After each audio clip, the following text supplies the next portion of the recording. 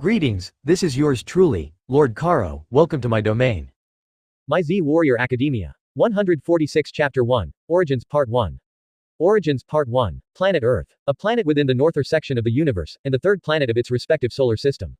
Thanks to its proximity to the Sun, it has been able to sustain lifeforms, such as the plants that release oxygen within the planet's atmosphere, which along with nitrogen, give the atmosphere a blue color. However, plants are not the only lifeforms, they are accompanied by other species, such as birds, who chirp and fly high up in the sky, dinosaurs, who managed to survive their extinction millions of years ago, and humans, the most intelligent, but have ideological differences that sometimes have the cost of their own lives. Today, in planet Earth, it was different than any other day. It would have been a regular, noisy, unordinary day. However, more than any other day, it was quiet, too quiet. Sure, other lifeforms such as birds, dinosaurs and canines are alive, but human life seemingly froze. The major cities, where the most commotion is, are silent. Tiny villages, where although there aren't many people in some, normally have festivities where everyone gets along, are shut. As we pan over to the streets, we see what really happened. Some way, somehow, all of human life has been eradicated. The children, the adults, the elderly, all of their bodies lie lifeless around the globe. However, it seems as if there are two sentient lifeforms left alive throughout the destruction of humanity. Two lifeforms who appear to be fighting for survival, on this fateful day. What year is it, you may ask? Age 774. The battle of these two beings is brutal.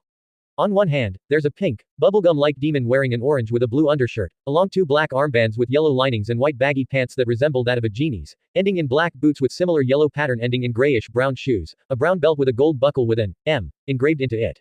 This being is in a furious state by not hitting its adversary.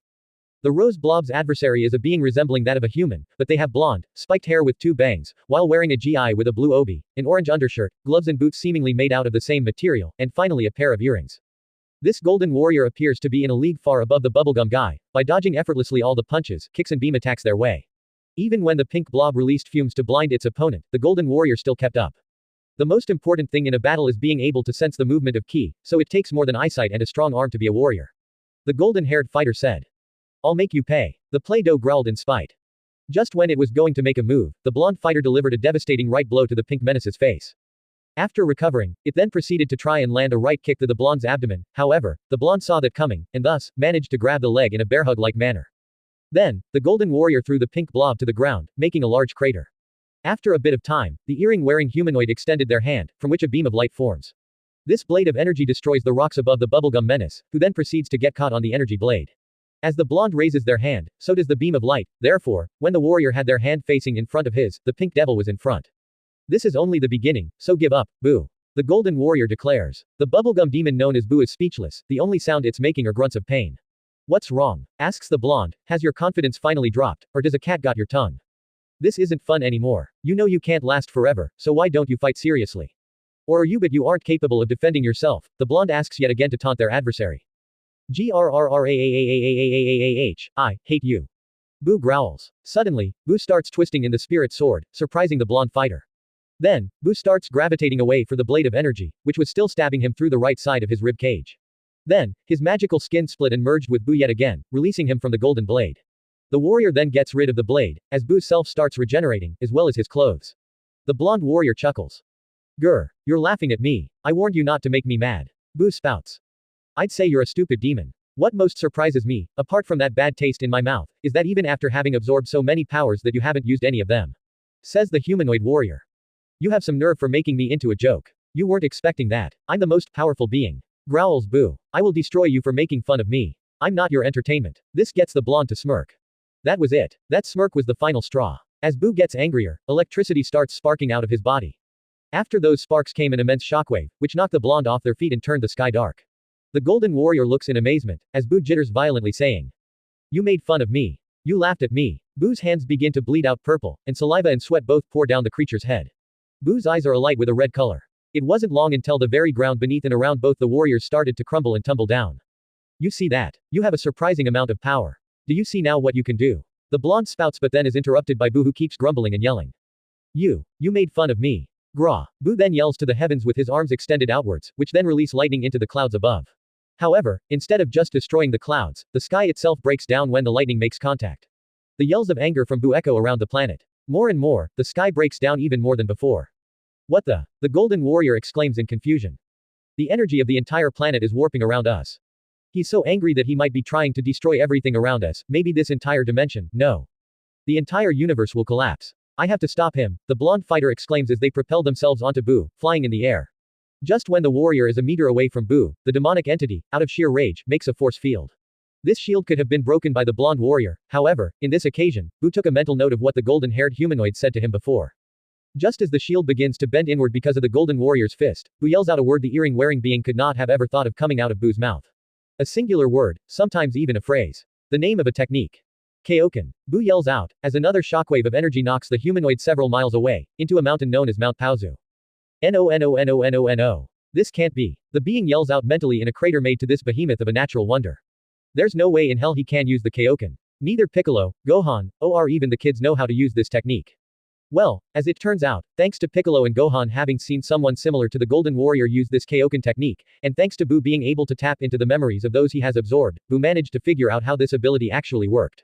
Boo listened to what he had said before. What most surprises me, apart from that bad taste in my mouth, is that even after having absorbed so many powers that you haven't used any of them. Hey, Vegito. A voice calls out to the Golden Warrior, now known as Vegito. This is King Kai, exclaims Vegito as he recognizes that voice. If you don't go all out, the whole universe will be destroyed.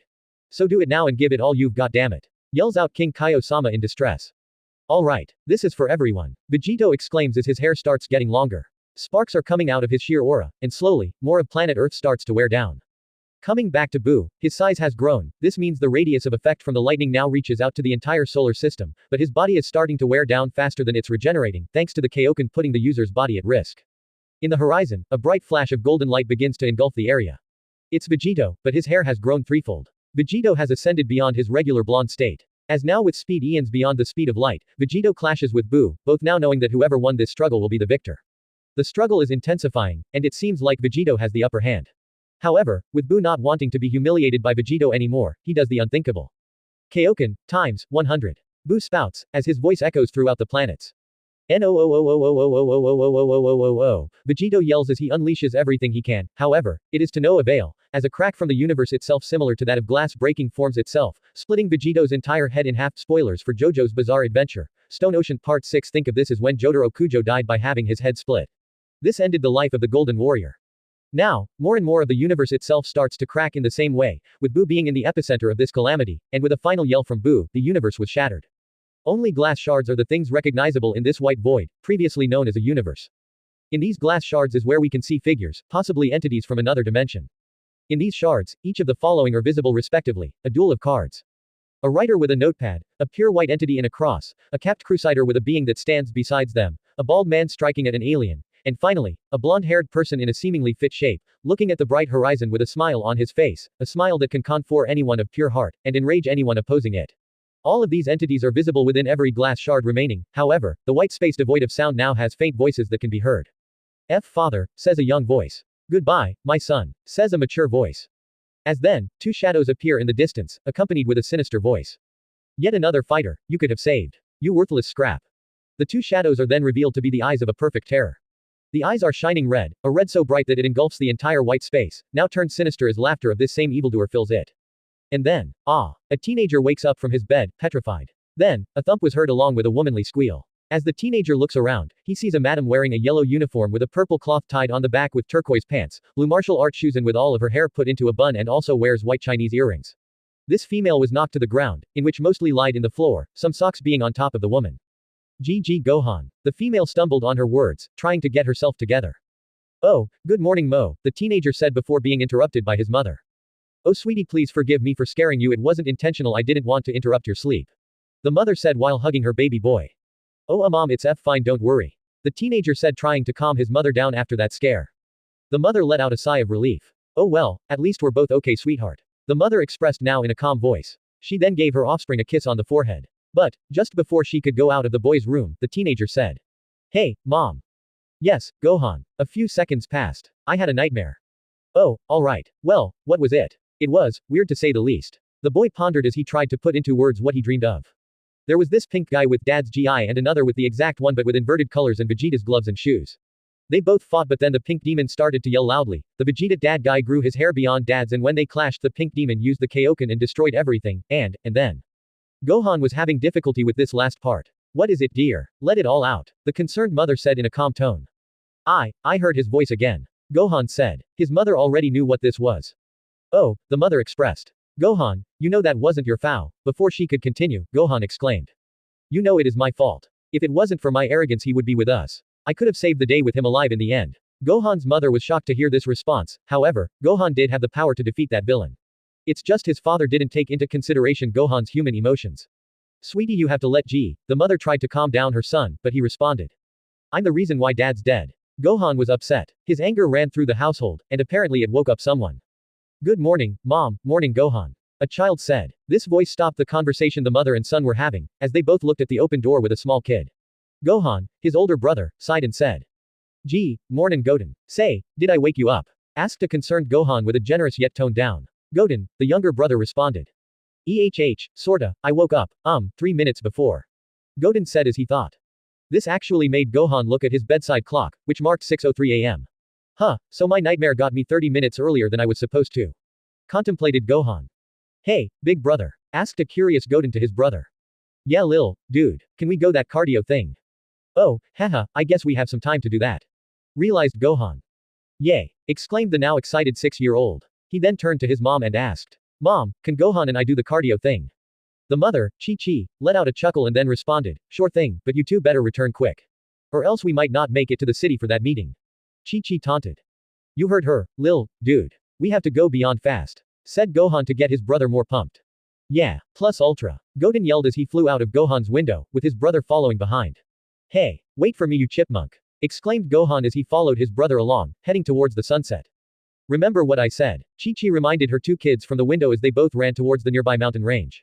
As a memory from Gohan's mind comes back to a time, where in this exact mountain range he saw a green serpentine dragon with a yellow underbelly and red eyes as Gohan, his father and friends were flying around it and when Gohan ran on top of the mountains. This is the story of how I became one of the greatest heroes to have ever lived. This is the story of my hero, no. Wait, my Z Warrior Academia. So, this is my first proper fanfic, so I wouldn't expect much if I were you. This fanfic was inspired by YouTuber Jax Blade, the symbol of peace and justice, my Golden Warrior, my Warrior Academia, and others. Also, there might be changes from both of the original series, so that means some events might happen later than they're supposed to. This is for character growth, as well as the plot. This works for better or for worse, since this can alter both series. I already have an idea of what I could do for this fanfic. Anyways, I'ma be coming back to write from time to time, so if you enjoyed this, leave a rating and review to see what I could improve on, being that Spanish is my native tongue. And if you could, check out my YT channel, Flaco23. Edit 1. I forgot to mention that thanks to having absorbed Piccolo, that Buu was able to turn giant just like Piccolo did in the 23rd Tenkaichi Budokai from Og Dragon Ball. This was in the reviews. 146 Chapter 2, Origins Part 2. Origins Part 2. Before I properly begin, I assume that first I must explain this reality we're all living.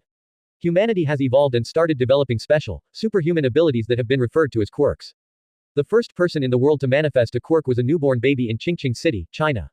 This baby had the ability to emanate light from their body. After that phenomenon, many people around the world began to manifest different kinds of superpowers. While the cause of the quirk phenomenon is unknown, it has been theorized that the development of quirks was caused by the spread of a virus carried by mice. However, as it turns out, I actually know the origin of the creation of quirks. This is a story I was told by my dad at the age of 4. 300 years before the present day, in an unknown location. Humanity has evolved a lot throughout the years. At the beginning, our ancestors, like Ramapithecus and/or Australopithecus, used stones and trees to make tools. They hunted down animals and wore their fur to keep them from freezing. But, because of evolution, as Homo sapiens are much smarter than our ancestors, and have thus evolved to make much more and make that much faster than our predecessors. Mankind has gotten smarter, however, that could lead to more conflict between societies, and violence between said colonies. Their brains were too advanced for their own good, something that was also apparent to the Guardian of Earth. FFA 44195 SQ. It is just around 5:30 a.m. Some are awake, but most still reside in their dreams. Animals, although some might be nocturnal, might not have stumbled upon this. This is an immense structure which resides above the clouds, above the heavens. This is a ginormous construction is above a tower, which is held up by an aged tree covered in stone. A tower which is called Korin's Tower, the name of the land below is therefore dubbed Holy Land of Korin. This structure above it is referred to as Kami's Lookout. It seems to possess an ability which allows it to be hidden from one sight until one gets within a certain radius. This has allowed the lookout to have remained hidden from society. However, at the foot of this behemoth of a wonder is a small village in which natives live in. Everyone from that village says that on top of the tower, God domiciliates while looking down at mankind to keep order. Most tourists that come along think of this as only a legend, a myth waiting to be busted. Withal, it does appear like a life form rests at the lookout. A figure ponders. This figure does not appear like a human. Their skin isn't a regular skin tone, like Caucasian or olive. Instead, this being has a green skin tone and wears a white robe with a blue collar. On his robe he has a red-colored kanji that means, God. He wears dark blue shoes as well. Mr. Popo. The entity calls out for someone. Then another figure comes to view as they walk into a building, seemingly a temple. Yes, Kami? Asks another figure. This other figure takes the form of a short, plump humanoid. His distinguishing features include his markedly dark complexion, red lips, and pointy ears. Get me the Dragon Balls. The being known as Kami demanded, to which Mr. Popo looks confused. Oh, alright. Popo is about to walk to a pedestal in which 7 orbs lie. The orbs seem to possess red stars with 5 points inside of them, and the number of stars inside represent the number of the orbs. These 7 orbs are known as the Dragon Balls. Once all 7 are gathered, they are able to grant any wish, as well as granting said wish exactly as the wisher imagined it. But, to get rid of the negative energy generated every time a wish is made, the Dragon Balls scatter across the planet and camouflage as stones. Kami. Mr. Popo asked. Yes, Popo. May I ask the reason as to why you want to use the Dragon Balls? Popo inquired. Kami already had a feeling that Mr. Popo was going to ask a reason, to which Kami would say. The reason is, Mr. Popo. Kami paused as he stood up from his stool. You obviously know about humans. Yes, I do, said Popo as he nodded his head. They have managed to evolve so much through these years. It's quite impressive, however, because of spiritual, physical, or other reasons, they're bound to have endless conflict. They've been able to create weapons of mass destruction. These weapons can annihilate entire cities, and bring endless harm to those within a determined range. Kami starts to walk outside to get some air. Radiation, poison, diseases, gases. Weapons such as there, if harnessed any further, could potentially be catastrophic to the planet itself. This could mean that humans will be able to destroy anything with a press of a button, and put every species on the verge of extinction. I see, Lord Kami. Popo, now starting to understand Kami's sentiments. Of course, Kami starts speaking yet again. The extinction is inevitable, no. So, for the time being, I want to give humans something to entertain themselves with. Something that can help the defenseless. Something that can delay the ticking clock of doom. Kami. Popo interjects. If humans all have any kind of power, only fate knows what they are going to do with it. And if one of these quirks, if you could call them that, were to be stronger than others, then what would happen then? What about prejudice, segregation, or any other social taboos? Kami sighs, as this was something he could not predict. That, Mr. Popo, is something I believe mankind will eventually be able to figure out. As you wish, Kami. Popo stated as he proceeded to grab the basket that was sustaining the Dragon Balls. Mr. Popo then proceeds to grab the Dragon Balls with both strength and delicacy, carefully placing them on the white tiled floor, one after the other. In less than 20 seconds, all of the 7 Dragon Balls are in place. Do the honors, Lord Kami. Proposes Popo, to which Kami chuckles, alright. Kami then clears his throat. Divine Dragon, Shenron. Kami shouts to the heavens, by your name, I summon you to grant me my wish. In a blinding flash, all of the Dragon Balls start glowing, and eventually, floating. After raising themselves off the floor of the heavenly structure by 5 centimeters, they all start spinning and slowly increase the velocity in a circular manner. It almost seems like there's a miniature tornado forming. Eventually, the Dragon Balls spin so fast it looks like they are now a ring. However, within said ring there appears to be a portal that then opens. Within the portal, a large, serpentine-like life form is seen. Think of this like King Ghidorah's summoning from Godzilla, the planet eater. This serpent slowly emerges out of the portal, and it is larger than any other that resemble it. Neither a blue whale or a T-Rex are comparable to the absolute menacing size of this divine schemata. This reptile is also glowing with the intensity of the Dragon Balls, but after a bit, the glow starts dissipating away similar to dust in the wind. The scales of the dragon is also green, but its underbelly is a pale, pastel-like, dandelion yellow. Its eyes are revealed to be pure red with no pupils. It has multiple feet, arms, all of which have 4 claws, as well as 2 horns that look like a tree trunk, lime green hair at the side of its cheeks and long yet thin flowing whiskers that resemble a mustache. I am the divine dragon, Shenron. State your wish and I shall grant it. The dragon declared, to which Kami begins to state his wish. Shenron, as you probably know, humanity has a keen mind. Nevertheless, if they keep honing their craft they will run into massive conflict with each other. Thus, I wish for them to eventually develop quirks or powers in which the ultimate end for mankind will be delayed. Kami then finished his wish. After this, Shenron's eyes grew a bright crimson red. They ultimately stopped glowing, and then Shenron stated. As the strength of mine is linked with you, my creator, I can't fully grant the wish. This statement shocked Kami and Popo, who thought this was possible. And why is that, Shenron? The god asked. If you were still the complete son of Katas, this wish could have been granted in its entirety. But alas, since you purged yourself from the evil inside you, that means our strength has decreased. Therefore, I can only grant 80% of the human population quirks within 300 years. Kami. Popo called out in concern to the guardian. Well, if that's what can be done, then, so be it. Kami stated. Shenron's eyes began to glow crimson red yet again, however, this time it was much more intense than the first time. This actually illuminated the skies with a red hue. To the tribe below, this would have been known as the blood moon since the moon was at the angle in which Shenron's eyes were facing it and were the brightest. Soon, the eternal dragon's eyes stopped glowing. Your wish has been granted, master, declared Shenron. Thank you, Shenron. Now, let the dragon balls disperse every time a wish is made, for the negative energy needs to be purged. Proposed Cammy, to which Mr. Popo would suggest. Cammy, I personally would prefer if they weren't too noticeable in plain sight. So, how about they turn into stone? This idea of Mr. Popo's was an ingenious plan. I believe you, Popo. Shenron. Cammy then called out to the dragon, who replied. All right, farewell. And thus, the 7 dragon balls raised themselves 50 meters into the air, yet again forming a portal. This one was for Shenron to return to his dimension. Many on the Earth's surface claimed to have seen Shenron fly into the sky, once again glowing brightly. As the dragon finishes entering his home dimension, the dragon balls slowly decrease their velocity, until they are immobile. After stopping, the dragon balls scatter across the planet's surface for humans to eventually discover.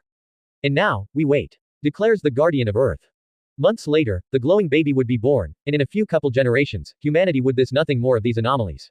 They would be accepted as the norm. Now, we skip forwards about a teeny tiny little bit over 300 years, when I was a 4-year-old onwards. 146 Chapter 3, Origins Part 3. Origins Part 3. It's a sunny morning in Mount Paozu, a mountain that's so big it's only surpassed by Mt. Fuji and others around the globe. This makes this Mt. Paozu the second highest mountain in Japan, and the view is very accurate to that title. The beautiful rivers and ponds are flourishing, trees and green life are abundant. The animal ecosystem are impressive, since it includes dinosaurs. The presence of dinosaurs means it's quite dangerous. Overall, Mt. Paozu, although beautiful, is quite the challenge to live in. It is also very isolated from the rest of Japan's densely populated areas, thus making this a peaceful place to live. However, that doesn't stop people from thriving in this wonderful place, as there is a certain family that lives within these mountains. I remember this day like yesterday. The delicious smell of a traditional Japanese breakfast. Steamed rice, miso soup, a grilled fish, and various side dishes. This was, and still is, definitely a sight to behold. Heck, I even remember what was on the TV, but I think that's an important part too. It has been an entire year and 23rd Tenkaichi Budokai winner and global savior, Son Goku, has been spotted in public. This however isn't really out of character, since after the defeat of Piccolo Daimao he disappeared and later reappeared at last year's tournament, a news journalist was reporting on a mainstream television news broadcast. This caught the attention of a hungry Gohan. Hey! The young boy exclaimed, that's my daddy's name. Young son Gohan who was waiting for his morning meal then called out to his mother, Chi-Chi, and told her. Mommy mommy. The news lady said dad's name. The excited youngling said in his seat. Yes Gohan, I can see that. Although flattered about her husband, Chi-Chi still was a little upset that he was still in the public eye. This is the reason they moved away from the city, they both wanted to live a peaceful life. Besides, she knew there eventually would be someone who would take the place as the #1 hero. Like if Cammy himself was reading her thoughts, the news journalist said. Luckily, this young man has inspired many heroes. Speaking of which, thanks to his heroics, All Might has been climbing his way up and has now claimed the #1 hero spot here in Japan. After the journalist says this, the TV cuts to a disaster that happened a long time ago. In that video, there's a blonde-haired man that appears saving people. This captivated the young Gohan. Wow. Gohan says to himself, amazed by the fact that this hero is laughing as he saves people. He's laughing and saving people. That's so cool. Gohan then exclaims as a tail then sprouts from his lower back. Yeah, he is cool, but your dad could definitely beat him in a fight. Chi-Chi jokingly said. This statement surprised Gohan quite a lot. Is dad really that strong? The now eager son-child asked in a very excited manner with his tail swinging side to side. Yes Gohan. Your daddy is the strongest man in the world. Chi-Chi said as she brought Gohan some food. If that's so, then I'll be as strong as daddy and a great hero like All Might. Gohan said as he then proceeded to laugh like All Might. But young son was interrupted by his mother. Hey Gohan, if you don't finish eating your breakfast we will not make it to Dr. Ujiko's. So eat up fast, said Chi-Chi, prompting Gohan to eat his now served food. Son Gohan, a nurse called to a waiting room. Oh, coming, said Gohan as he then gestured his mom to stand up. Chi-Chi, as the parent, obviously stood up and the two members of the Sun family were guided by the nurse to the doctor's office. In said office, there were some chairs, presumably for the patients, a weight scale, a wall-mounted monitor, a desk with a computer on top with documents at its side, and an errand office chair where Dr. Daruma Ujiko sits in. Why hello, dear Sun family. Dr. Ujiko said with open arms. Good evening Ujiko-sama. Gohan and Chi-Chi both said as they bowed. How have you been this past month? The doctor asked as he too bowed. We've been good, why thank you. Our Goku has been slowly turning down his 24/7 training tendencies. Chi-Chi said as she and Ujiko both share a laugh. Now, before we talk about young Gohan's results, how about we go and check his weight? The doctor asked while staring at the small boy. Gohan, knowing what this meant, walked over to the weight scale, took off his shoes and stood on top of it. 36.0 pounds, Gohan said as Ujiko wrote the weight down on his notepad. I see Gohan's weighing the average of a kid his age. Ujiko said as he looked at his notes. Yes sir. I've been making sure to feed Gohan properly so that he may be a strong person. Chi-Chi said. This encouraged Gohan to start flexing his small muscles. Well then, the doctor stated. I suppose I should cut to the chase. Forgive me in advance if I'm too straightforward. This confused the Sun family members, who were expecting something else to come out of the doctor. Son Gohan. Dr. Ujiko asked. Why yes doctor? The kid asked in a scared voice. You should probably give up. This line, this statement, this was something that left Gohan speechless, thoughtless. The 4-year-old kid was caught off guard. That's when his mother came into question. Excuse me. Chi-Chi barged into the conversation. Why would you say that to him? What's wrong with him that can't make him a hero? CC calm down miss, pleaded the doctor who was startled by Chi-Chi's sudden outburst. Ahem, let me explain. The doctor recovered his composure. Do you see this X-ray that was taken 2 months ago? The one you gave me? The doctor inquired. I do. Why's that? Chi-Chi asked. Well, Ujiko pointed at the back bones from Gohan. Even if Gohan has an appendage coming out from his pelvis, aka a tail, but, Ujiko then proceeds to point at the X-ray taken from Gohan's left foot. A common trait for people with quirks is that they have an extra joint in their pinky toe. As you can sadly see, Gohan here does not possess any abnormal joints, he only possesses 2. Ujiko states. Chi-Chi, you're from the 4th generation, no? Ujiko asked. Why yes, I am. Chi-Chi then responds. The doctor asks, may you tell me what your quirk is? Oh, well my quirk is flame control. With it, I can control fires within a 7-meter radius, and with a sapphire I could concentrate it into a beam of light. Goku's quirk I actually don't remember the name of, but he's gotten very strong with training. Gohan's mother states. Alright, you see, by now Gohan would have developed one of these 2 quirks one of you possess, or even a mix. However, Gohan doesn't possess neither. This shocks the Sun pair even more than the previous statements. Gohan has barely moved from his place. Not even his tail has done any movements. Not only that, Ujiko added, but the blood samples you gave us actually have a new kind of cell within them. This cell could potentially be a factor of why Gohan here does not possess a quirk. These are awfully abundant on Sun's tail here. The ride home for the 2 Sun family members is a somber one. Words are almost not even heard. Both Gohan and Chi-Chi are quiet during this long drive back home. When the both of them arrive back home, Gohan walks up to his room, even ignoring his mother asking his what he's going to eat for dinner. After opening the door to his room, Gohan sits on his chair, and that's when he starts breaking down. The doctor said it. His mother's silence said it. He was quirkless, no use to society. Gohan thought he couldn't be a hero, let alone try to be one. His hopes on being stronger and greater than Goku and All Might were gone. Gohan was a husk of his former self. Gohan also tried to rip out his tail, but doing so left him exhausted every time. He gave up and kept crying his eyes out, until a certain voice has heard from the first floor. Hey guys, I'm home, an eager and fatherly voice said. It was Goku. Chi-Chi, like normal, went to hug her husband, however, her grip was noticeably tighter than usual. Chi-Chi, is everything okay? Goku humbly asked his wife. It's Gohan, his medical results, I mean. Chi-Chi said in a sad voice. Oh, mind if I talk to him? Asked Gohan's dad. Sure. Go ahead. Goku slowly made his way up the stairs of his household, and Gohan's sobbing was starting to be more audible as he did. Eventually, Goku was right at his doorstep, looking at his son's room, in which Gohan was crying in his desk. Hey lil, dude, Goku said, trying to catch Gohan's attention. Snort hi dad, said a sobbing Gohan, whose snot was mostly on the table.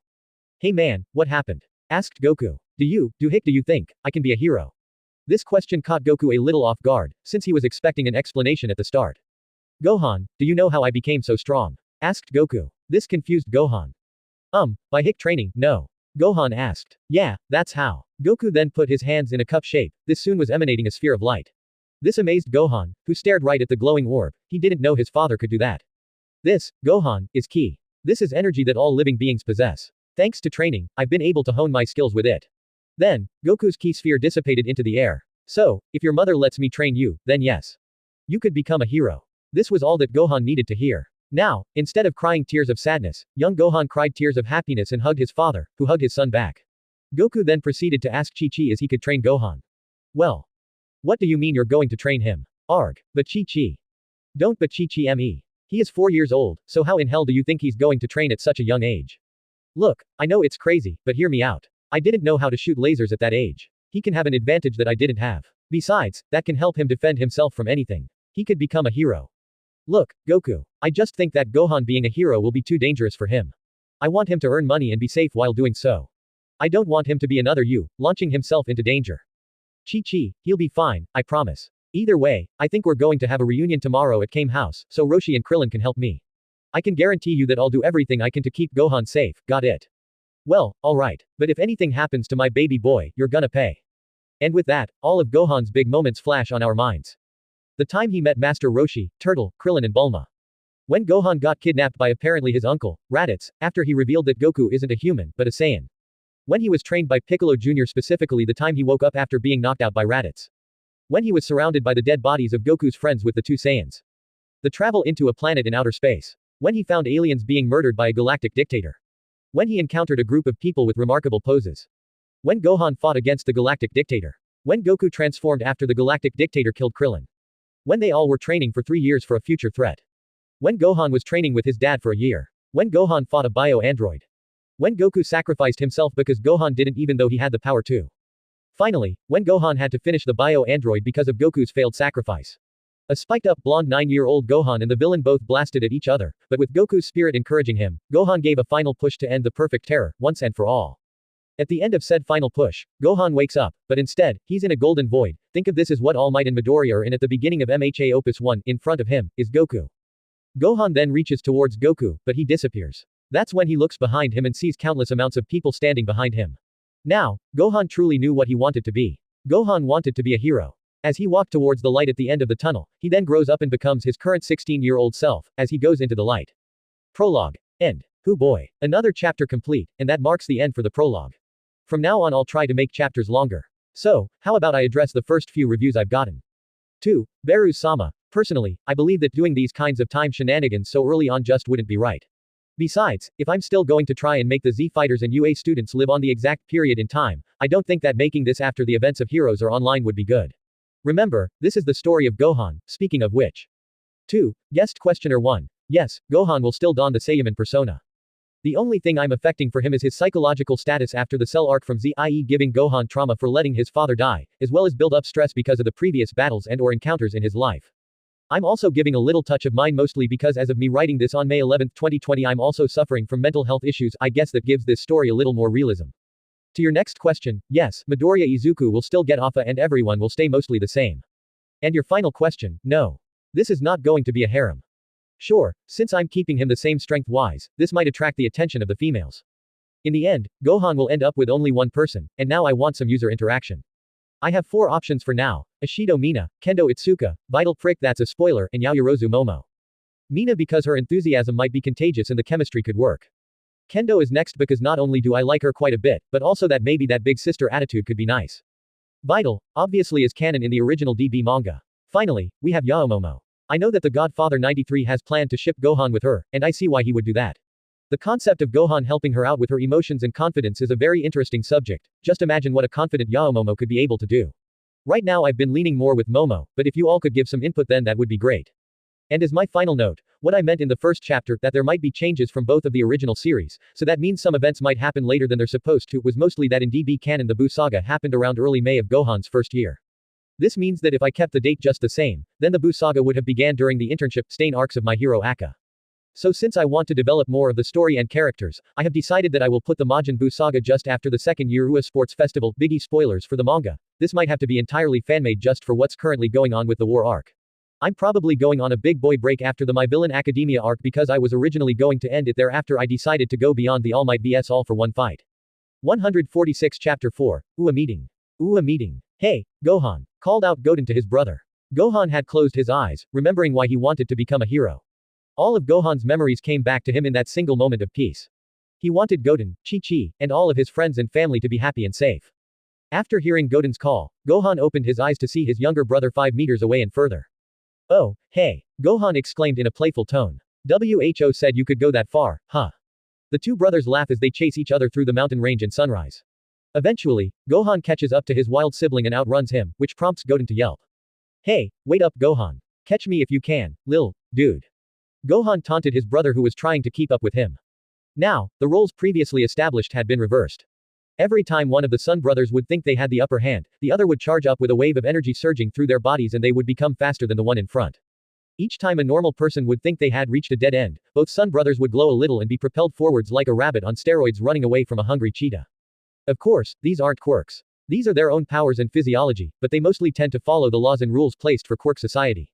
Eventually, the mountain range would end, and both Sun brothers would land on their feet, that is if Goten didn't tackle his older brother to the grassy floor. Gra ahgg Goten. Gohan would exclaim as he rolls and tumbles to the ground. Hey, sorry, I got too carried away. Goten would apologize. Then both brothers would laugh together. Gohan would then proceed to look at the wristwatch he grabbed just before jumping out of his window. 6:21 a.m., it read. Well, Goten, Gohan said. I believe it's time we go back home. Goten wouldn't be all that happy though. Come on, Gohan. Let's run a few more laps around Paozu. Goten didn't want this fun time to end. No kid his age would want this to end. Goten, you know mom doesn't want us to get back too late. Gohan explained to his 6-year-old brother. Besides, you want to eat of mom's freshest meals, right? Of course I do. Goten would exclaim in agreement. Then what are we waiting for? Gohan would then get into a stance, cup his hands, and yell. Nimbus. He would yell to the skies. Just a few seconds after, a yellow flying cloud would then be in front of the Sun brothers.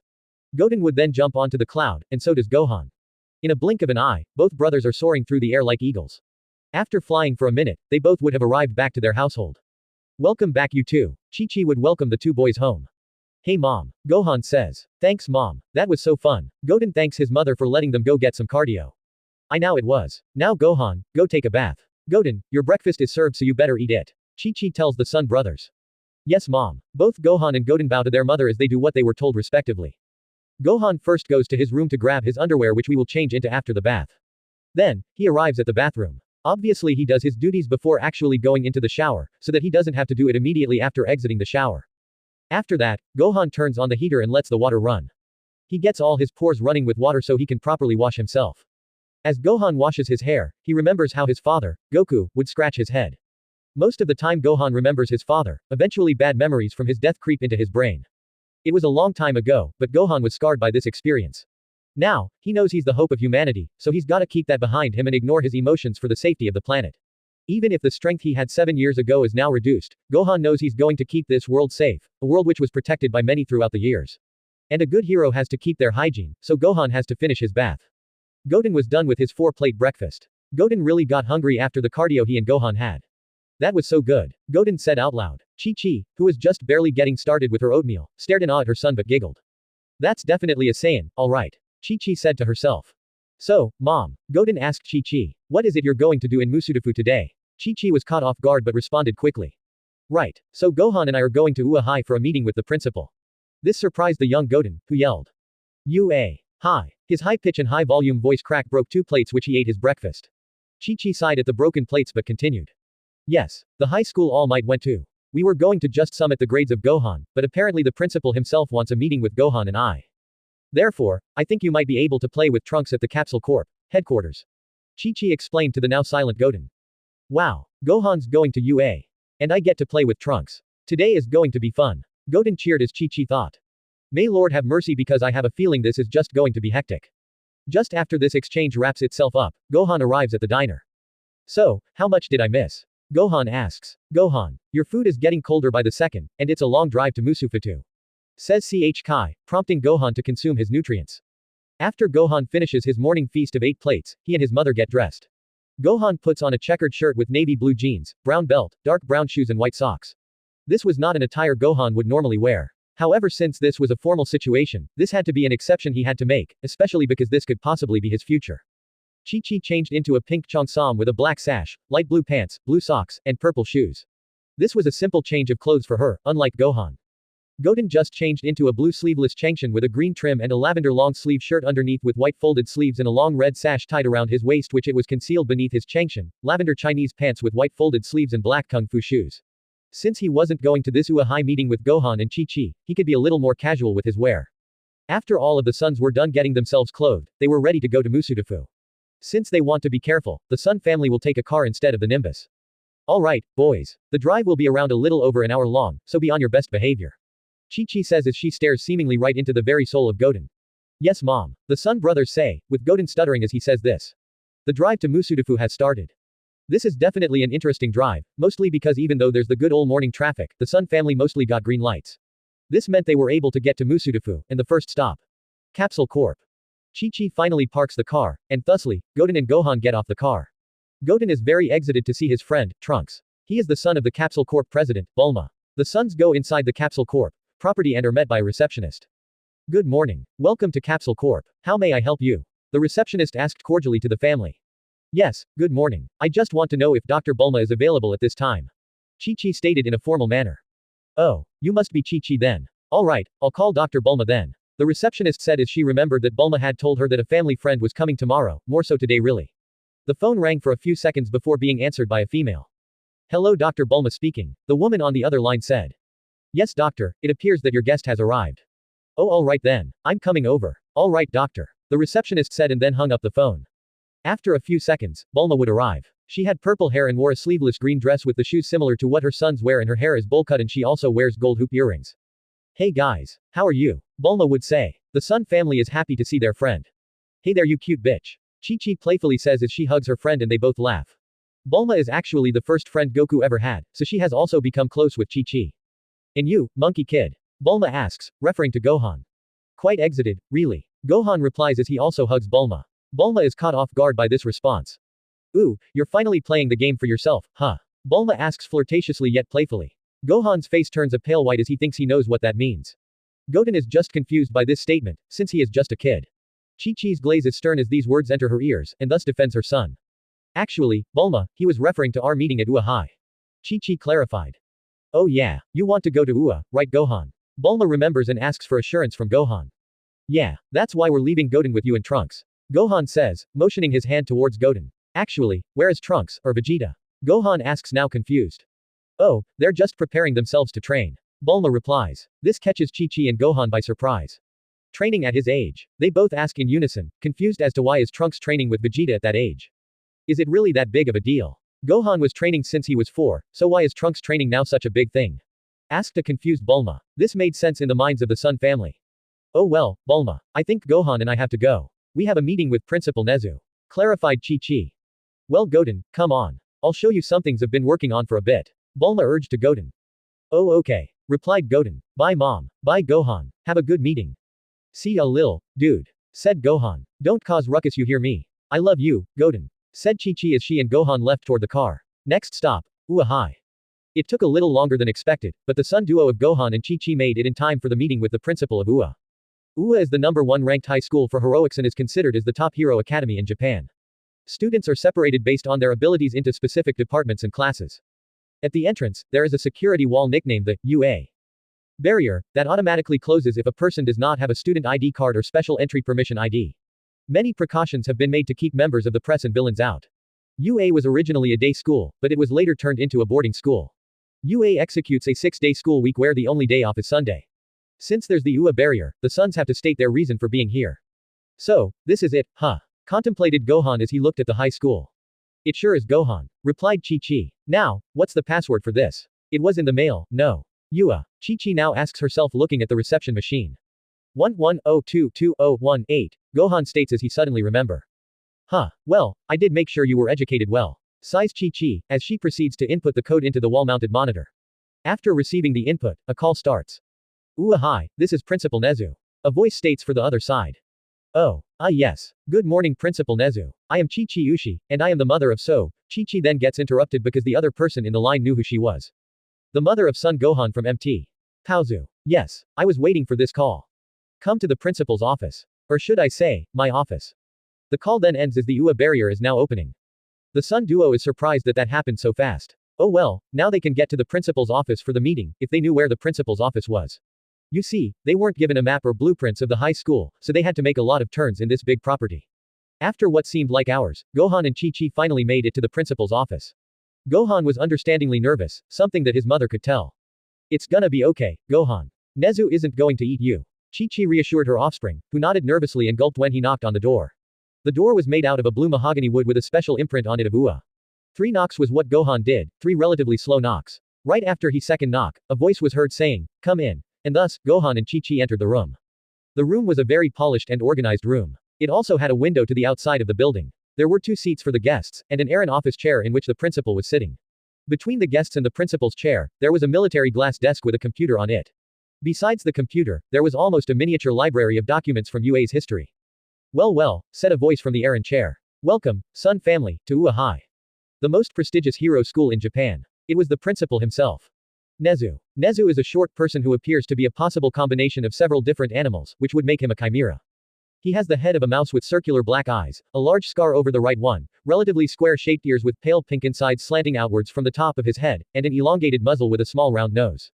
He has white fur and large, dog-like paws with pink pads and a thin tail like that of a cat. He sports a white dress shirt, a dark red tie around his neck, a black double-breasted waistcoat and matching dress pants. He wears orange lace-up sneakers with incredibly thick soles which seem to be quite large on him.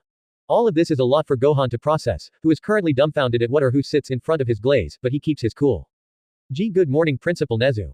Both Gohan and Chi-Chi say in unison. Did you travel good? Nothing bad happened? Inquired Nezu.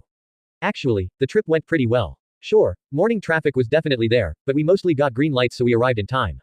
Chi-Chi stated. Nezu chuckled at this. Oh how I hate morning traffic. One time I almost didn't arrive in time for a graduation here. Nezu contemplates at the past. Good grief, imagine missing out on a very important event because of traffic. Geez, at least it all ended up alright, no. Expressed Gohan. Of course, if it all wasn't for my friend All Might I would have fried the roads. Also, this year the number one himself will be a member of the UA faculty. Nezu explained. The last part caught Gohan immensely by surprise. What? All Might will teach? Gohan asked in an excited manner, to which Nezu would chuckle yet again. Yes, he will be teaching in the heroics class. Speaking of heroics, Nezu then proceeds to grab a folder with the King Furry seal. There was a sticky note attached to a page that Nezu then opened. He then started to read. Name, Son Gohan. Date of birth, May 18, 2XX7. Height, 175 centimeters 5 feet 8 inches. Weight, 61 kilograms 134 pounds. Address, 439 East District, Wukong Street, MT. Paozu, 4360014 Japan. Parents, Son Goku, father, Ushi Chi-Chi, mother. Nezu proceeded to read. This was very new to Gohan as well as Chi-Chi, since they both didn't expect Nezu to have King Furry's files. Excuse me Nezu-sama? Asked a bewildered Gohan. Yes, with permission, may I ask how did you obtain my files from the King Furry? Why of course you are. You see the only way anyone can access these files is because A. They are trusted by King Furry himself, B. Because schools need the students' files. Since UA has met both of those requirements, after I gained permission of course, I was able to get these files from the King of the United Nations himself. Nezu explained himself to Gohan, who was amazed but confused. So, you're not actually related to King Furry? Chi-Chi asked. Oh no, that's just a misconception. It's just our very own King Furry was another user of Anamorphaline. His name before was actually King Fury, but to fit with his looks, he changed it to Furry. Nezu clarified. Mom, what's Anamorpha? Before Gohan could finish, his mother said with a menacing aura. I'll tell you at home. This scared Gohan into forgetting that thought. I see. If I may yet again Nezu-sama, why and how do you have these King Furry files? Asked Gohan. Well, I suppose you deserve an explanation. Nezu confessed. He then pressed a button which lowered a whiteboard projector. It then was turned on and something thought lost to time was seen. It was Goku, but it wasn't the adult Goku. It was a Goku who was seemingly around 13 years of age. He was fighting a villain unlike any other, Piccolo Daimao, also known as the Great Demon King. A battle that wasn't seen by the public, but was captured in a miniature King Furry drone. They were moving at what most humans say is incomprehensibly fast speeds. The footage then cuts to a snowy region that looked like Russia. In the footage, there was a young boy with a staff and he was beating an entire armed military force. This is unbelievable. The footage cuts yet again, this time, to the 21st Tenkaichi Budokai, where a young Goku was facing off against a man known as Jackie Chun. After a beating, Goku then transforms to what is believed to be the great ape of MT. Paozu asterisk. The footage yet again cuts to another Tenkaichi Budokai, this one, the 23rd. The footage shows an adult Goku facing off against a warrior known as Junior, who shows resemblance to Piccolo Daimao. In all of these battles, Nezu states, there are always two things in play. 1. The fate of the world was at stake, and 2. Goku was always involved. That's, Gohan was speechless. He couldn't believe the reason why his friends were hidden from the light was because of King Furry himself. Since there was also a drone during the androids' attack in Naboo Island, we can confirm that the blonde wearing the orange-blue GI was none other than Son Goku. However, since the government wants to respect your privacy, the United Nations have not taken any action towards the falsehoods and lies that Mr. Satan has bestowed upon the world. Nezu continues. All of this is captivating for Gohan, since he didn't expect anyone that wasn't from his friend group and family. Now the footage switches for a final time, to another life-threatening event, an event Gohan remembers all too well, the Cell Games. Thusly, we can also assume that Junior is a relative of Daimao, and that the kid with the purple GI must be, you. Nezu asks for confirmation. Yes sir. That's me. Gohan finally confesses. I can't stand by the sidelines anymore, and the fight against Cell confirmed it. My dad sacrificed himself for this world he loved, so I want to be a hero as strong as him and with a heroic facade and strengthening charisma as All Might. I don't want people to suffer as much as I have. They all should be happy, and I will make that a reality. Nezu is pleased to hear such righteous things coming from Gohan's mouth. He just can't help but smile. Chi-Chi looks proudly at her son, and then to her purse. She has some things to give Nezu. It's Gohan's grades and some examples. Nezu grabs them and takes notes of how incredibly astute Gohan's intellect really is. After reading through everything, Nezu came to a conclusion. So, Gohan. Nezu said. Yes, Nezu-sama. Gohan responded. I know you've been through a lot. Even if I wasn't involved in any of these things, I just can't help but feel sorrowful for your state. You've been in moderate depression for almost 6 whole years. You've gotten help from psychologists and psychiatrists for all of that trauma, and you were with antidepressants for 5 years. However, even with all of those negative emotions, you yourself and other people have helped you persevere throughout these hard times. You are a great example of what a hero should be, both physiologically, physically and academically. Therefore, Nezu said and made a dramatic pause. This previous comment made Gohan smile with purity and tenderness, and so did Chi-Chi. However, this next comment would blow their thoughts away. Son Gohan, you may come to UA High. This line was what the Sun Duo was waiting for. This phrase, even if they saw it coming from a mile away, it still means so much to these two. Chi-Chi's eyes start flooding with tears, while Gohan's start watering. Thank you Nezu-sama. Gohan says as he extends his hand towards Nezu for a handshake. Of course, Nezu obliges, shaking hands with Gohan. But, something feels off. Thank you Principal Nezu, we're so grateful for this, you won't regret having Gohan as a student. Again, Chi-Chi is interrupted by Gohan. Mom, not again. The worried son consoled his mother, who is starting to calm down. Ahem, I apologize for that, Nezu-sama. Either way, I thank you for enrolling Gohan into UA High. Chi-Chi said as she bowed down in respect, Gohan following suit. Well, I sure hope you come to the orientation day. Once again, Gohan, welcome to your hero academia. Nezu told Gohan. But now, he knew what was off. Wait a moment, Nezu-sama. Gohan told UA's principal. What is it son? When you say, you may come to UA High, does that mean I don't have to take the entrance exams? Inquired son Gohan. No, son. Is there a problem? Nezu questioned Gohan. Well, it's just, I guess I was looking forwards to the entrance exams. I wanted to test myself, to see if I still have what it takes. Gohan stated. This question caught Chi-Chi and Nezu by surprise, since they didn't think Gohan would be the slightest bit upset about not having to take the entrance exams. Gee Gohan, don't you see that what you have is a privilege? Other students don't have this opportunity, you know.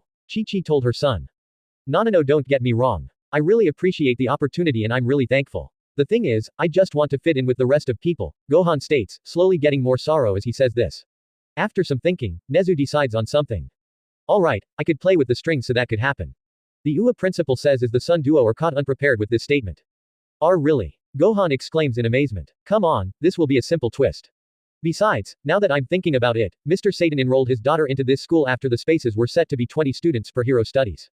If only she joined, then the hero studies classes A and B wouldn't be pairs. Although, thanks to you applying, now we have 21 students on each class. Nezu stated. But that's besides the point. I can make this change easily, so do not fear Gohan. You may participate in the UA entrance exams. Now this was everything Gohan wanted, and besides, even Nezu himself stated that him joining was for the better. Now, with all of that out of the way, I suppose this meeting can finally come to a close. Nezu said. Alright, thank you Nezu-sama for this experience. Chi-Chi tells the Chimera of UA, while Gohan bows to his future principal. As Chi-Chi and Gohan walk through the corridors of UA, Gohan wonders something. Hey, Mom, he asks his mother. Yeah Gohan, where do I get my hero suit from? Oh, Chi-Chi tries to think. Maybe Bulma can help you out with that, Gohan. I guess she can. Gohan replies. As they both are about to get out of the school campus, Gohan looks back at the school he will soon study at. He pumps his fist upwards, signifying that he will triumph in this school. Soon, Dad, your son will become the greatest hero there ever was.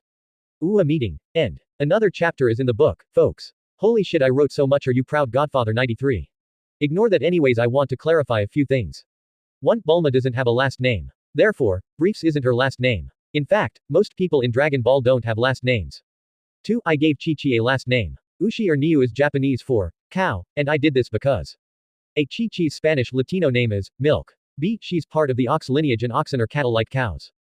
3. I changed where androids number 19 and number 20 attacked and made it MHA Movie 2's Naboo Island. 4. Bulma's hair is purple in the OG Dragon Ball manga. So I'ma just fill in more here by answering some questions by you.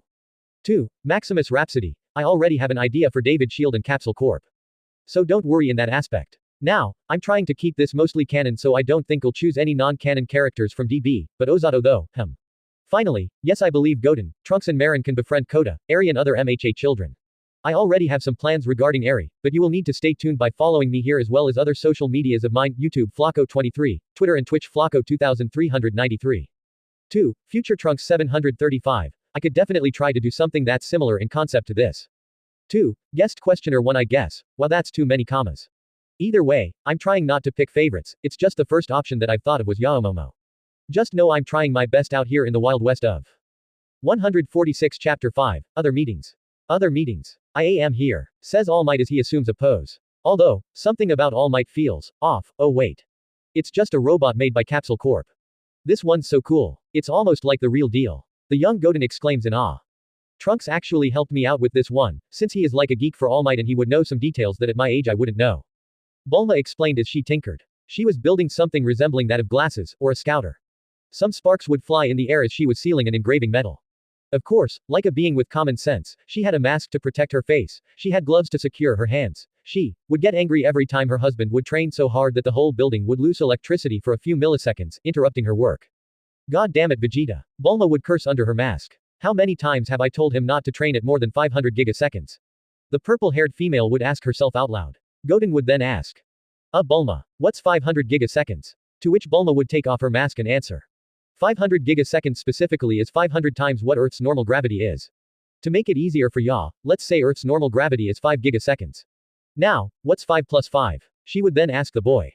5 plus 5 is 10. Goten would then respond. Exactly. So that means that if the gravity room has 2 times Earth's normal gravity, the gravity in there is 10 gigaseconds.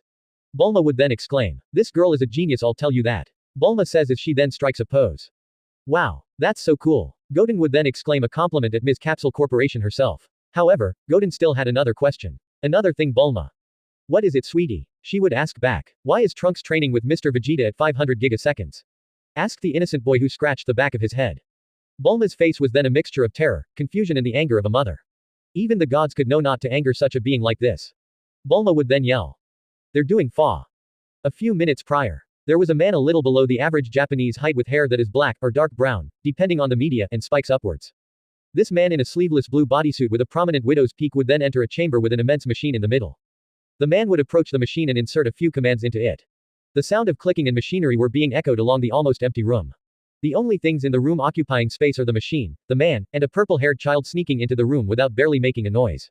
Of course, the man would notice that there is a 6-year-old in this chamber, so he would call the child out. What are you doing, Trunks? The man would ask the boy with a rough voice. This would startle the kid, since he didn't think he was noticed. Dad. Why did you hear me come in? Ah man. The kid would stumble with his words. I could sense your energy coming here. Besides, I asked what are you doing here? The man would respond and subsequently ask the same question towards the boy known as Trunks. It's just, I wanted to train with you. Trunks says. This caught the man we know as Vegeta off guard. Of course, he really didn't have any goals after Goku died. Goku was Vegeta's rival, a low-class Saiyan who got all the way to the top with a lot of training. Goku proved to Vegeta that, with enough training and dedication, anybody could break through their limits and reach heights that nobody thought possible of one another. Vegeta was almost outmatched by Goku, a low-class Saiyan almost defeated an elite. Eventually, both Goku and Vegeta would reach heights never seen before, but they never had a rematch. Goku had sacrificed himself for the defeat of the villain known as Cell. Because of that, Vegeta didn't have a rival, his motivation was gone. Now, however, Trunks wanted to train with his father. This could be something that could work, training the next generation. Vegeta then composes himself and says. Alright, we'll start at 150 times gravity. Really? Trunks asks in amazement. He's finally going to get to train with his father. A humming then starts being heard and Trunks gets knocked to the ground. GRGR what's going on? Trunks grunts while on the floor. He wasn't expecting the gravity chamber to start working so suddenly. Vegeta then powers up with a fierce aura cloaking him. This change is sensed by Trunks and other specific people around the world. The aura surrounding Vegeta changes from a whitish blue to a lightning yellow. Vegeta's eyes start to light up with a green hue instead of the usual dark brown, almost black eye color. Vegeta's hair also starts flashing with a golden color, almost like a light switch. On and off, on and off, on and off, on, and it stays. Then the aura starts gaining volume, and soon enough, sparks start forming around the aura as Vegeta's hair spikes up a little more than before. Vegeta has ascended into another state of being, another evolution, another form, another transformation. Come on Trunks. Stand already. Vegeta tells his boy as he starts training on his own. I'm trying Dad. Trunks says as he struggles to stand up. Minutes pass and now Trunks is able to walk, sort of. Trunks still struggles with walking but at least he can stand. Meanwhile Vegeta is throwing calculated punches in the air as if he were boxing someone. As Trunks walks in Vegeta's field of vision, Vegeta then kicks the air. Vegeta then recomposes himself and says. Perhaps you should rest, son. 150 times gravity is a real man's training level, and you're clearly still a child. I want to get as strong as you are. Trunks struggles to talk while walking. So, what are you going to do about it? Vegeta then taunts with a grin. Guess I'll do this. Trunks then stops and starts to concentrate. Vegeta is confused as to what his son might be doing. With a shit-eating grin, Trunks then unleashes his power with an aura that is tinier than Vegeta's. Vegeta is caught by surprise by his son's strength. Now, Trunks can just go around the gravity room all willy-nilly.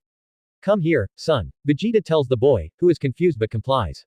Do you wish to prove your strength against me? Sure. Then try to hit me. Wait, why would I do that, Dad? You know I'm not as strong as you. You want to play like that? How about a deal? If you can land a punch in my face, then I'll take you to the park. Got it? You're serious? Then if that's the case, then alright, says Trunks as he then backs away from Vegeta with a jump. Before Vegeta can get properly ready, Trunks is already swinging at his father with everything he has. Vegeta, since he's much more powerful than his son, is able to dodge everything thrown at him. For a moment we see how easily Vegeta is able to dodge Trunks' blows like if he was at 50% speed, and Vegeta then throws his fist right to Trunks' face, hitting him square on and knocking Trunks to the ground. Vegeta is as shocked as Trunks, as he thought he had done major damage to the young Saiyan human hybrid. Argggrgg, I wasn't expecting you to fight back, why you grumpy old man? Well, don't be a bitch about it. I don't remember telling you I wasn't gonna fight back. Now don't go crying and pissing your pants. You'll have another shot someday. However, Trunks, in a fit of rage and deception, attempts to land a full-force punch to his father's jaw. Obviously, Vegeta saw that coming and blocks his boy's punch with a punch of his own. This caused an aura to burst out of Trunks' body, and the shockwave knocked out the electricity for a few milliseconds. TCH. Vegeta scoffs. Dang it. Trunks sighs. The father-son combo then gets out of the gravity room, and as they're heading out to get properly dressed, Bulma and Goten come along the corner. Bulma is not happy, that's for sure. May I ask what was the purpose of bringing our goddamn child into the fucking gravity chamber at more than 100 times gravity? Bulma yells at full volume. Hey Trunks, Goten whispers. Sup Goten, Trunks replies, whispering. For your information, not only was it his idea to train with ME but he, our child, was doing far better than I gave him credit for before. Hey, Trunks. Yeah mom. Grandma Panchi ordered some lunch for us, so get going before I scold you. Goten, follow Trunks. The boys knew what to do, so they went to look for Bulma's mother, Panchi. Honey, just don't fucking do it like that. I know that you're both Saiyans, and I love you. The thing is, I don't want you two to be war freaks that even in their training they are on the brink of passing on. Bulma explained to her husband.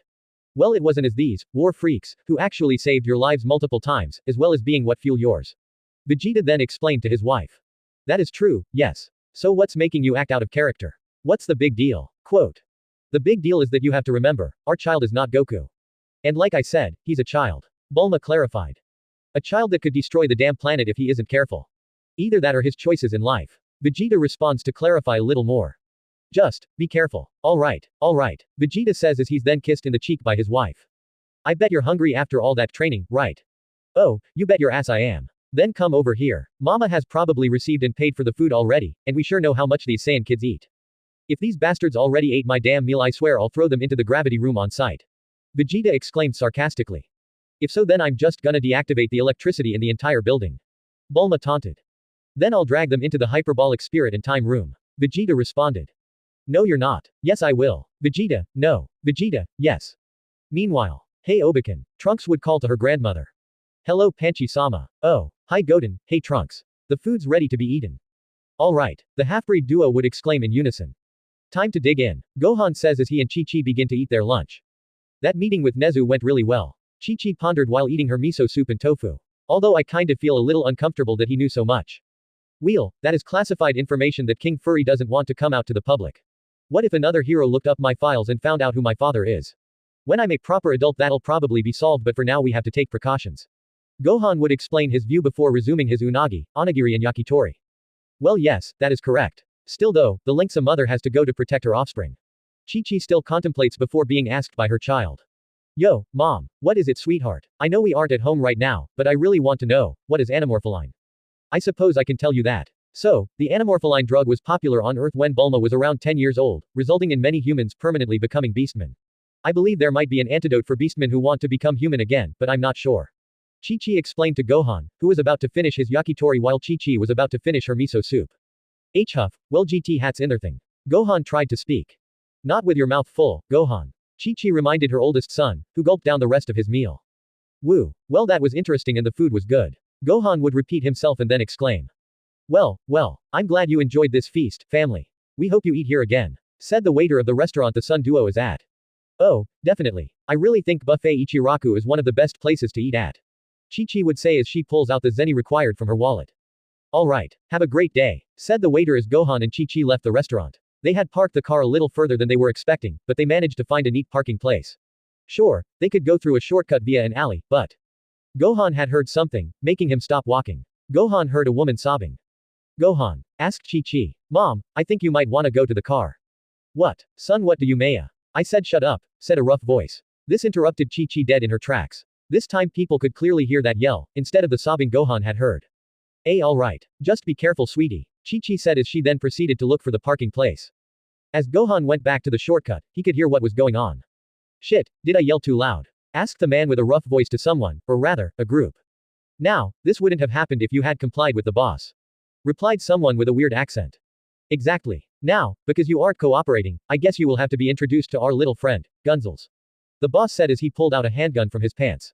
Besides that gun, the boss also had an arrow besides it for whatever reason. The other men of this gang, who look like they have duct tape covering their mouths, also pull out handguns or even bigger weapons.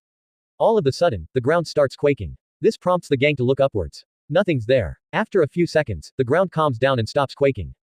Well damn, that one was pretty strong. But don't let that distract you, Yukiko-san, because you still are going to pay for that. The gang boss said to the female as he was about to shoot her.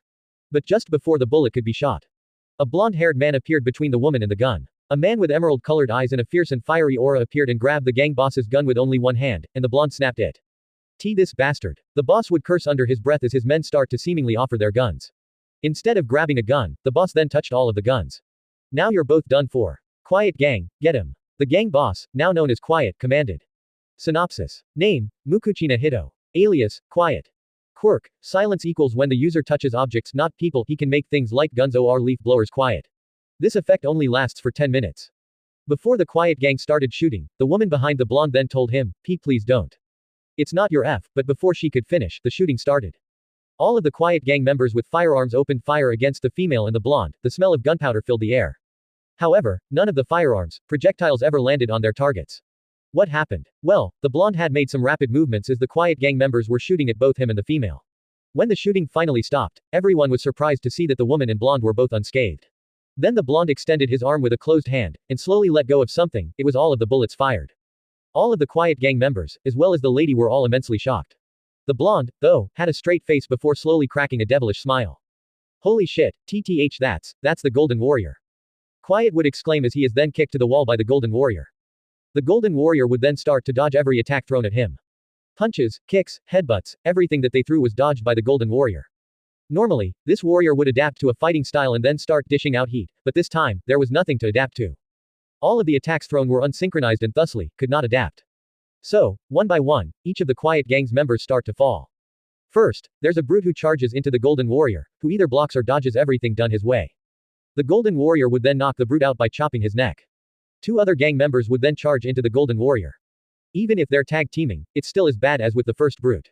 The Golden Warrior would then knock both gang members by bashing their skulls into one another. Then the last three gang members would try to escape with their bikes which were parked, blocking the way of the alley they were in. The Golden Warrior would then shoot what looks like lasers from his fingertips which would then strike the wheels of the first bike.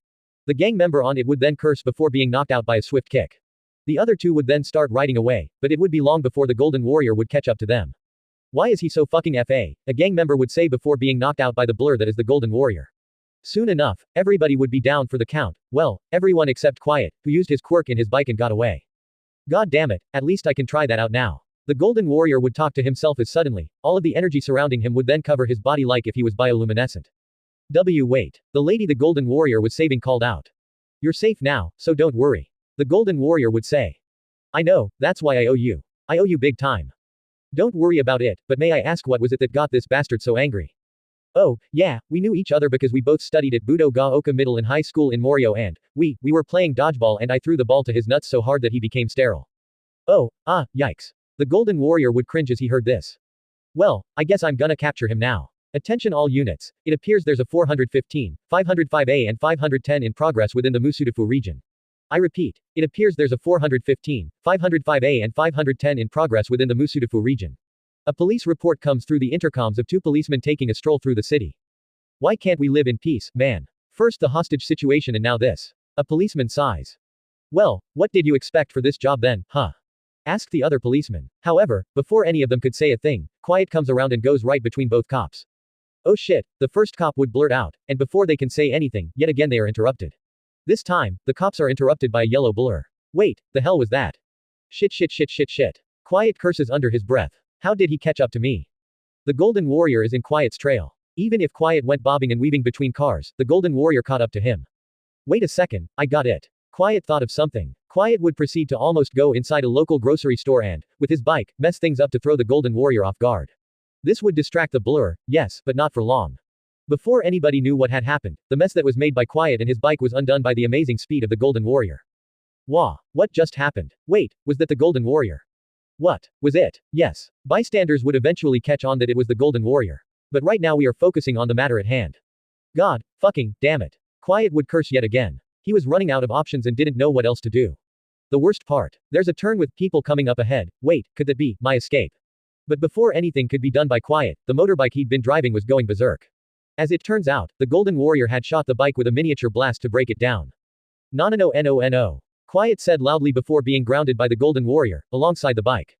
Your criminal days are over, so, you either stay quiet or you make a loud change for the better. The Golden Warrior stated before Quiet fell unconscious. The Golden Warrior thought he was done for the day, however, this wasn't the case. From what he could see, there was a fire nearby. This fire, though, wasn't an accident. This fire was caused by a villain. And now, what's going on there? The Golden Warrior would ask himself before vanishing from the quirkless, naked eye. Hey, why aren't the heroes doing anything? A nearby person asks. They can't. Apparently the villain caught a junior high schooler. Responds another. It's been like that for a while. The Golden Warrior heard this as he perched on top of a building. He watched as the sludge villain stood in the center of the street which was on fire. If what he heard was to be believed, then what should he do? Could he be caught by the public? Could he be punished by law? These questions rang throughout the Golden Warrior's head. But before anything could be done, a messy green-haired boy ran towards the villain. This caught everyone by surprise, even the Golden Warrior. What's the boy doing? Does he have a strong quirk? I hope so, because if he doesn't, even worse, if he doesn't even have a quirk, he'll die, the Golden Warrior thought to himself as the green-haired boy clawed at the adversary. Eventually, a beam of light metaphorically struck. All Might had arrived. He had protected the green-haired boy from getting hurt by an angry villain. Even though I admonished you, I wasn't putting what I said into practice. What the? All Might told the messy-haired boy, but then noticed that there was a powerful gust of wind around them all. This gust of wind soon became a block-sized mini tornado with a golden stripe orbiting it. Eventually, the gust subsided, and because of it, all of the fire was put away. The messy-haired boy also was put to the side. What? The green-haired boy would ask. Then, he him. He saw the Golden Warrior on top of a building. Imagine him striking a pose like Sonic in the beginning of 06. After that, All Might would continue what he wanted to say as blood started to spew out of his mouth. Pros are always risking their lives. DBZxMHA. All Might would then yell as he punches the sludge villain. This special punch created a gust of wind so hard that even other heroes that were around had difficulty to stay put. Whoa, that's cool. The Golden Warrior thinks to himself. He then looks up, and lo and behold, the skies have changed. With a Detroit smash, All Might had changed the sunny weather of Musudafu to a rainy day. What All Might had shown today was something that Gohan wants to do, and in a little less than a year's time, his journey to become a hero will begin. Other meetings. End. Kept ya waiting, huh? Sorry for the late my absence from fanfics in general. I was finishing my school year and I also started to play Minecraft as well as making a personal resource pack. Anywho, so we're back at the post-fanfic fanfare. Now, before I get into the comments reviews, just a few quick notes. 1. Mr. Satan Hercule was the number 1 hero worldwide after the Cell Games arc, but since he didn't really act that much as a hero, he was pushed to being the number 4 in Japan. He still is considered as one of the greatest heroes in human history either way. 2. Zeni, in this merged reality, are the worldwide trading mechanism, instead of just being the regular dollar or pound. 3. I do not know if penal codes in Japan are different than ones in the USA or UK. 2. Wizardwolf 1020. I do understand that Gohan in the MHA world is just absurd, since Gohan is so much stronger than his classmates, but he isn't trying to stand out. I suppose these are spoilers for this fanfic, so beware. I'm going to try and make Gohan fight the USJ Nomu but try to make it seem believable.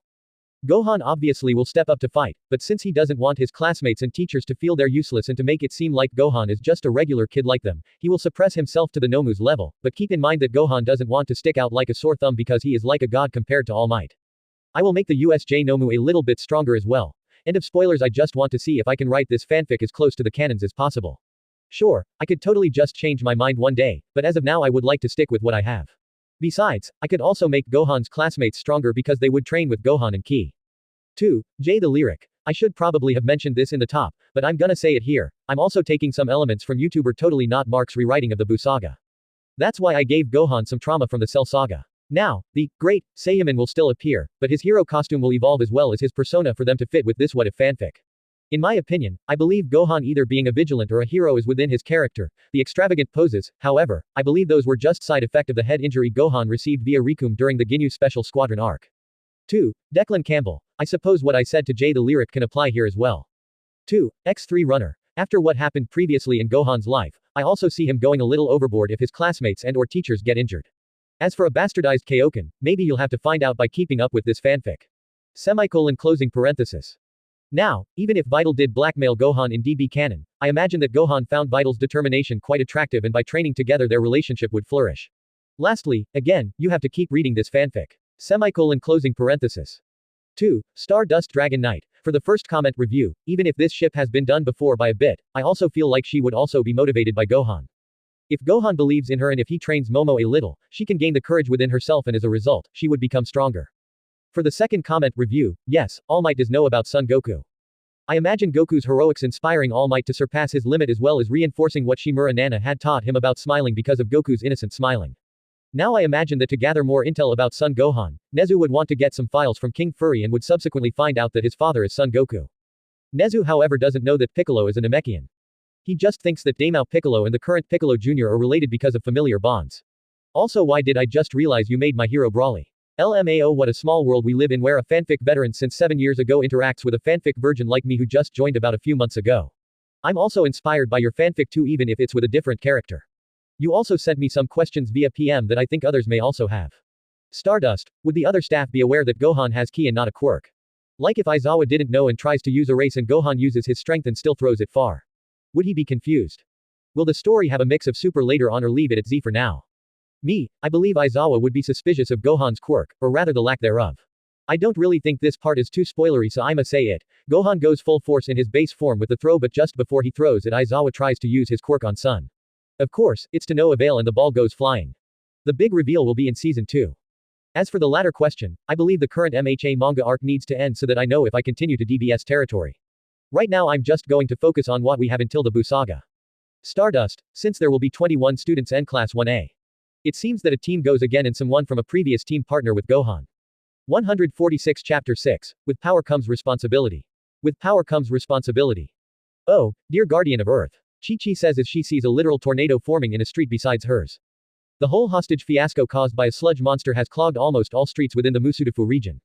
Chi-Chi was keeping up with the news via radio before then, but that's all that she wanted to do. She wanted to hear the entire ordeal, not suffer the consequences of it. I hope that wasn't Gohan right there, Chi-Chi said internally. Now rain would start to pour in the city because of that previous tornado. And now it's raining. Thanks Katara. Chi-Chi would yell and then sarcastically comment. After a few minutes of hellish waiting in her vehicle, Chi-Chi saw someone coming near the street. She saw someone very familiar. The person was Gohan, who then knocked on the car to which his mother would let him in. Hey, Mom. Gohan could be heard, albeit a little muffled from outside Chi-Chi's car. Oh, Gohan. Oh yes please get in. Chi-Chi would say as she then opened the car's door. The moist Gohan, moist Gohan, LMAO. Would subsequently close the door after getting in. Sue, how long have you been in here? Let's see, Chi-Chi would say as she then looked at the clock and she mentally calculated, 30 minutes. 30. Wow. Well at least it's moving faster now. Gohan would exclaim in disbelief and comment while looking at the advancing traffic. Now, Gohan. Chi-Chi would catch her eldest son's attention. Was that tornado gust thing? Before she could even finish, Gohan responded to his mother's question. All Might did it. You sure about it? The only thing I did was put out the fire in the area. Nothing more. Gohan would explain himself. You're really sure my golden warrior didn't cause anything unnecessary? Positive. Well alright. Chi-Chi would finish as she winks at her child. Another few minutes passed before another quick conversation began, this time thanks to Gohan. You wanna get Goten and then fly on Nimbus back home? Yeah, no, that would actually be a good idea. Chi-Chi would say as she thought further about what her son had suggested. A tie. Both Goten and Trunks exclaimed in unison as they looked at a monitor. They were playing a video game. I got so many combos though. Trunks said. And I got more stocks. Goten replied. ARRG. I'll beat you next time, Goten. Likewise, Trunks. Both kids argue before having a sly smile on both their faces. Their rivalry, previously exclusive to the living world, has now transcended into the gaming world. Quite ironic that both their fathers, Goku and Vegeta, also were rivals once before. All this fighting has got me thirsty. Although it was just a game. Said Goten. That phrase is such a weak mindset, Goten. Trunks spewed out. It almost seems like you're okay with losing when you know you could be better. Well, not better than me obviously. Is that a challenge? Goten asked his rival. Try me, ditto. mocked Trunks, referring to Goten's resemblance to his father. Remember, there are photos of Goku around. It would be logical that Trunks has seen Goku in at least an old photo. The two kids stared at each other with their energy rising. Before anything could happen though, Bulma opened the door to the room the kids were in. Hey boys, how's your gaming session been? She asked the younglings.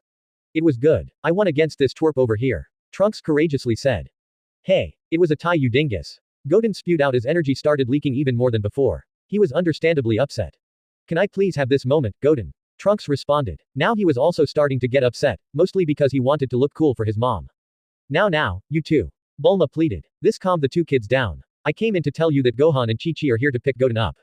This caused the two boys to groan in unison. But we were having fun, Mom. Trunks told his mother. Well, Trunks, sometimes things must come to an end. But hey, be glad these things happened. Bulma consoled her child. And remember, next time you will kick Goten's butt. Got it? Heck yeah, Mom. What? I thought you were neutron Bulma. Goten spurted as he heard Bulma supporting her son. You mean neutral, Goten? She responded. It's the same thing. Goten murmured as he and Trunks got up from their bean bags. They're completely different, dude. Trunks responded. Well, at least in my mind they're the same thing. Goten clarified. And I really spent 30 minutes in traffic because of that ordeal. Chi-Chi was commenting on her day to the Capsule Corp. Secretary. Gohan sat in one of the few chairs around while hearing his mother talk. Oh lord, I understand it was an emergency situation, but 30 minutes of nothing in a car sounds awful. The secretary said in response to Chi-Chi. At least the hostage was barely hurt physically, but I don't know how his mind could have been affected by the sludge villain. And to think that could be someone's fetish out in the world. Ah, Chi-Chi cringed at that thought.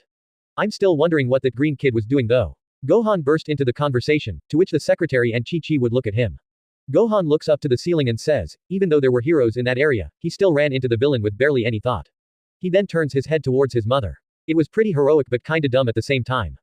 That is true. Hey, did that kid even use his quirk? Does he even have a quirk? Chi-Chi wondered. That sorta reminds me of your father, Gohan. Running straight into danger without a care in the world for what could have happened to him. He has the heart of a true warrior. A manly voice comes around. Oh, hey Vegeta. Long time no see. Gohan says as he turns his head towards the built 5-foot man. And even if you're stronger than most out there, you shouldn't have slacked on your training. Because of that, now I'm at the top of the food chain. Vegeta said while looking at Gohan, whose face turned from glee to a little somberness. He then regained his composure and said. Isn't that what you want it to be like, Prince Vegeta? Gohan taunted. But I don't want another one of my people to be such a damn soft weakling. Vegeta responded. Vegeta, you know how Goku's death affected Gohan mentally. It isn't his fault. Chi-Chi scolds the prince asterisk. Besides, he's tried training a few times but he has either given up midway or overworked himself. I understand mental health is important, but so is retaining your strength. This rings ever so true if he wants to be a hero. Vegeta clarifies. Vegeta's technically right, Mom. Gohan speaks up. Even if I'm this strong right now, I'm not as strong as I was 5 years ago. And even if it takes a long time, I believe I need to regain that strength. Are you sure, Gohan? Chi-Chi asks. Positive. He responds. Hey bro, says an incoming Goten who strikes Gohan on his sternum and they both tumble down the hallway. Goten. Chi-Chi calls out frustrated at her youngest child's carelessness. Haha, sorry. The bumbling dingleberry Goten says while scratching the back of his head. Goten, what did I say about no running or flying inside the building? Asked a Bulma with Trunks besides her. Goten is now a little frightened by her voice. Goten, could you get off my chest? Asked Gohan, who's having a little difficulty breathing. Oop, sorry Ni-san, said Goten as he gets off his brother's chest. Well, now that that's sorted out, we can finally tell you how it went. Chi-Chi said. Oh, right. Bulma's face lit up as she remembered. So it appears that UA has access to a potential student's files and that includes the files protected under furry care. This means that now Principal Nezu knows about Gohan's father and some of the crazy stuff we've been through. This quite shocks Bulma, since she though those files were going to stay protected. Well I guess that kinda makes sense. I would personally find that as an invasion of privacy, but they do need those files for the students to be applied to the school. Yeah, I thought so too. But, as it turns out, it actually worked in our favor.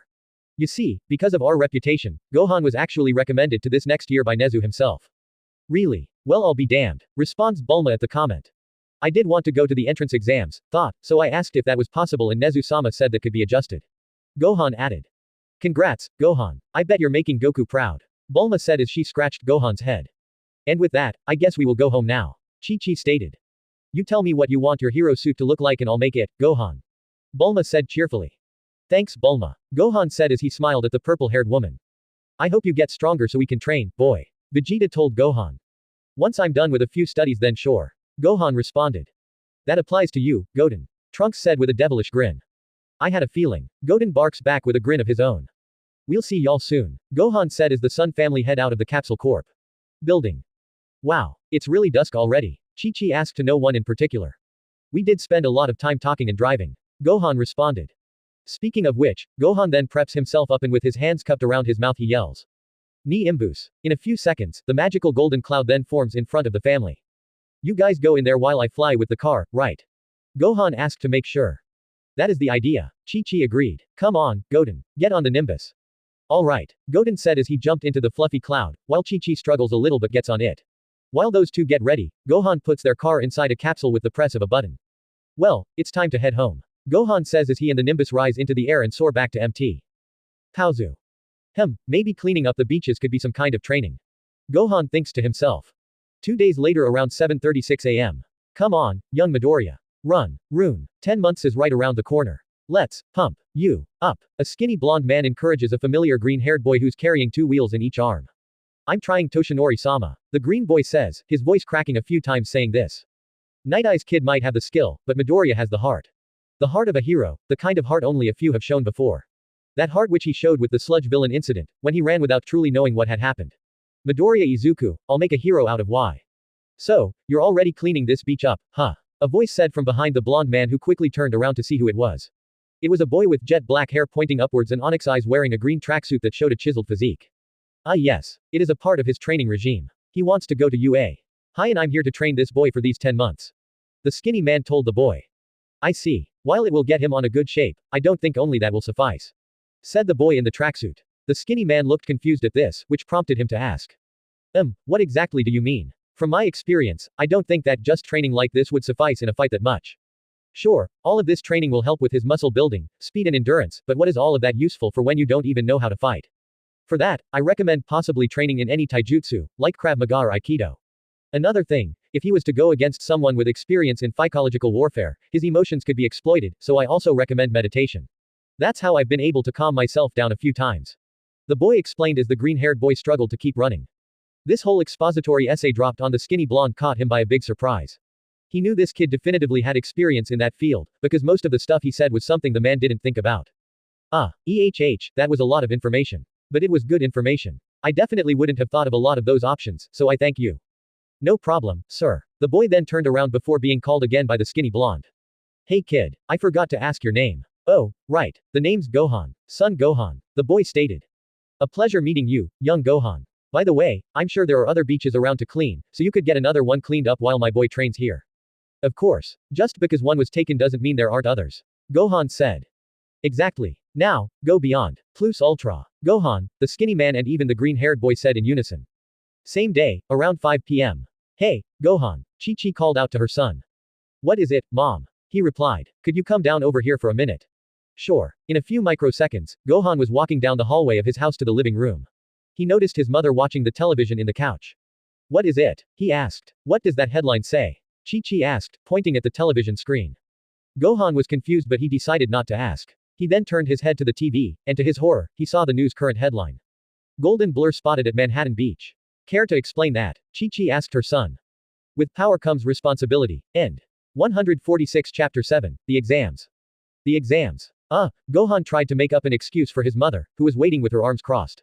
He didn't expect the news of the Golden Warrior to spread so quickly, let alone video footage of his act.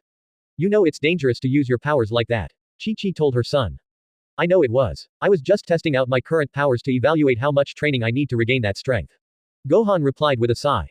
I guess I get it. But remember, son, you have to be careful in this current world. I know. Gohan responds while scratching the back of his head. Then why do I have to remind you of this? Chi-Chi asked, making Gohan sigh. I'm going to my room, okay? Sure, son. Just be more responsible with the power bestowed upon you, Chi-Chi told her oldest son as she kissed his cheek. Now, the 10 months have finally passed, and the day has come for the UA entrance exams. Gohan washed his face with some oil-free acne wash, scrubbing it with his hands and cleaning it with the warm tap water. He smiled as he looked at himself in the wall-mounted mirror. The day has come, Gohan thought happily. After this, school's pretty much started. Gohan, are you already dressed? Chi-Chi asked from the kitchen. I'm gonna be, he responds. Well, what are you doing? I was washing my face, Gohan says as he opens the door. In a few microseconds, the door to Gohan's room burst open and a gust of wind was made. After that, we see a fully clothed Gohan in his green tracksuit. And now I'm dressed, Gohan told him mother. Thanks for the breakfast, Mom. Gohan said as he put his dirty plates in the sink for his mother to clean. I'm glad you enjoyed it, Gohan. Hey, Gohan, are you heading out now? Chi-Chi told each child respectively. That is the idea. Then I hope you make good friends and good impressions, Sun-kun. Have a plus ultra time, plus E fan too. Gohan told his older brother. Of course, plus E. Gohan replied with a grin. Ni Imbus. Gohan called to the skies as he stuck his head out the window. Eventually, Nimbus would form and Gohan would jump onto it. I'll see you later, guys. Gohan said as he started to fly on the Nimbus. See you soon, Gohan. Said Chi-Chi as she waved her hand. Please make height in time, please make height in time, please make height in time, please make height in time, please make height in time, please make height in time, please make height in time, please make height in time, please make height in time, please make height in time, please make height in time, please make height in time, please make height in time. A young boy was praying as he ran to his destination. It was the green-haired boy. Meanwhile, a few miles away. Thanks for the ride, Nimbus. I'll see you around this afternoon. Said Gohan as he got off the magical cloud. The Nimbus then flew far away and into the sky. In a few minutes, he was back at UA. Hi. Finally. Gohan says. He then hears some panting behind him. I made it in time, he said in an exhausted manner. This boy had been running for a while. Hey, are you okay? Gohan asked the boy. Why yeah, thanks. My name's Midoriya Izuku. The boy said. Son Gohan, nice to meet you. Gohan replied with a grin, something that Izuku mirrored. Move aside, Deku. A raspy voice called out. Izuku looked back with a terrified look, while Gohan looked confused. Kachan. Izuku called out in a scared tone. You and your colleague better get out my way or you're both dead. The aggressive blonde said before walking away. You know him? Gohan asked Izuku. Why yeah, he's Bakugo Katsuki, my friend/bully from my childhood. His temper is like that on the regular. Izuku explained. Oh, okay. Gohan said as his mind trailed and wondered. That guy does remind me of Vegeta. He thought. However, because his mind trailed, he didn't realize Izuku tripped and was currently falling. However, someone caught Izuku. Hey, are you okay? A girl asked with a sweet tone in her voice. Shoulder length and about the same color as her eyes, her hair is bobbed and curved inwards at the ends, two longer clumps taking the same shape on either side of her face, and short bangs that reach roughly a quarter of the way down her forehead. Izuku started wobbling his legs before the girl and Gohan both place Izuku back on his feet. Sorry there, Midoriya, I got caught in my world for a second. And thank you for helping him. Gohan said as he patted Izuku's back. No worries. Also, as you saw, that's my quirk. Sorry for not asking for permission to use it, but, well, it's a bad omen to trip and fall. The girl said as Izuku struggled to speak. Well, good luck for the three of us. See ya, she said before continuing inside. Well, we should head inside too, don't ya? Think Midoriya. Gohan asks his friend before noticing his face. Izuku was flabbergasted. I talked to a girl. He spoke softly. You know it was me, right? Gohan asked. Hey, Gohan, don't you have a seat? Midoriya asked his companion. Nah, I'm good, he replied. But, how are you going to take the written exam? I already took it. Gohan says, which surprises Izuku and Katsuki, who was besides them. You what? Who the hell even are you? Are you just a special ed kid? Bakugo asked in his own manner of speaking. I guess. I mean I was homeschooled but that doesn't qualify really. Gohan thinks out loud. The fuck did you feed him? Rice with steroids? Katsuki asked Izuku, who just sighed. After a few minutes, the guidelines for the practical exam were about to be explained. Welcome to today's live performance. The voice hero spoke. Everybody say, hey. Silence. Complete silence. Not a single word was uttered. Asterisk. Well, that's cool, my examinee listeners. I'm here to present the guidelines of your practical. Are you ready? The hero asked the crowd. Silence again. Complete silence. Not another word was uttered. Asterisk. It's the voice hero, present mic. Wow. Izuku muttered.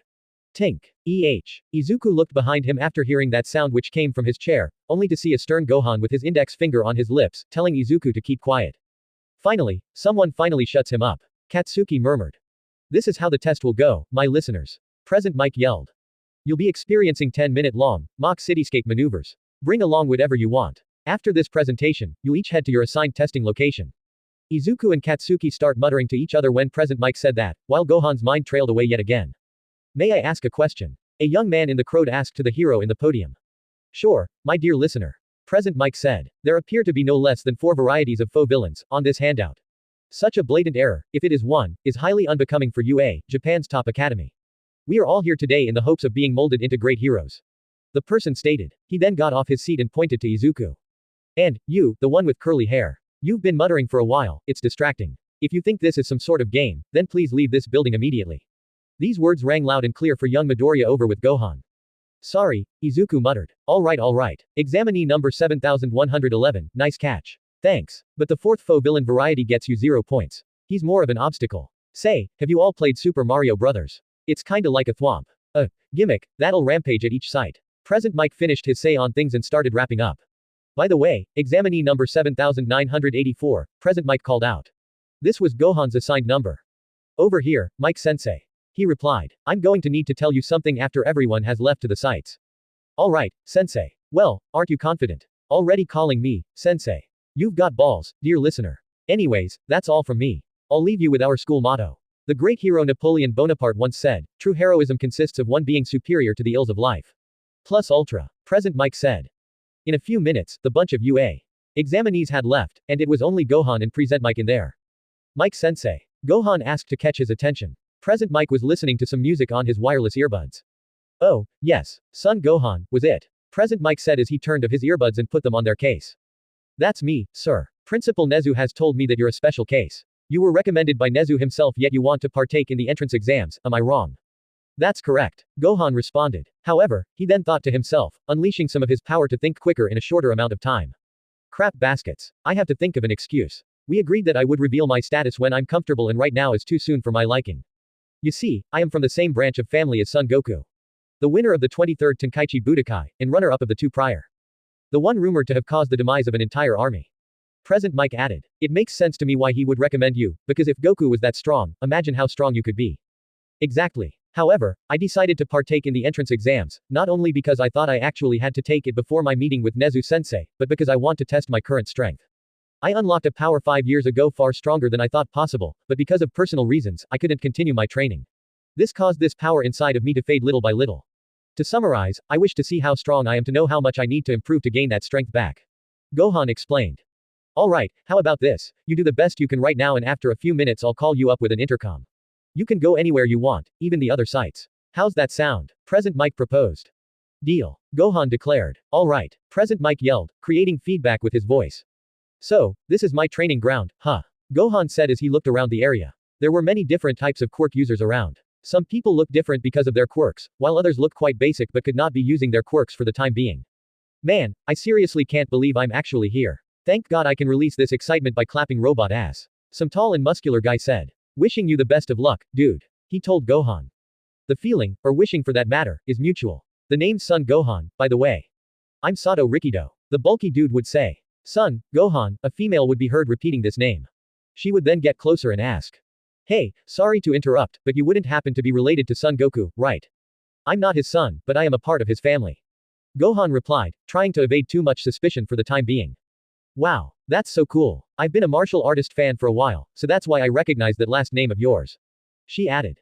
While I do understand, you know there are people with the same last name but have almost completely different ancestry, right? Gohan asked. I understand, but before the girl could finish, Present Mike was heard yelling. And begin. Immediately, almost everyone in Gohan's sector ran away, all but Gohan himself, who was stretching. After a few seconds, Gohan let out a sigh and focused. Let's do this. He told himself. 19 points. Hell yeah. Sato yelled after destroying 2 robots with a combo. From the corner of his eye, he then saw a few 1-pointers with a 2-pointer. That'll give me 6 more. He said to himself. The thing is, before anyone knew it, a turquoise flash destroyed those robots. No, the whole road was cleared out. What was that? Sato wondered. Hiya. The girl from before was destroying a few robots with her quirk. Apparently she can increase the size of her hands to swipe up the enemies, however, that doesn't mean her arms don't get hurt, as there are visible bruises on her hands. 27 points, ah crap. She said as she looked around herself. She was completely surrounded by robots. Yeah, need some help there. A voice would ask as the figure then gets back to back with the girl. It's Gohan. By the way, you didn't tell me your name. He said. Oh, right, the name's Kendo Itsuka, the girl said. A few robots then started to zoom towards the 2 teens, but their skill in taijutsu outpaces the robots. While Gohan lands a devastating kick, Itsuka crashes down a few robots with her fists. When one gets distracted, the other helps by destroying the robots. Eventually, only a pile of scraps and junk pieces remain, as the robots around both teens were dismantled. That was a good job, Itsuka. Could have ended way worse without you, Gohan. She said this as they both grin. I'm going to look for more robots, so I hope to see you make it to UA. Gohan said before speeding away. So, I currently have 64 points, however, Present Mike said I could switch sites, so I guess I could do that. Gohan said. He then breathed inside, then outside. This caused his energy to come flaring out of his body. In a blink of an eye, Gohan would jump, causing a block-sized sonic boom. A blacked-out room. What the? A man asks in astonishment. That boy, he really is something else, isn't he? A female commented in a flirtatious manner. Ladies and gentlemen, a familiar voice says. I believe it is fair to say that we are currently in the presence of the next symbol of peace. I wouldn't be surprised if he's related to Son Goku in any way, because he's just incredible. And the thing is, it's barely been 2 minutes. Another voice says. Meanwhile, oomph, a boy moaned as he shot a few robots with a laser coming out of his navel region. Oi, that's 25 points. Something that this fancy person did not realize was that there was a 2-pointer robot rushing at him. Before he could be struck, though, Gohan came in with a wushu butterfly kick, tearing the robot in half. Merci beaucoup, monsieur, the boy told Gohan. De rien, really? Gohan replied. Ooh, you know French. Only a little bit, Gohan replied. However, Gohan failed to realize that there was a 3-pointer behind him. The French-speaking boy noticed, though, so he charged up his naval laser. Careful, he called out as he shot his beam. Gohan just tilted his head, letting the beam incinerate the robot's head. I'm Son Gohan. And you? Aoyama Yuga. Well, Aoyama, I must bid Ado. Gohan said as he started moving faster than Aoyama could see, leaving him confused. 45 points. Stated a young man with glasses. He was the same young man who called out Midoriya before for muttering too much. Ha! Gohan burst in, destroying 3 robots in the process. What? He got all 3. The young man with glasses said.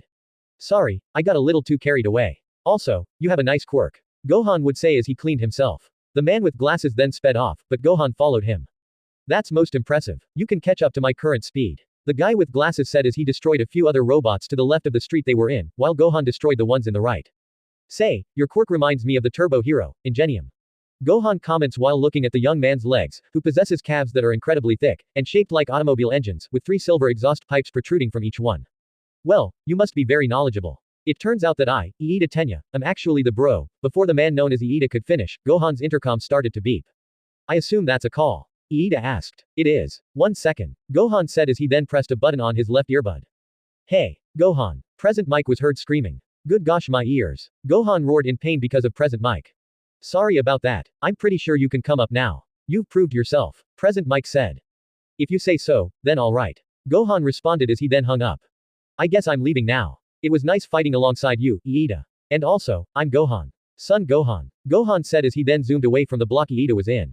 Eventually, Gohan left the whole site, and he arrived at where Present Mike was. How much did I score, sensei? Gohan asked. Holy shit, I mean, how did you make it so fast? Present Mike was startled by Gohan's sudden appearance.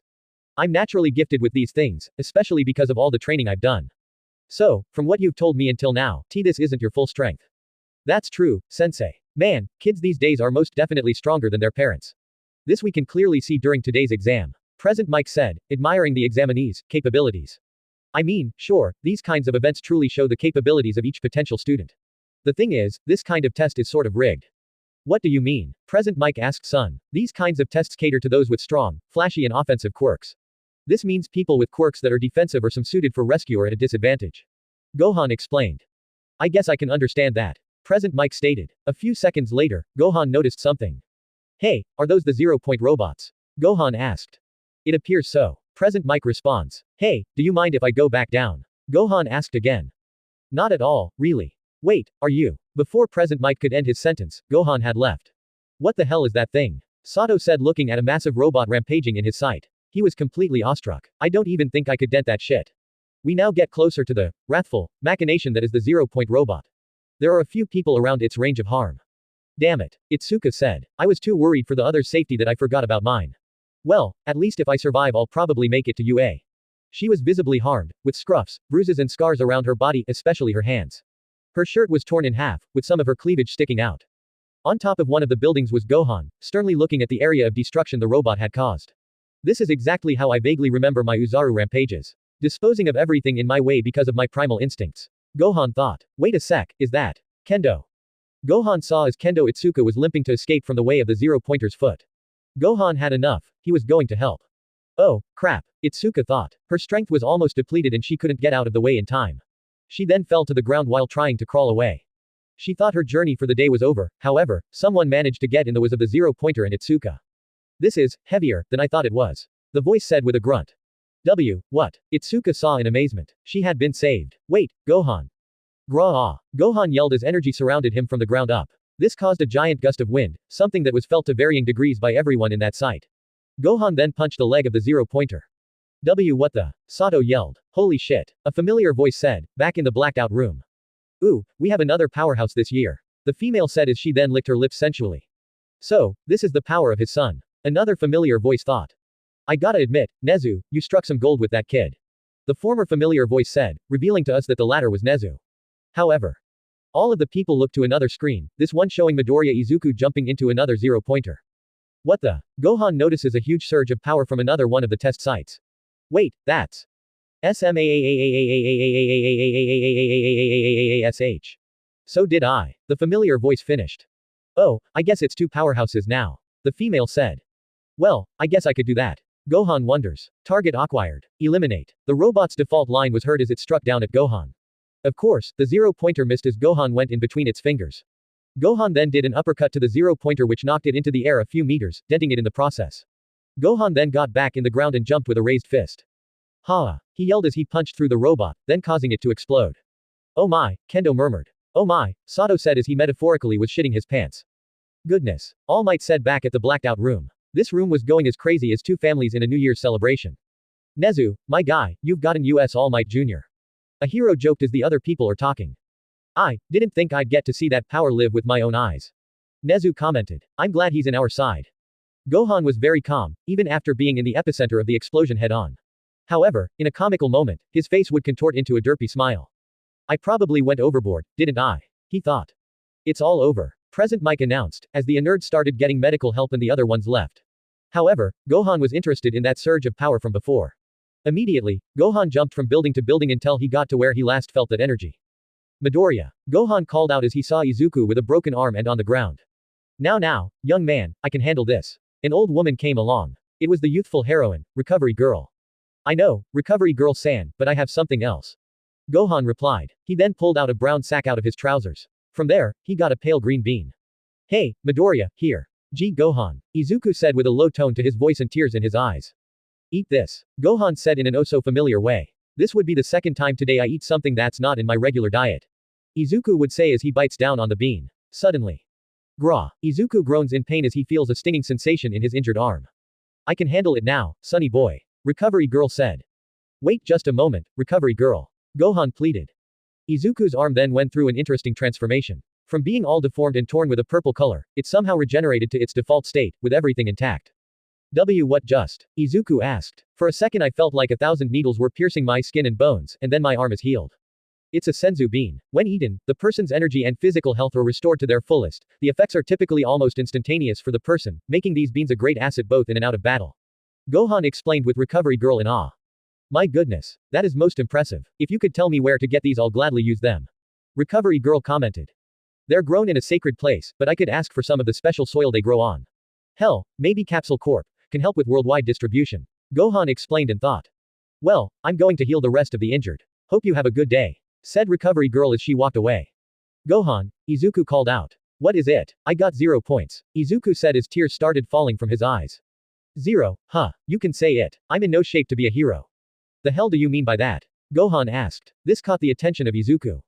What do you mean by that? Izuku asked. I have a suspicion that this test didn't only require villain points to pass. Think about it. If the faculty set it up as I think they did, then by saving someone you might have gained points. Gohan explained his thought process. Maybe, but I doubt that it was enough for me to pass though. Izuku expressed. Well, I guess I'll see you later. You wanna exchange phone numbers?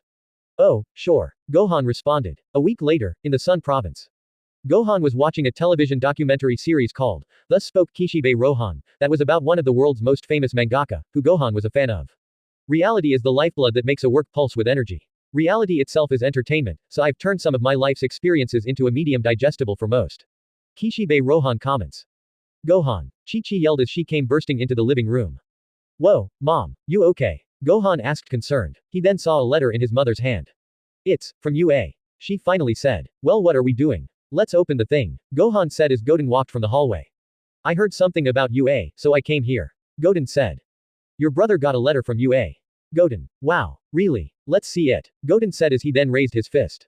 A Capsule Corp. Mini projector. Gohan said as he looked at the metallic piece of technology. He proceeded to put it on the dinner table.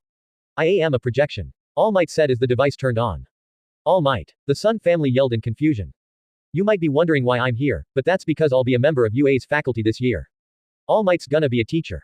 Gohan and Chi-Chi exclaimed. You might have gotten recommended by Nezu himself, but seeing you in action just proves it. You have dethroned me for the highest entrance exam score by a few points. You have 100 villain points and 50 rescue points. Thus, you now hold a record-breaking 150 points. You could have just stopped at 80. Chi-Chi said. Congrats, son Gohan, welcome to your hero academy. How many do we have to do? Oh lord, 36. Yar yar. All Might said as the recording ended. I'm so proud of you, Gohan. Chi-Chi said as she hugged her son.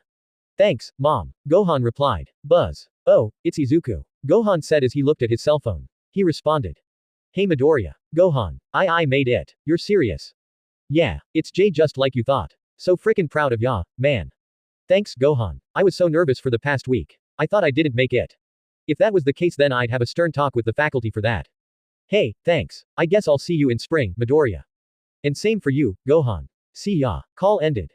The exams end. 146 Chapter 8, Knowing Limits. Knowing Limits. In the blacked out room, now known as the Teacher's Lounge. There are many teachers and pro heroes talking about the results of this year's entrance exams.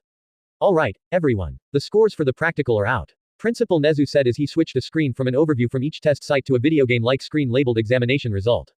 In second place, with 0 rescue points, Bakugo Katsuki. A screen besides the exam's results switched to a screenshot of Bakugo in action with an attempt of a heroic smile. The 1 and 2 pointer foe villain bots were just about to capture him. In the latter half, when the other examinees were slowing down, this guy just kept going at it. He's one tough cookie. Nezu explained, as a homeless-looking man drank some coffee. The picture of Katsuki then changed to a picture of a startled Izuku. And on the other end of the spectrum, in 7th place, with 0 villain points, Midoriya Izuku. Yes, while others have stood against the gimmick, in the past, it's been a while since we've seen someone actually take it down. He just makes me wanna go, yeah. Nezu says as some heroes start to murmur about him. He was considerably hurt by his own attack, though, like a kid getting a first glimpse of their power. Nezu said, as another screen changed to an Izuku with a broken arm. A strange one, for sure. He looks like a typical failure in any other way. One hero says. Who cares about those details? I like him, says another. Geez, what a racket. Thinks the almost homeless hero. Nezu changes the picture of Izuku to that of Gohan after destroying the 0-pointer from his sight. Gohan had some of his clothes scathed from the gigantic explosion from the faux villain robot. However, this year's first place gives the latter two a run for their money, with the most villain points, as well as rescue points. Son Gohan. Nezu explained just as Present Mike returned from his bathroom break. Say, isn't Gohan related in any way to the infamous Son Goku? A hero asked. Even if that was the case, his files are protected by furry care. This makes it very hard for us to take a look without consent from King Furry. The female hero replied back. If I may be honest, that raises my suspicion more. The former hero asked. Related or not, we cannot deny the fact that Gohan has incredible potential.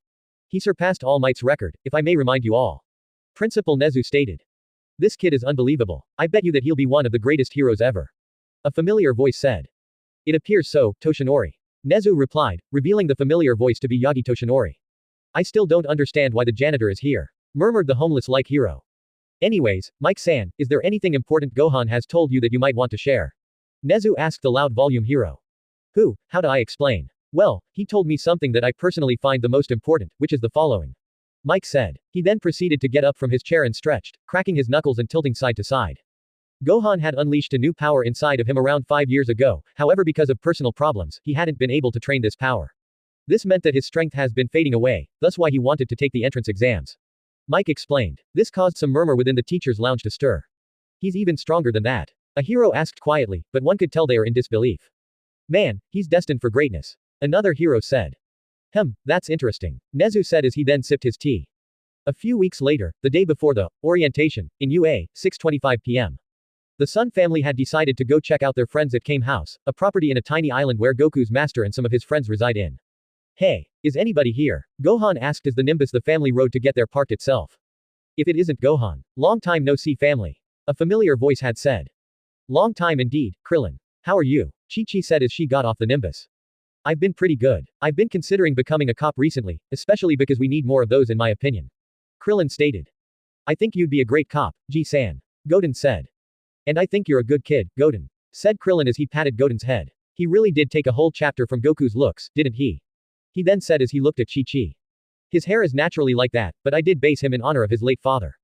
Chi-Chi explained. I can understand. He was, and I guess still is, a great friend. A good person in general, even though he did some weird stuff, he knew when something was a threat or wrong. Krillin said as he looked into the skies. You can tell he's been training hard, especially because it's been years since we've talked. Krillin joked, causing Chi-Chi and Gohan to chuckle.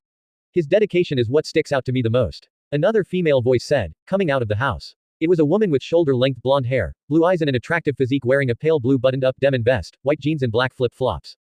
Oh, 18. Dear, how have you been? Chi-Chi asked. Mom, we already told you her name is Lazuli. Gohan looked to his mother with a comedically stern face. Don't worry Gohan, it's fine. I've been pretty good, Chi-Chi-san. Maternity has made these cabbages a little troublesome, but I can train to lose them quicker. Lazuli said as both females started laughing. Congrats in making it to UA, kid. Although I think it was obvious you were gonna make it. Lazuli said as Gohan scratched his head. Thanks, Lazuli-san. I appreciate it either way. The boy said. Well, look how we have here. Said an old voice, also coming out from the household. There was a bald man with a full wild beard and mustache combo wearing sunglasses, beach shorts and a martial arts robe with a turtle shell on his back. Mutin Roshi-sama. It's been a while. Chi-Chi called out. Why yes it has. And, is that who I think it is? Roshi said as he then looks at Goten. Of course it's me, Oja-san. Goten declared with a smile. You look so much like your father. Said Roshi as he patted Goten's shoulder. Congrats on making it to UA, kiddo. Roshi looked at Gohan as he said this. Thanks, Roshi-sensei. Gohan said, bowing in respect to his elder. Oh, please. You could have dropped that formality years ago. Roshi said laughing. Well, it was me who raised him to be like that. Chi-Chi expressed her thoughts. Hey, at least he's quite humble, so what you've taught him has paid off. Anyways, Gohan, I believe that since you're going to UA, you might as well show them your power. Roshi stated. What do you mean, Roshi-sensei? I mean, I don't think it's super time just yet, but just show them what you can be capable of. Roshi clarified. I guess I could do that, yes. Of course, if you showed them your full extent right now, it would shatter everyone's worlds in an instant. If you want to take it a step further, you can challenge yourself and stay in your base for this semester. Roshi said. Yeah, that seems like a good way of training. Now, I do have a question. Gohan said as the group then entered the Kame house. In the floor of the building there was a little girl, younger than Goten, playing with some dolls. Two of the dolls are a generic popular brand, while the other is an All Might figure. Marin, we have some company other. Say hi, Lazuli told her daughter.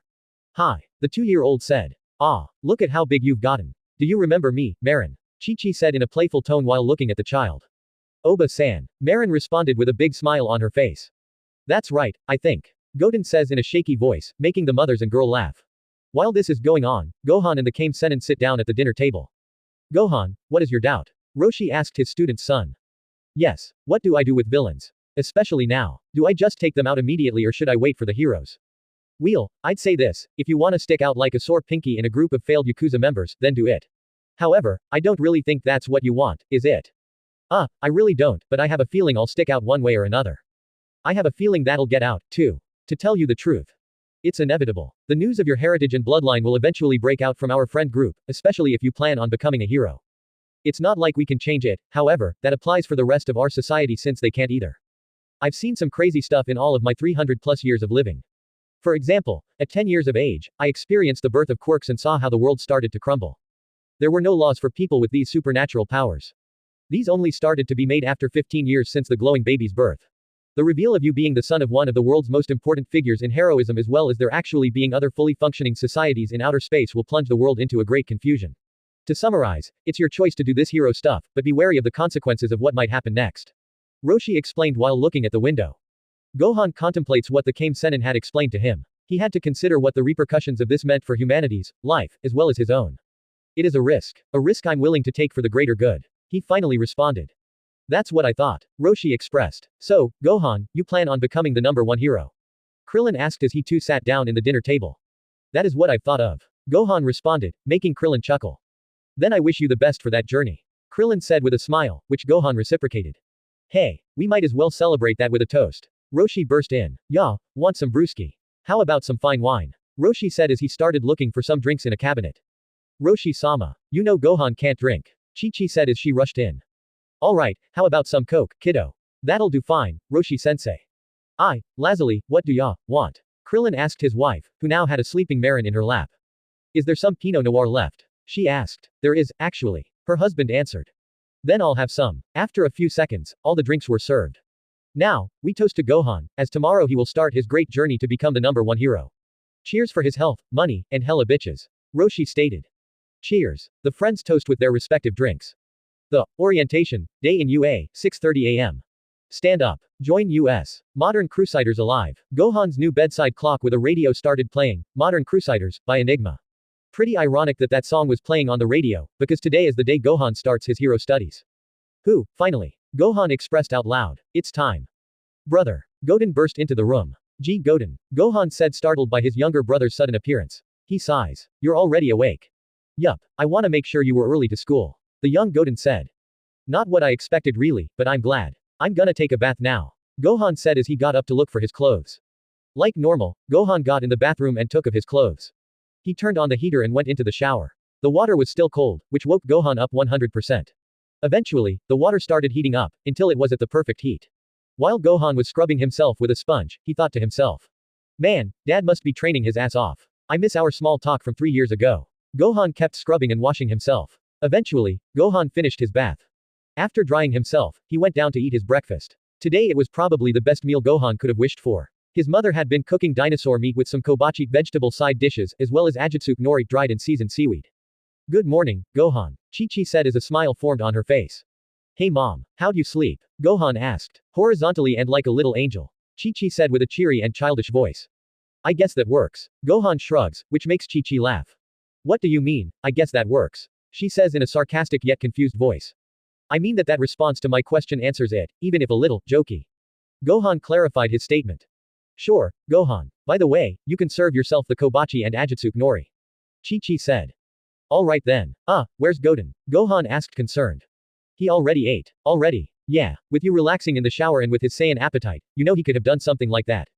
I suppose so. So, are you gonna eat or what? Chi-Chi asked her child.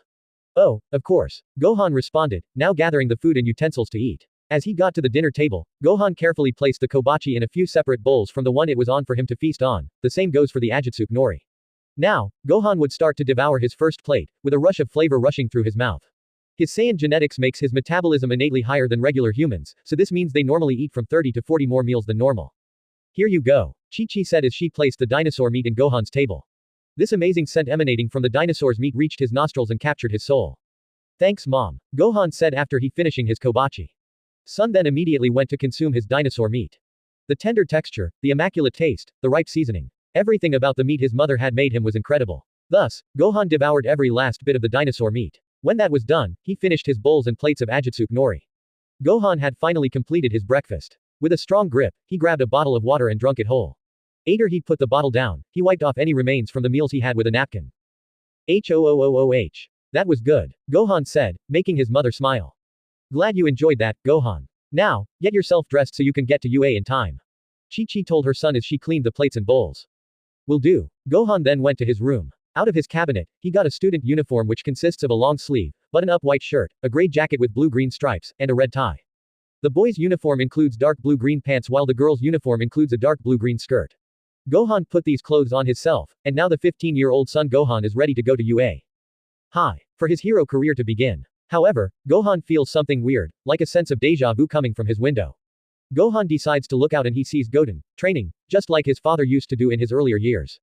Hyyaaa. Hhaaa. Yeah. Goten grunted as he simulated ninjutsu attack patterns. You practicing to fight me, lil, dude? Gohan said with a smile on his face and in a challenging tone. Yeah, I'm gonna make sure to surpass you when I'm older. Goten responded. Sure, Goten, dream while you still can. Gohan calls out with a contagious smile. He then proceeds to spray some of his cologne given to him by Lazuli on himself. The aroma was one that smelled like the idea of a real man without being so strong it destroys someone's sinuses or olfactory sensory neurons. Gohan then grabbed his backpack, filled with books, a utensils box and a Capsule Corp laptop. He finally was ready for UA. Hi. Alright, you two. I'll be heading out to UA now. I'll see you late, Gohan was saying his goodbye before being interrupted by his mother. Wait Gohan. Mom, what is it? Bulma called yesterday saying that if you wanted to stay in Capsule Corp, if you want to. It's closer to the school, thus making it more convenient. I guess I have to take all my stuff. I'm pretty sure Bulma has you covered. Remember, we're friends with one of the richest people in the world apparently. Apparently is the term I was thinking about, yeah. Well, I will miss you Gohan. Chi-Chi said as she then hugged her child. Wait, Gohan, you're leaving? Goten asked. It's not forever, but it will be a while. Gohan clarified to his little brother. Oh, okay. Goten said as tears started to form in his eyes. Goten, please. Gohan will be back on Sundays. Besides, it's so that he can become a great hero. Chi-Chi consoled her youngest offspring. Sniff, well, alright. Goten said as he wiped his tears away with his sleeve. I'll see you soon, lil, dude. Gohan said as he then hugged his brother. I'm gonna miss you here, big brother. Goten said. Gohan got up and turned around to look at the skies. Niiiiimbus. Like previous times, the flying Nimbus would come yet again to be of use. Gohan then jumped onto the Nimbus, and flew away. See ya, he yelled as a farewell to his family. Take care, sweetie, yelled Chi-Chi as she waved goodbye. The flight in the Nimbus was pretty good. The skies were blue and clear, without any clouds in the way, perfect for a straight flight to UA. The air and wind was flowing through Gohan's nostrils as well as his hair and clothes. However, this flight might have to be cut short because there appears to be a robbery in process down in Satan City. Oh, Gohan noticed. Local bank, Satan City. Hurry it up, dirtbags, and get to the damn car. A thug said as they pointed their gun at civilians. Oh no you're not, said a hero in a bicycle. Oh no, Munum Rider. Whatever can we do? Mocked another thug, as their hand then turned into a whip sparking with electricity. Take this you cocksucker. Eep. Crap, Munum Rider thought as he then went behind a car. Said car then got cut in half by the aforementioned thug with the whip quirk. The other thugs who were accompanying started firing bullet hell against the police cars nearby. The cops in the area sadly could not subside this conflict, since they could be shot and killed or sliced in half like the previous police car. Really? This is like the third time this week. Gohan said to himself as he jumped to an unoccupied street besides the local bank. Maybe it's time for another change in the looks department for this one. How do you like them apples, huh? A thug taunted as he kept shooting at the police cars. Before he even noticed, though, he was knocked out by a kick from a familiar blonde. As another thug noticed, he was too slow to move as he then got knocked out as well via a punch to the noggin. The Golden Warrior then landed on a pickup truck owned by one of the thugs.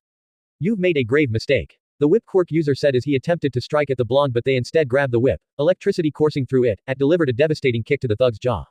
This guy's a freak. We need to go now. A thug inside the pickup said as another started to drive at 50 miles per hour. Of course, they thought they could get away, and you would think another hero would get them, but that wasn't the case. The Golden Warrior then stuck his palm outward, directly at the pickup, and with a grunt, a massive wave of pressure knocked the car upside down and then crashing down the highway. Incredible. A bystander said. Though, they noticed something, heck, everybody had noticed something, the Golden Warrior was gone as quickly as he came. The only things left behind were the bodies of the thugs as well as the damage caused by them. Hey, who took these guys out? Asked one of the police officers present.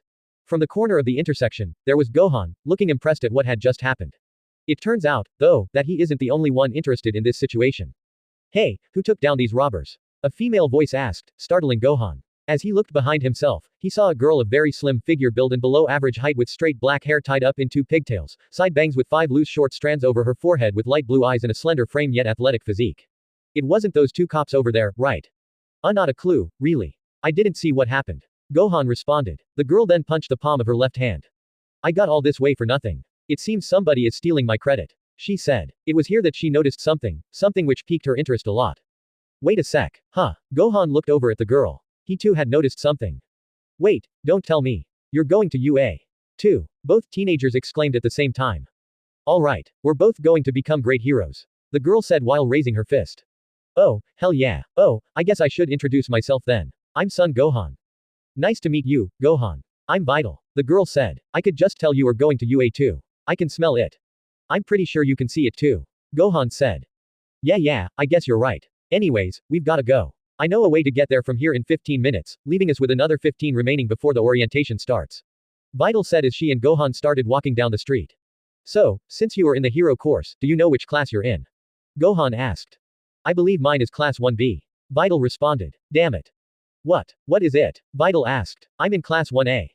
Ah, sheet. Vital swore as she heard what Gohan said. Oh well, at least we could be able to motivate each other during lunch, I guess. Vital's mind trailed off, as Gohan let a chuckle out after the lunch part. It seems so. Do you mind if I ask what your quirk is? Gohan said as they both took a right behind some buildings. It's pretty good. It's called Eagle, and before you ask, no, I don't become an eagle. I called it that because it gives me something like my dad's super strength while retaining the grace and swiftness like my mom. It seems like you kicked robot butt during the entrance exams then. Gohan asked. Actually, I got in through recommendation. Vital clarified. Is that so? Gohan asked. Of course, you dumbo. I've been training for all my life to become a hero. Not only can I help people, but I can also show my powers and get money for it. Vital said. As for you, she analyzed Gohan, stopping for a few seconds. You look like a one-pump chump. A what now? A very confused Gohan asked carefully. I dunno. You look fit, sure, but with that weirdly messy hair and that plain face. Vital started staring at Gohan, who didn't know how to feel about that situation. Anyways, now we just go left and we can run until we hit a dead end. Then we take a hard right and he have UA in front. Well, why don't we make that a race? Gohan asked as he then stopped in his tracks to stretch. Sure, Vital said with a confident smile. Okay. 3, 2, 1, begin, the teens both said as they zoomed away through the desolated backstreets. Knowing limits, end. 146 Chapter 9, Tests and Trials. Tests and Trials. Wow, you're incredibly fast, Gohan said while sprinting along the pavement. I could say the same thing, Vital replied as she jumped off a few trash cans. They passed besides boxes, cats, and other things you might find in backstreet alleys. Vital's speed was nothing to scoff at either. Sure, it might be a little slower than what a peak condition quirkless human can muster, but it's definitely impressive. The streets were filled with cars because of early work hours and people were also walking around to their destinations. Ultimately, the teens both found a dead end. Now we turn to our right, and boom. Vital said, and as she and Gohan turned, they both saw their destination in the distance. UA. Hi, there it is. And now we have 3 minutes of walking left out of the first 15 minutes. Gohan said when he looked at the time in his smartwatch. The rest of the walk to UA was a little quiet since all that they were thinking was said prior. Eventually, both teens arrived at UA. Hi. So, this is it. The place where we will turn into great heroes, me being the greatest obviously. Vital said as she admired the building. Students with all types of quirks were entering the property of the high school. People like all might have studied and started their hero careers thanks to UA. Yeah, Gohan replied, only paying slight attention to what Vital had just said. His mind had trailed off to that day. Flashback. Gohan was 9, but he had a body akin to that of a 10-year-old. His hair was spiked upwards plus a single bang flowing down with a golden color. He had an aura that was jagged in appearance, as well as there being the presence of electricity-like discharges being expelled from said aura. He was wearing a torn dark purplish-blue GI, pointy orange shoes and a red obi. The most noticeable part of his past self at that moment was his left arm. Gohan's left arm was completely battered and bruised with a purple color and his own blood was dripping down to the floor. Away with you and this pathetic planet, said a being several meters in front of Gohan. This being had a humanoid appearance and looked like a large four-legged cicada with long, V-shaped horns on its head and a face similar to that of the remote tracking device. The being and Gohan were both firing extremely massive energy beams at each other. This wasn't just a regular villain vs hero struggle, no, this was a beam struggle for the fate of the planet itself. Whether it lives another day or it gets eradicated alongside its history, all would be dependent on this energy tussle. GRRRH. Gohan grunted. His beam was being repelled by the other beings. Slowly, the very ground Gohan was standing on was beginning to crumble just like his surroundings. Withstand him. Resist him, Gohan. A voice called out from where Gohan couldn't see. Dad, I know you still aren't using all of your power. Don't worry about the earth, Gohan. Now, plant your feet, grit your teeth, and unleash your power. The voice called out, as the other being's blast was engulfing Gohan's even more. Those words came from Son Goku. After these words of encouragement, Gohan's energy wave was equal to the other. What? The cockroach-like entity cursed under their breath. They couldn't believe that Gohan still had this kind of strength remaining within him. Before he could gain the upper hand yet again, their back began to twitch and flinch. Within the span of barely any seconds, a tail they had retracted into their back had sprouted, seemingly about to fire off something from it. Before whatever was in there could be fired, however, an energy sphere came from the skies behind the creature, seemingly destroying its tail including whatever was inside there. What? Be Vegeta. The being then turned to see a Super Saiyan Vegeta holding his hand while gasping for air. He was tired, and it seemed like he put all of his strength inside that blast. It wasn't enough to injure the being, but it was enough to make an opening. Do it now. Goku would yell. With a primal roar, Gohan would unleash all of his power to eradicate this evil being once and for all. A gigantic wave of energy would then form, beginning from Gohan's hand and unraveling itself into the vicinity in front of him. This beam engulfed the other and the evil entity was destroyed. After the being was absolutely eradicated, Gohan reverted back to his base form and fell to the ground with a smile on his face. Gohan woke up. He didn't know where he was, he only saw darkness. Before long, the void then lit up in a golden light in a tunnel-like shape. At the end of the tunnel was his father, Goku, looking towards the light. Dad. Gohan tried to speak, but he couldn't hear his own words. It was a surreal experience, to say the least. Gohan then stuck his hand out towards his paternal figure, but he then vanished, turning into dust. Gohan was confused, then he felt a presence behind him, no, multiple. As he then turned around, he saw many faces, his mother, his family and friends, even people he didn't exactly know. Everyone with a smile on their faces. This filled Gohan with a great joy, and then Gohan realized something. You know, he thought. Maybe my scholarship can wait. I have a world to protect, one filled with many flaws. If I have all of this power, why not use it to save the ones who don't? Gohan then headed towards the light at the end of the tunnel. A hero, yeah, that seems like my best idea. Present time, end flashback. Earth to Gohan. Vital asked as she waved her hand across Gohan's field of vision. Gohan then shook his head quickly and regained composure. Oh, why yes Vital. Gohan responded, flustered. Oh, good. I thought I lost ya, there, bud. Vital said with a sigh of relief. I guess this is where we split paths then. It seems so. I hope to see your improvements, alright. Gohan asked with some bravado in his voice. Hell yeah, Vital said as she then fist bumps Gohan. Sue, where is Class 1A? Gohan asked himself. The corridors of the school were very large, something that Gohan really wasn't getting accustomed anytime to. The many people on benches and tables, the multiple heroes visible along the hallways, and the size of every single door apparently. Geez, why the kaiju-esque doors? Gohan yet again asked himself. It was at that moment that he saw a couple of students opening one of the doors. Wait, since when do you have the keys to here? Asked a relatively short blonde guy with hair that's parted to the right with a black lightning-shaped streak on the left of his side fringe, which is angled so that it partially obscures his left eye. I asked one of the teachers if the ones assigned to here could enter the classroom before the orientation, and I then asked the janitor for the key for this classroom. Replied a girl of above average height with long black hair that is tied into a spiky ponytail with a large strand hanging on the right side of her face. Well, at least we are able to sit and relax until then. Said a petite, fair-skinned girl with a slender build and dark purple hair with an asymmetrical fringe. Why, yes indeed. I assume that as fellow classmates, we may be able to start getting to know each other. A familiar person said, who turned out to be Ida Tenya. The group of students then enter the classroom labeled as 1A. Gohan noticed this as the group then turn on the lights. And Kami said, let there be light. The blonde guy said as he flicked a switch. The classroom then was illuminated by LED lights. Inside, there could be seen 21 seats arranged in rows of 3 and 4. There also was a blackboard with a projector connected to the ceiling and a mud-yellow beanbag facing towards the wall. I don't think you should use that name in vain, but whatever floats your boat. Commented the girl with the ponytail. Man, this place is pretty clean. The other girl said as she began to look for her seat. Let's hope that it remains this way. UA should never be tarnished by anybody, for it has gained the trust of many around the world as one of the best hero academies, and if any kind of tyrannical act should happen, its reputation could be tarnished. Tenya said as he too began to look for his chair. That was a lot more words that I bargained for, but I agree with ya. The blonde guy said as he then put his belongings on his assigned table. This is class 1A, huh? Gohan then stepped in. Everyone looked over to the door as there stood the demi-human. Why you? The blonde boy looked over in disbelief. No way, the dark purple-haired girl verbalized. Is that? The tall ponytailed girl connected the dots in her mind. Gohan's son. Iida then ran over to the vicinity where Gohan was standing, confusing Gohan as he got close. I congratulate you for your fantastic performance at the UA entrance exams, Tenya said as he bowed to Gohan. Thanks, Iida. I'm just glad you made it. You really live up to your name. Gohan replied as he scratched the back of his scalp. It seems that you've remembered. Iida then got his back straight. It's our Japanese Superman, the blonde exclaimed as he then shot over to Gohan as well. Nice to meet ya. The name's Kaminari Denki. Son Gohan. A pleasure to meet you all. I'm very thankful to be with you all in this class. Gohan said as he then looked to everyone in the room and bowed.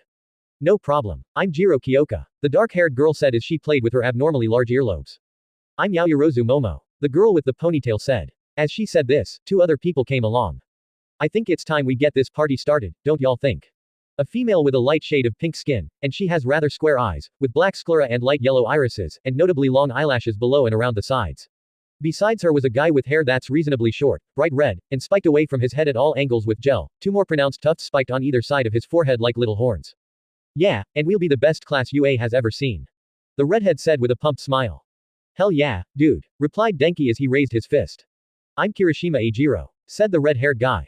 And I'm Ashido Mina. Hey, wait a sec, it's him. The pink-skinned girl introduced herself before looking straight at Gohan and pointing at him, surprised. Before Gohan could even think of something to say, he was interrupted by a fanboying Ejiro. Dude, you were the manliest out there in the exams. Ejiro said with an ear-to-ear smile. Thanks. I'm glad you both made it here as well. Gohan responded with a smile back. Such an amazing person. I have no doubt he'll be a great hero. Tenya thought. Man, he's such a good sport about his feet. Though Kyoka. He is certainly an interesting person. Momo also thought. He's so damn cool. Denki thought. He's so damn manly. Ejiro thought. He's so damn hot. Mina thought. This is class 1A, no. A boy with half red half white hair and a red scar around his left eye came into view from the doorframe. Why yes, it is. Tenya exclaimed. Alright. The boy then walked over to sit down, while 2 others came in.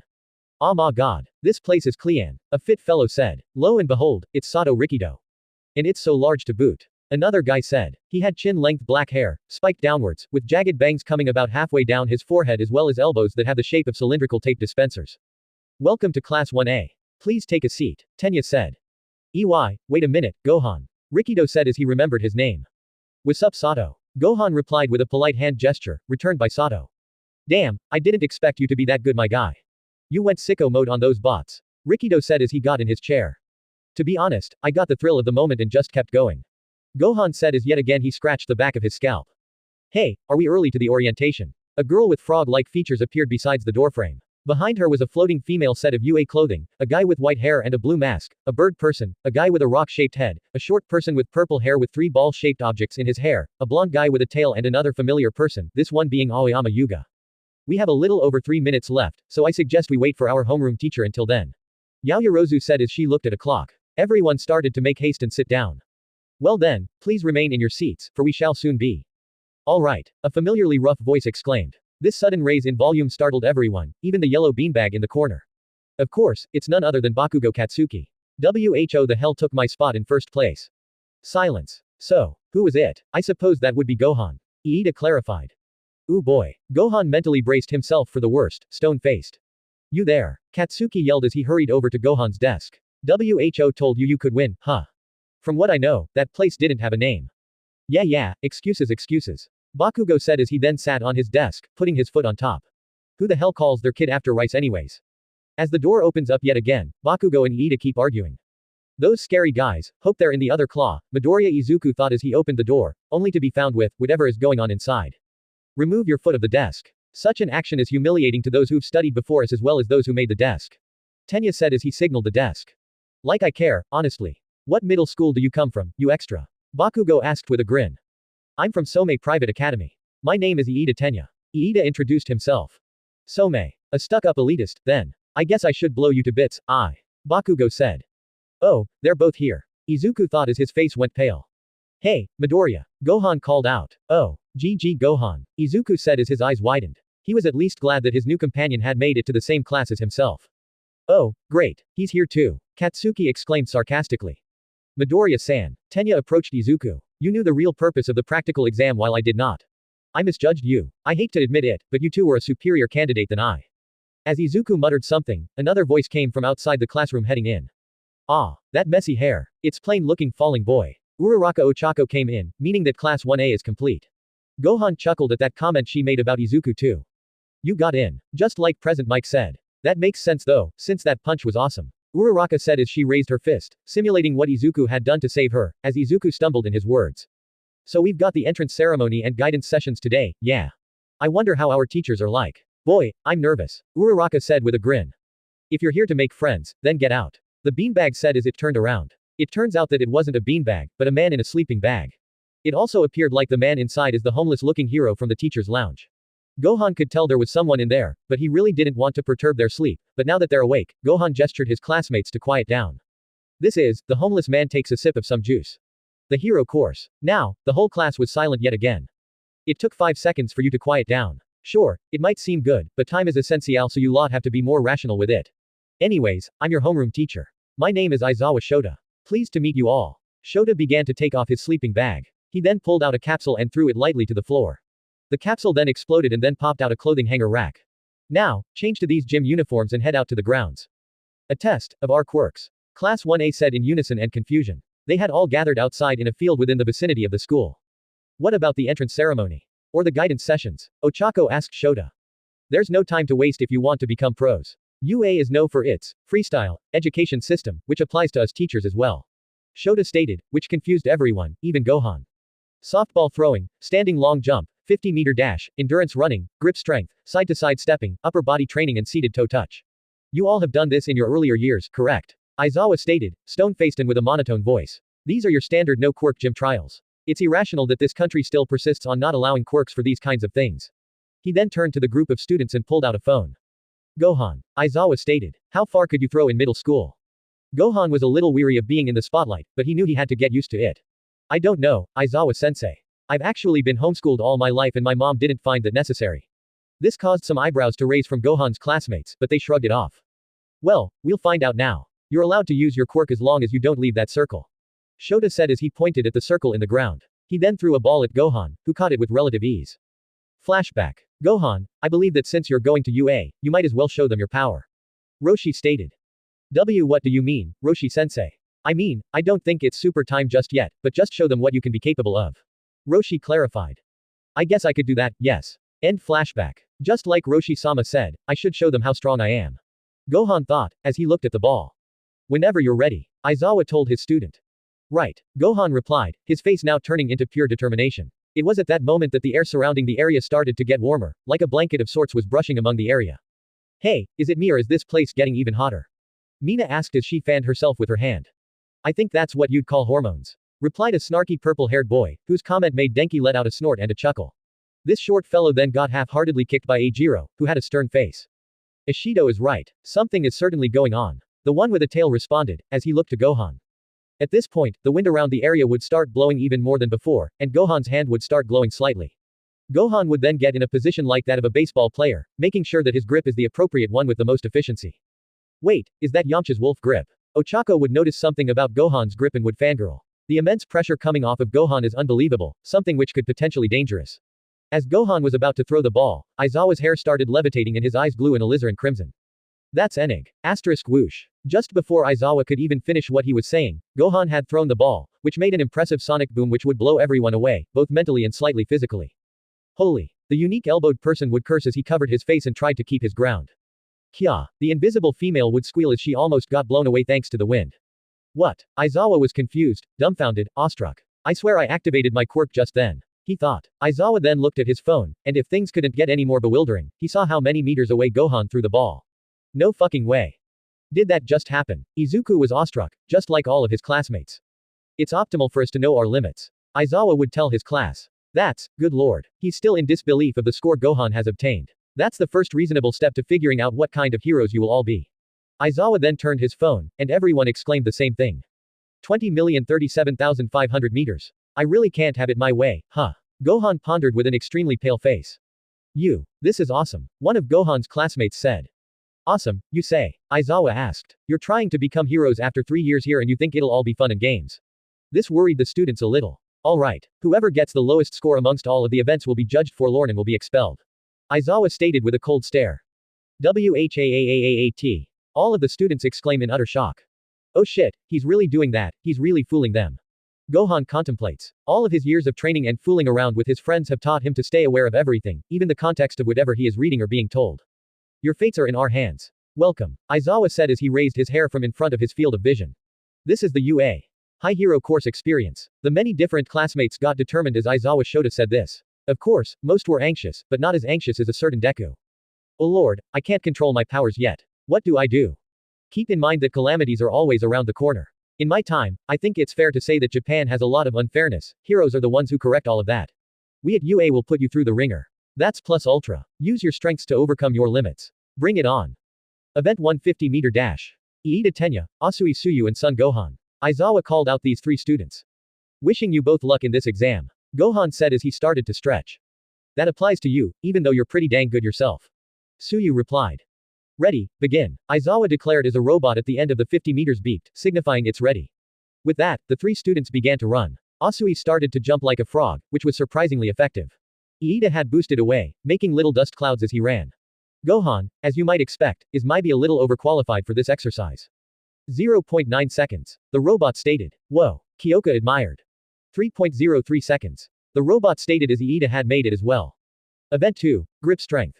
Everyone, grab these. They will determine how strong your grip is. Aizawa said as he pointed to the grip measuring machines on a table. Everyone grabbed one and started gripping. 540 kilogram. What are you, a gorilla? An octopus. The one known as Shiro Hanta said as he looked at the grip of Shoji Mezo.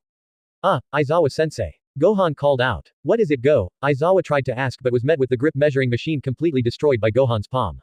Whoa, he's seriously strong. Ishido said from where she was standing. Event 3. Standing long jump. Uraraka Ochako, Aoyama Yuga and Son Gohan. Aizawa stated, now getting a bit tired of how he has to call out everyone. It's my time to shine. Yuga said as he faced the opposite way of the sandbox-like thing. Ready, begin. Crack WOOOSH. At that very moment, the very place Gohan was standing sank 3 feet and a quick wind tunnel was made.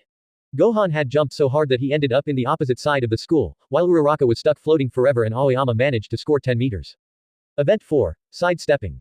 This time, Gohan accidentally made afterimages of himself, but strangely enough so did Mineta Minoru, the one that's short and perverted. He's that fast. The invisible girl, Hagakure Toru, stared in complete awe. Event 5. Throwing. Since Gohan had already thrown his ball previously, he didn't need to redo this exercise. Some of the throws that Gohan found interesting were the following. Yaoyorozu's reason, she literally created a cannon to shot the ball.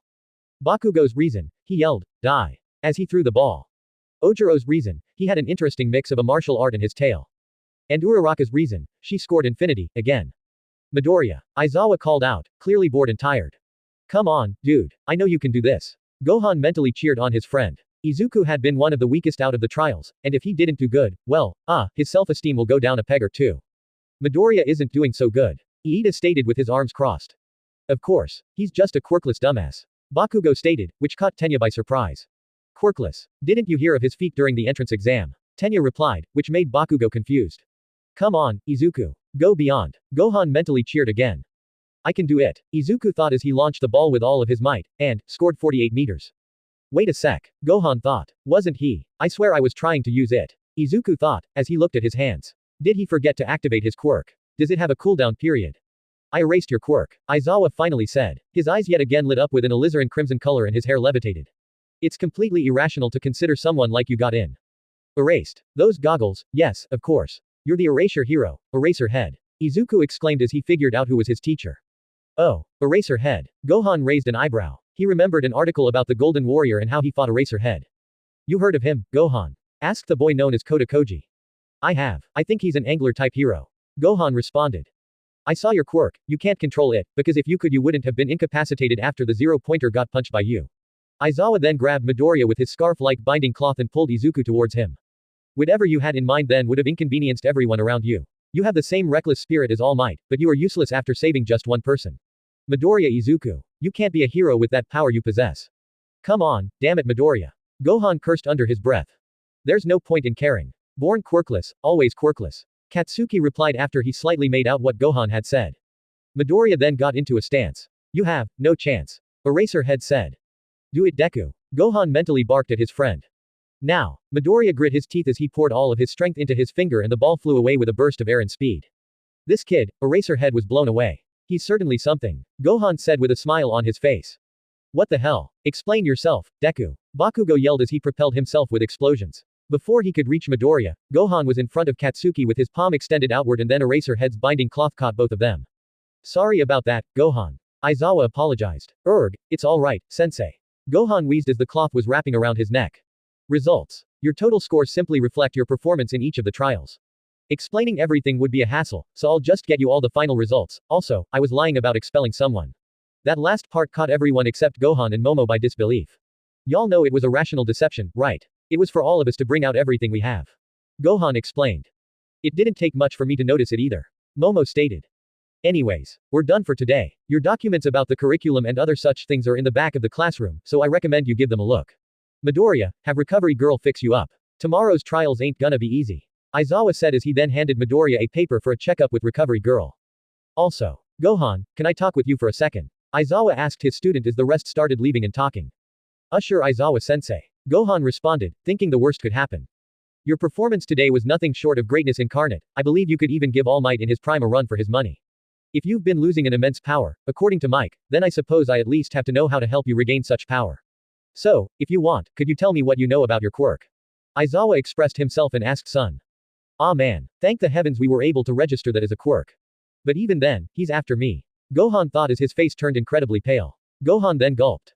Why yes sir. My quirk is called Ki Control. Ki, more commonly known as Kai, is one of the many energies within this universe. My dad had a regular affinity to it, so I must have gained it from him. The way one normally harnesses Ki is almost harnessing one's very life. However, I can employ my own Ki in various ways, some examples being super strength, super speed, enhanced reflexes and other incredible things. Meditation is one of the ways I'm able to keep my mind at ease as well as keeping the flow of my Ki in peak shape. Apart from that, I've also been known to have gotten drunk with power per se. That's about it, really. Gohan explained. This had shocked Aizawa quite a bit. I've heard legends of how warriors defeated a great evil, and I believe one of them used Ki. This means that your quirk is a very important one for you to gain control of. Thanks for the details. Now you can go with your group, if they haven't left that is. Aizawa concluded as he then walked away.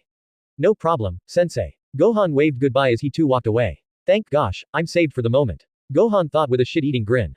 So we have foundational hero studies at 1:20 p.m., meaning that is the second to last class for our days. Yaoyorozu stated as she looked at the curriculum sheet put in the wall. Man, I wonder who will teach that class. I seriously hope it isn't Aizawa-sensei. Mina stated as she packed her stuff in a locker. His whole vibe is unique, to say the least. Sato stated as he closed his locker. Alright, what did I miss? Gohan came into the classroom. Oh, Gohan. We were examining the curriculum assigned to us and putting out belongings in the lockers here. Iida explained to Gohan as he then pointed to the lockers. Oh, neat, Gohan expressed. He walked over to the wall in which the curriculums were. He analyzed the paper, trying to check how his studying would change. Period. Start time. End time. Short homeroom. 8:25 a.m. 8:35 a.m. Modern Hero Art History. 8:40 a.m. 9:30 a.m. Modern Literature. 9:40 a.m. 10:30 a.m. English. 10:40 a.m. 11:30 a.m. Mathematics. 11:40 a.m. 12:30 p.m. Lunch. 12:30 p.m. 1:20 p.m. Foundational Hero Studies. 1:20 p.m. 2:10 p.m. Homeroom. 2:20 p.m. 3:10 p.m. This is an interesting curriculum we have, Gohan said as he had finished his examination. Let's hope that there aren't any changes to that itinerary there. I've had that trouble in my middle school. Every time, like a few weeks after school starts, the faculty decided to change the curriculum and it was painful. Denki said, putting an emphasis on painful. Oh gosh, not even a month, and that happened every school year? Ochako asked. Like I said, painful, Denki reiterated. Well, I believe that concludes our first day, Minoru said with a confident smile. Technically we haven't even started the year yet, Fumikage Tokiyami, the bird person, clarified. Can I just have this moment? Minoru pled, to which Fumikage scoffed. Sure, he said as he then smiled. After a few minutes, the classroom was desolated, as everyone was leaving to their own homes. Flashback. Wait, Gohan. Mom, what is it? Bulma called yesterday saying that you could stay in Capsule Corp, if you want to. It's closer to the school, thus making it more convenient. I guess I have to take all my stuff. I'm pretty sure Bulma has you covered. Remember, we're friends with one of the richest people in the world apparently. Apparently is the term I was thinking about, yeah. End flashback. I believe she was referring to one of those guest rooms. Gohan thought, and he walked to the Capsule Corp province. Oh, welcome Gohan, the secretary said as Gohan walked in. Hey there, Hani-sama. How are you? I've been doing pretty good. Ms. Bulma told me you were in your orientation in UA. Hi today, no. Yeah, I guess you could say that, Gohan said as he scratched the back of his head yet again, causing Hani to giggle. Being taught by pros must be an experience, am I correct? It sure is. Hell, even All Might will be a teacher there. Wait, All Might, like, the #1 hero. He's gonna be a teacher. Apparently. We still don't know which class he will teach, but it'll definitely be a good class. Well, if it isn't Gohan, Bulma said as she walked in. She was wearing a sleeveless green dress with the shoes similar to what her sons wear, and her hair is bowl cut, and she also wears gold hoop earrings, with a lit cigarette on her right hand. Oh, hi Bulma, Gohan said as he waved. I assume you're going to stay here, right? That's the idea. Alright, I've got the keys for room 11 to 20, so follow me if you want. Well, alright, Gohan said as both he and Bulma walked towards the spare room. The main building of Capsule Corp was very well lit and had a sleek interior design. This building pretty much is one of the epitomes of engineering in the world. As they reached the room, Bulma unlocked the door and let Gohan observe. The room was impressively clean, and the room started cooling for the guests. Thanks for letting me stay here, Bulma. Gohan thanked his friend. Gohan, sweetie, it's no problem. We're pretty much family at this point, even if you're not bad to look at all. Bulma said in a seductive tone and a wink. Please don't do that, Gohan said as his eye and his pants twitched. By the way, do you happen to know where Trunks is? Sure, just go on to the gravity room. Last time I checked he was training with Vegeta. Isn't he kinda young? Gohan asked, perplexed. I said that same thing. Vegeta, however, pretty much said, if you're old enough to walk, you're old enough to fight. He wants to make him stronger than both Goten and you. Haha, well isn't that nice? Gohan said as a perplexed face. Bulma then started to walk away. I'm going to finish your suit now. It should be ready by 8 o'clock, she said. Alright, thanks again Bulma, Gohan said as he then entered his room. He put his backpack on the floor besides his king-sized bed and laid down on said bed. Of course, he wasn't going to sleep that early, but he wanted to relax and let his mind run wild. With this, my journey to become the greatest hero begins. Will there be hardships? Maybe, but I just don't know yet. I might be very strong, but that can only get me so far here. I have to know what I'm doing to be a hero, and there could very well be quirks out there that could probably be dangerous. I know for a fact that I'll make it, and I hope everybody else does too. Tests and Trials, End. 146 Chapter 10, Heroic Teachings. Heroic Teachings. Gohan was staring at the ceiling, trapped within his own thoughts. All of his feelings were a mix of his past experiences, including what he thought could happen in the future. Buzz. Gohan had received a message from Izuku. It was just a single word. How? What? Gohan responds, confused. You were so good. How though? Izuku explained. Oh, that was all training. I've been training since I was young, so that must be it. Gohan said. I can tell. Izuku responds. I also got added to the Class 1A group chat. Wanna join? Why not? Let me in, Gohan answered. After a few seconds, Gohan got added to the group chat. Gohan has been added to Class 1A. I ain't gonna add an actual number, so this'll do. This is Gohan, by the way, Midoriya said to the group chat members. Let's go, Kaminari said. Ooh, Toru, Ishido and Aoyama said. Welcome to the Class 1A group chat. Iida said. The rest of the group sent gifts or stickers, well everybody but one hothead. Okay but why though? Bakugo said. I'm a member of the group. Gohan asked, semi-sarcastically. Fuck it. As long as it isn't the perverted gremlin. Bakugo replied, referring to Mineta. I can get behind that. Jiro said, in agreement with Bakugo. As much as I may reflect your feelings, I suggest not to talk badly about one of our own. Iida then said. Tell ya, what, if he tries doing stuff like peeking, I'll just stop him however I can. Got it. Gohan proposed. Ooh, our white knight is here. Sato said, throwing some friendly shade towards Gohan. Asian but not that far off. Gohan corrected, only to be met with eye emotes. Do you even know what that means? Uraraka asked Gohan. Like defending someone when they are threatened. Gohan asked, making sure everyone was in the same boat as him. Gohan, sadly, was met with Elmaus and XDs. Gohan's a simp. Siro stated. What? Gohan was confused now. What did they mean? That's not what I mean. He's so pure. Mina commented. Message equals Bulma, it's done. Asterisk. I'm just gonna leave y'all be for now, Gohan said as he put his phone down. He then headed to the Capsule Corp workshop, where Bulma had just finished Gohan's hero suit.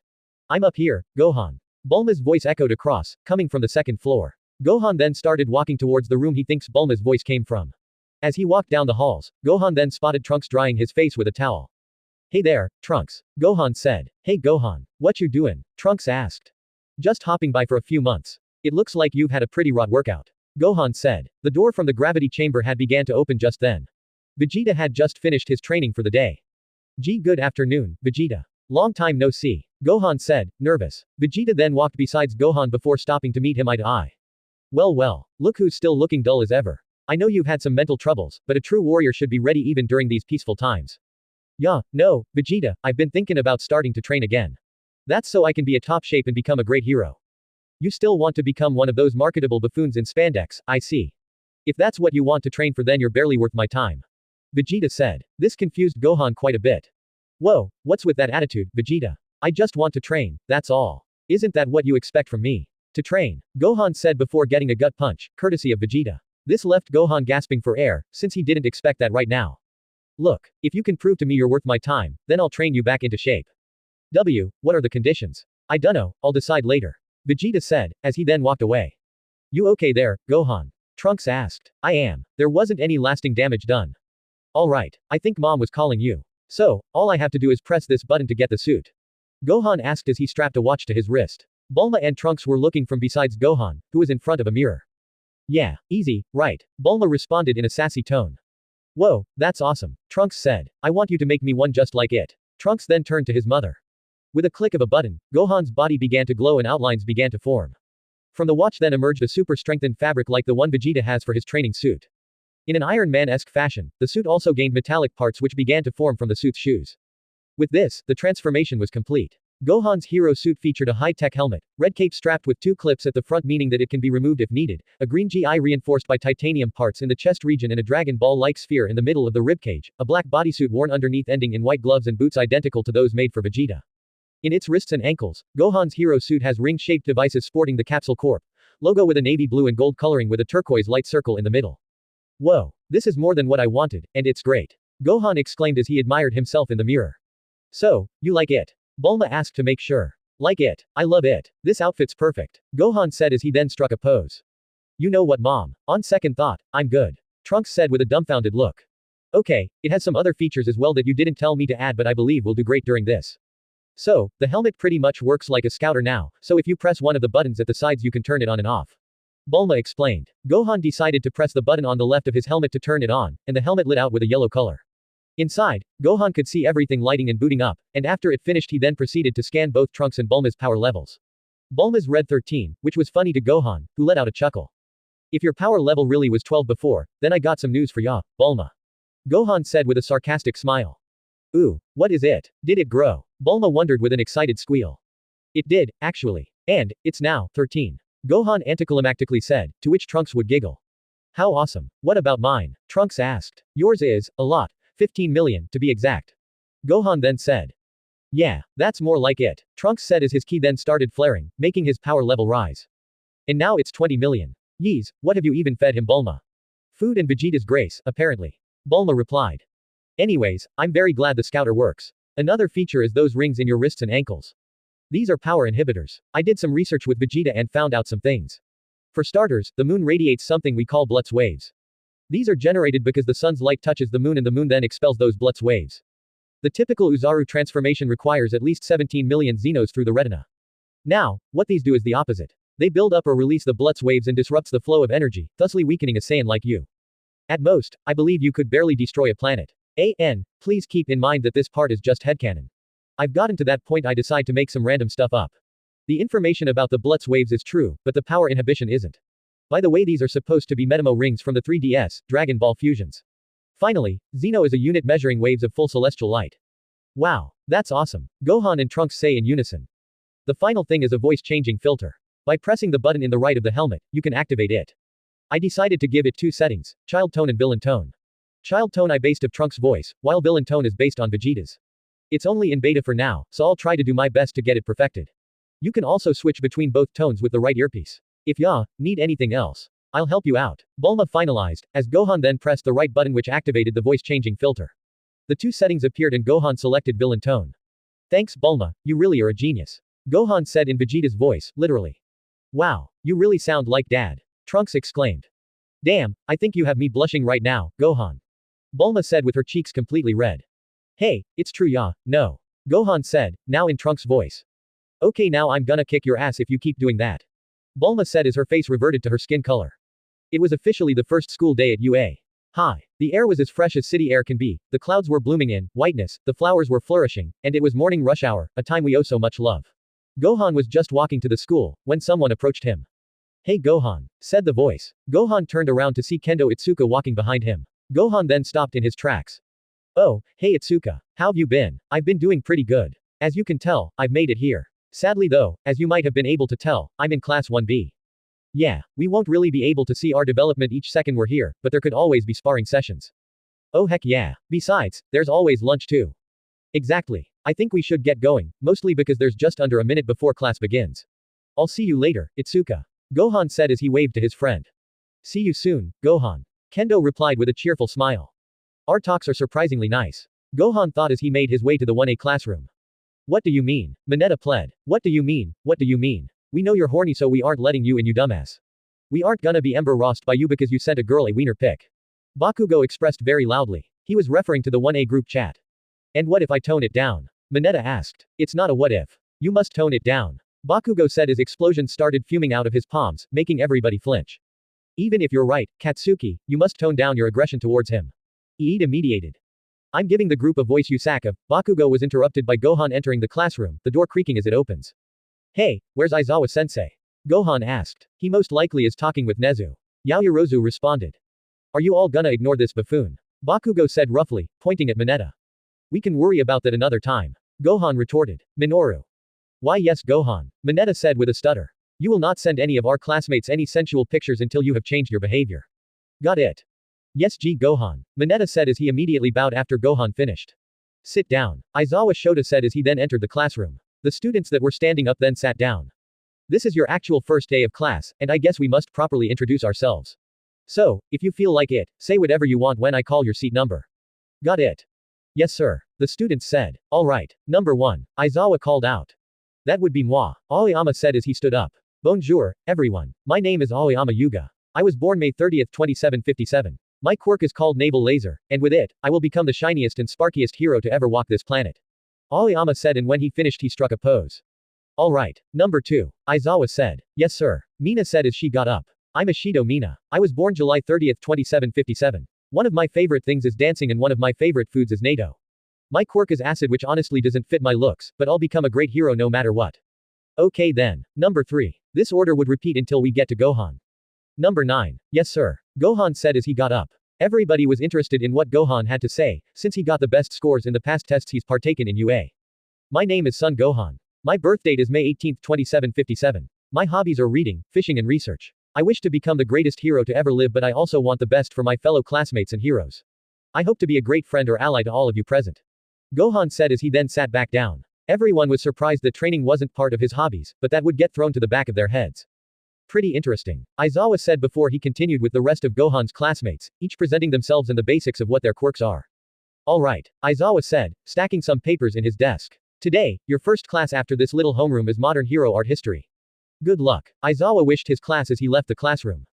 Good luck. Everybody would ask aloud. After this, a tall, curvaceous woman with sky blue eyes, which tilt downwards in the center, has abundant spiky dark purple hair which is made up of layers of varying lengths and a dominatrix-like, no it pretty much is a dominatrix costume with a flesh-colored bodysuit came in.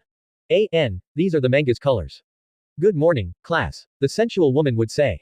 Holy, Sato would think. As that, Shiro thought. The rated R hero, Midnight. Midoriya, Mineta, Kaminari, Shiro, Sato and Kirishima would all think.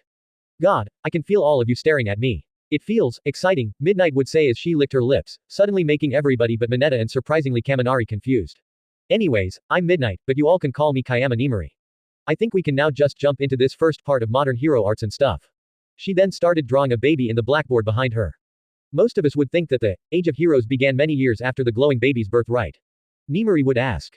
We were, or at least I was. Toru said. They didn't really explain too much of heroism before or directly after their birth from where I come from. Kyoko would say. Exactly. Most hero schools, or just schools in general, seem to just gloss over this part of history. Sure, events like the Declaration of Independence, World War I and II and 9/11 among others are mentioned, yeah, but nothing other than that. However, there is a tale just a little bit after the birth of this glowing child that still marks the earth, and its effects still linger to this day within society. Of course, I'm referring to none other than Mutaito. Nimari would explain. The mention of Mutaito struck Gohan to his core. Oh crap, they do know about Roshi-sensei's master. No, I'm hoping they don't make that connection. Gohan's mind was running wildly. Does anybody know about Mutaito? Nimari asked, to which Ojiro Mashirao raised his hand. Yes, sweetie. Mutaito was described to be a disciplined and honorable warrior who cared deeply about his apprentices. When his first bunch of disciples were murdered, he was emotionally scarred and left to train hard to defeat this villain. Good, do you happen to know who was this villain? Nimari asked again. Sadly, I do not, Kayama-sensei. Ojiro responded. I didn't expect you to. So, this evildoer actually had a recent uprising just when I was a toddler. I remember the destruction of the West cities being destroyed by his children. One of my best friends was savagely murdered by the wrongdoer's children. Nimari would explain as her tone changed. Wait, you can't possibly mean, Yaoyorozu would think aloud. Piccolo Daimao. Nimari would confirm, which would shock everyone. Wait, he's lived for 300 years. Kaminari would ask. Well, kinda. You see, Mutaito managed to seal Piccolo Daimao away with a special technique, but Piccolo was only released around 30 years ago. Nimari explained. However, Mutaito had 2 surviving students before his passing after defeating Piccolo Daimao. We only know their first names, those being Roshi and Shen. Both of them parted ways after Shen lost faith in Mutaito after his first loss against Piccolo, leading him to fund the Crane School, while Roshi created the Turtle School. Now, why am I telling you all of this? Well, there's a certain man who was able to defeat the Demon King after he was released. He's regarded as one of the most influential figures in heroism by many, including All Might and King Fury. His name is Son Goku. Oh, crap baskets. Gohan thought. Hey, look who happens to share that same last name. Todoroki Shoto said as everyone looked to Gohan's direction. I'm pretty sure it's a coincidence, but I'm glad I do share that with him. Gohan said as he scratched his head. Hey, wait a minute. It all makes sense on why he's so strong. The Suns are way overpowered. Uraraka said.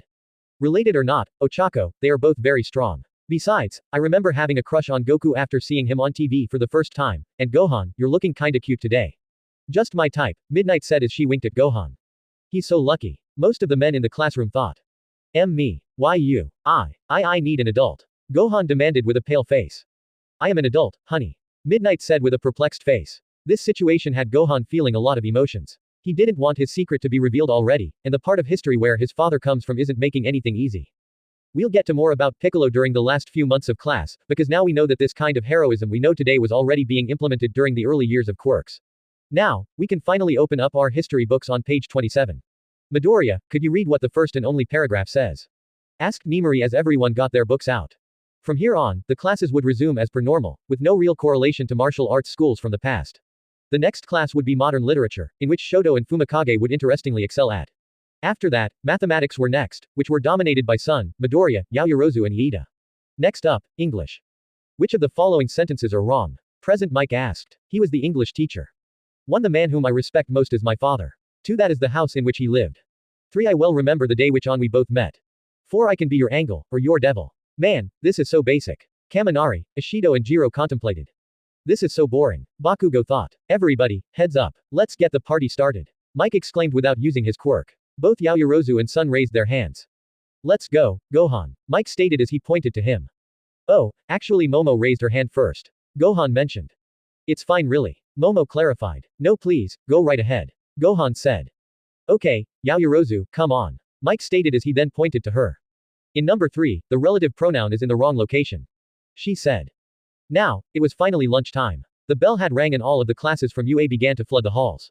As expected, most of the students and faculty were hungry, which is why UA has a special cook. Sniff, Gohan sniffed. Dang, I'm so hungry. Kaminari groaned. I hear a special hero will be serving lunch. Suyu said. Really now? I wonder who it could be. Mezzo asked himself aloud. Wait, it's lunch rush. Izuku geeked out as he saw in the distance the main shop in the vast food court known as Lunch Rush Cafeteria. This is a large food court with many venues for students to buy their food at low prices. There are several long tables, each with 10 chairs to sit on, Chinese-themed decorations, and large double doors. Oh shit, really? Eijiro asked, checking to make sure. Well I'll be. Gohan said. He then pulled out a red capsule, looking at it a little saddened. I do want to eat his food, but this'll definitely do. Gohan then turned to the tables as everyone else went to make a line to buy from the cafeteria. Hey, Gohan, you're not eating from here? Izuku asked. My mom prepared food beforehand, so no. Maybe another time. Gohan said before turning to a table to feed himself in. When he found an appropriate table, he pressed on the button of the red capsule and as it beeped he lightly threw it on the table, creating smoke. This commotion caused some eyes to turn his way. After the smoke cleared, Gohan's meal was revealed. Gohan's lunch was dinosaur meat, with 2 bowls of ramen and udon as side dishes. The amazing smell captivated a bunch of people in the food court, even Lunch Rush himself. Whoa, someone looked in awe at Gohan's meal. Is that his lunch? Another person admired the meaning of delicious incarnate. Whoa, that's so much food. Ochako contemplated as she tried to sit in the same table as Gohan. Why yeah, it's a part of my quirk. A requirement, if you will. Sun tried to make up an excuse, which actually seemed believable to Uraraka. That makes sense. I assume your quirk requires you to consume as much food as possible, since it could be determined that your improved bodily functions boost your metabolism.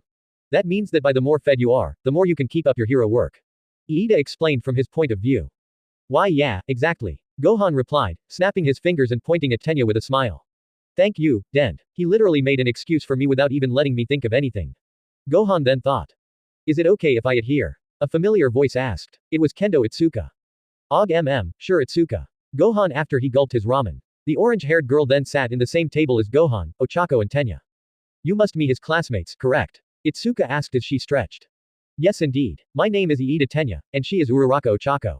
Iida introduced both himself and Uraraka. Nice to meet you. Also Iida, you know I can speak too, right? Ochako presented herself, but then turned to Tenya. Haha, no worries. Hey, yesterday we saw you guys were taking an exam with Eraserhead. How was that? Itsuka asked. Nerve-wracking. Too nerve-wracking, Uraraka and Iida stated, both with almost emotionless faces. Oh, is that so? Kendo asked, thankful of her homeroom teacher. Well Eraserhead did pull a trick. He said that whomever got last would get expelled. Izuku stated as he then started to accommodate himself in the table. Wait, what? That's messed up. Kendo was horrified. She didn't think such thing could be allowed by the principal. Of course it is. Imagine how I felt. I was at the bottom of the rankings, and I genuinely thought my career was ending there. Izuku exclaimed. Geez, I'm sorry for ya, man. Itsuka sympathized with Izuku. Same here. However, I won't deny the fact that your faces were all pretty hilarious. Gohan said, with a slight chuckle. Wait, Kendo. A person asked, making Gohan's entire table looking to the direction where the voice came from. It was a reasonably tall young man with blonde hair and periwinkle purple irises. What are you doing with these underlings? Underlings. Gohan, Izuku, Ochako and Tenya asked. Monoma-san. Why call them underlings? Itsuka asked her classmate, Monoma Nito. We, Class 1B, are superior to these nobodies. You should know that, and thus, you should know better than to feast alongside these inferiorities. Nito declared. That's no way to talk to UA alumni. Itsuka retorted. I wouldn't be saying these things if you didn't do such travesty as T. Before Nito could finish his sentence, a familiar ponytailed female knocked him out. She then held Monoma by the collar of his shirt. There's no need in rubbing it in. Dumbass. It was Vital who knocked him out. Oh, hey Vital. Gohan and Itsuka said in unison. He's such a pain when he does that. Anyways, how we doing, Gohan? Itsuka, you cronies as well? Vital asked her fellow classmates. Cronies. Izuku, Ochako and Tenya asked yet again. Please don't call them that, but I've been good. Gohan said after taking some bites from his dino meat. Same here. Just knocked out a man, feeling good. Vital stated as a smile formed on her face. Peef, what's that supposed to mean? Uraraka asked Vital as she giggled. Exactly what I said. Vital stated as she too started giggling, making all the men hearing her uncomfortable.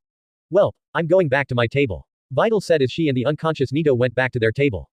Hey there, kids. Lunch Rush said as he came across Gohan's table. Oh, hey Lunch Rush sensei. Sorry I'm not eating from ya, today.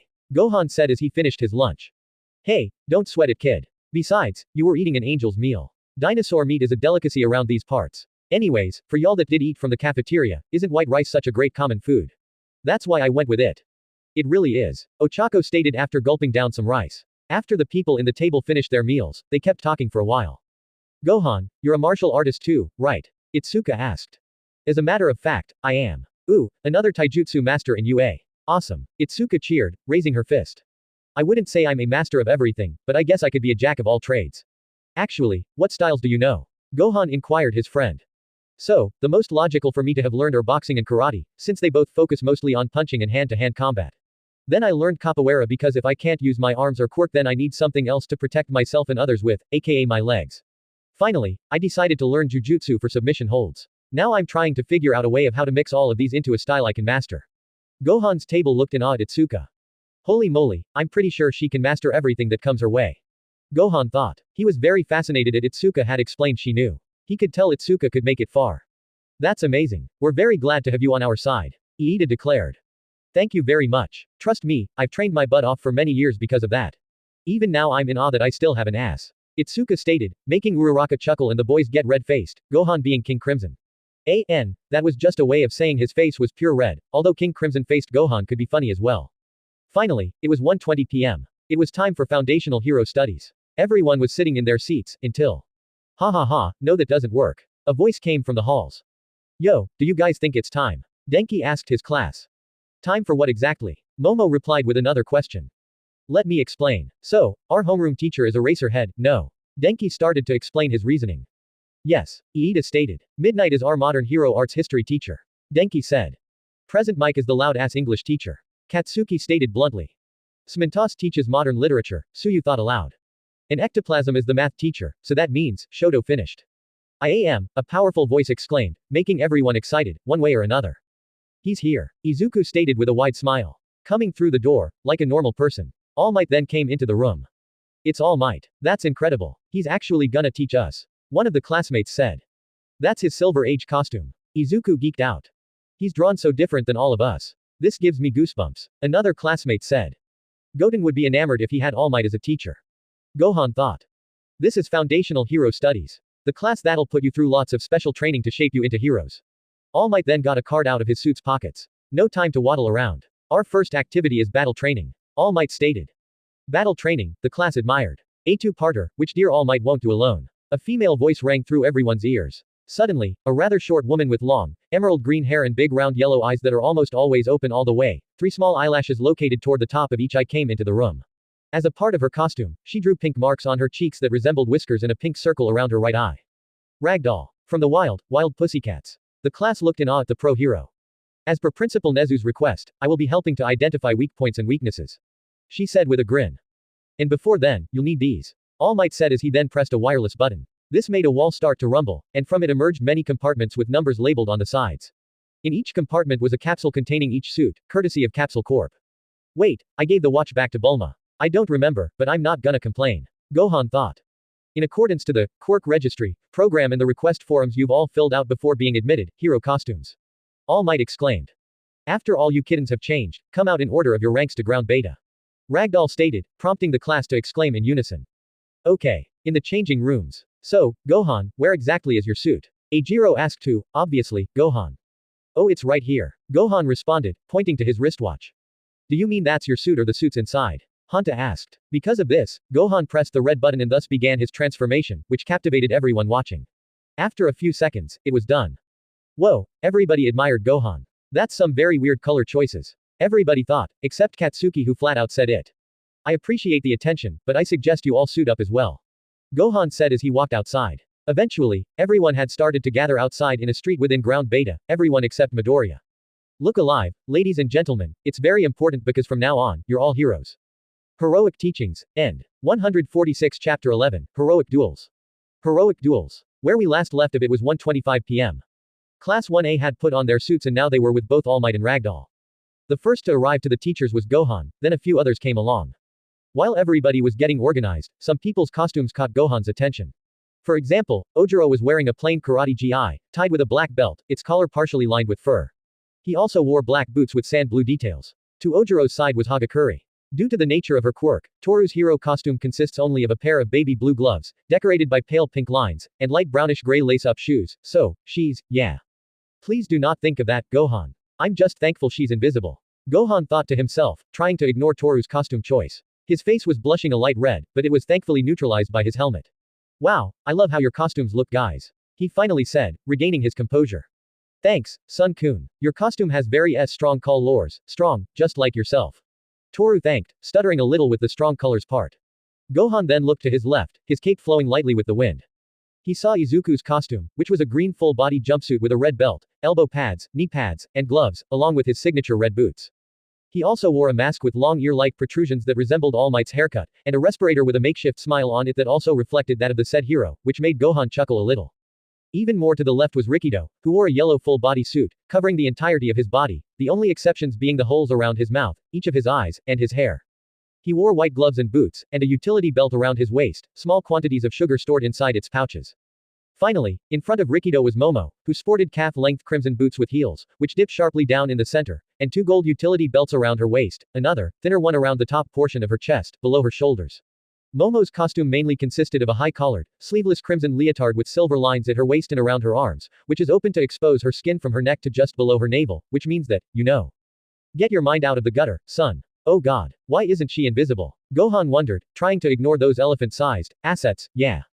Alright, young heroes. Your first exercise will have two parts. The first one is this. All Might said. He then pulled out a card. Battle training. Everyone read. Indeed. First, if we're all gonna be heroes someday, we have to know the basics of fighting.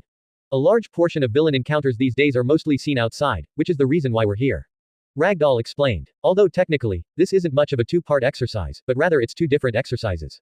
Ragdoll thought as her eyes darted off to the sky, hands crossed as well. Anywho, you'll all be sent to a few different sectors, 2 people starting in every block. Your objective is to defeat the adversary and get to both of us as quick as you can. Think of this as a street-style Tenkaichi Budokai except in a square-like fashion. All Might said, which rang through the ears of the students. Like the World Tournament. Okay then, Iida stated as he made a military salute. Ooh, interesting. Hagakure got giddy about the thought of the exercise. The martial arts gathering under the heavens. Todoroki said in a cold yet soft tone. Exactly. Now, even if you lose your first match, do not worry.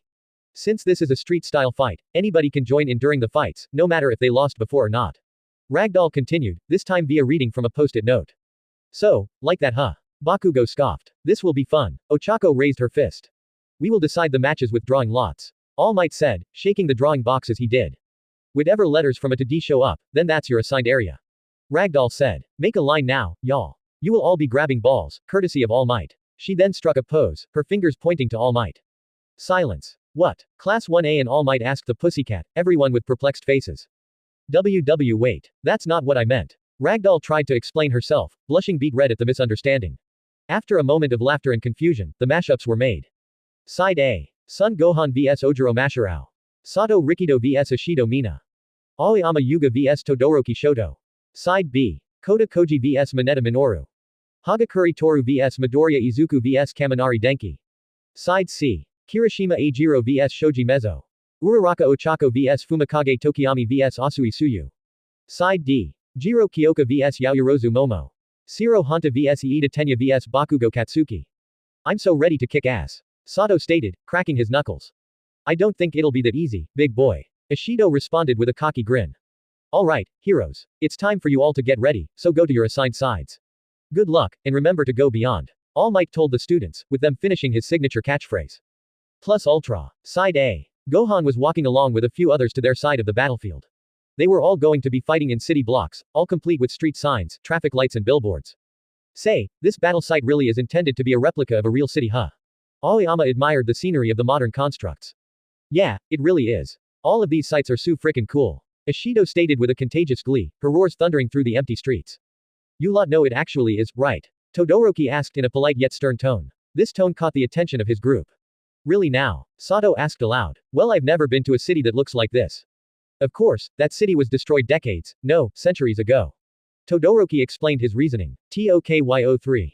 Whoa. That's incredible. Ojiro said impressed. So this ground was made in memorial of the very city annihilated by the third impact, just amazing. After a few more minutes of walking, the crew finally arrived at their fighting streets. Each fighter was assigned a worksite cone where they would begin their fight. Well, I certainly wish you the best of luck, son. Ojiro stated as he then bowed to Sun. Likewise, I personally was looking forward to our fight, since we are seasoned martial artists. Gohan bowed before he stated this. I see. So you really are another fighting fanatic? Masharao asked with a chuckle. I wouldn't say fanatic, but I definitely know my stuff when it comes to taijutsu. Gohan responded. He then assumed a wide stance, very similar to the Gongbiyu stance used in Shaolin Kung Fu. Well then, enough talk. Masharao said before he exhaled deeply. He then got into a crane stance. Well everyone, an intermission came from all technological devices. All Might could be heard from everything like monitors, speakers, and all other apparatuses within ground beta. I hope you're all set, because we're about to begin this first exercise. Ragdoll was then heard from the apparatuses. Everybody from Class 1A was in front of their assigned opponents, ready to fight. 3. Ragdoll started a countdown. Remember, young heroes, All Might started talking. Midoriya Pav third person. Oh gosh. Izuku stuttered. Both of his opponents were looking very stern and concentrated, or at least Kaminari looked concentrated because Hagakure is entirely transparent. I hope you're both ready, guys. Denki stated with a cocky grin. As ready as I'll ever be. Toru replied, as it looked like she got into an uneducated stance. Come on, I'm Midoriya Izuku. Now, plant your feet, grit your teeth, and eat that horse. Izuku motivated himself, as he then felt a rush of energy rise up for a second there. 2. Ragdoll kept counting. Bakugo Pav third person. You extras ready to get your asses ripped and renewed? Katsuki asked his challengers. Pretty sure I was gonna say that, bud. Hanta replied, cracking his knuckles as he barked back.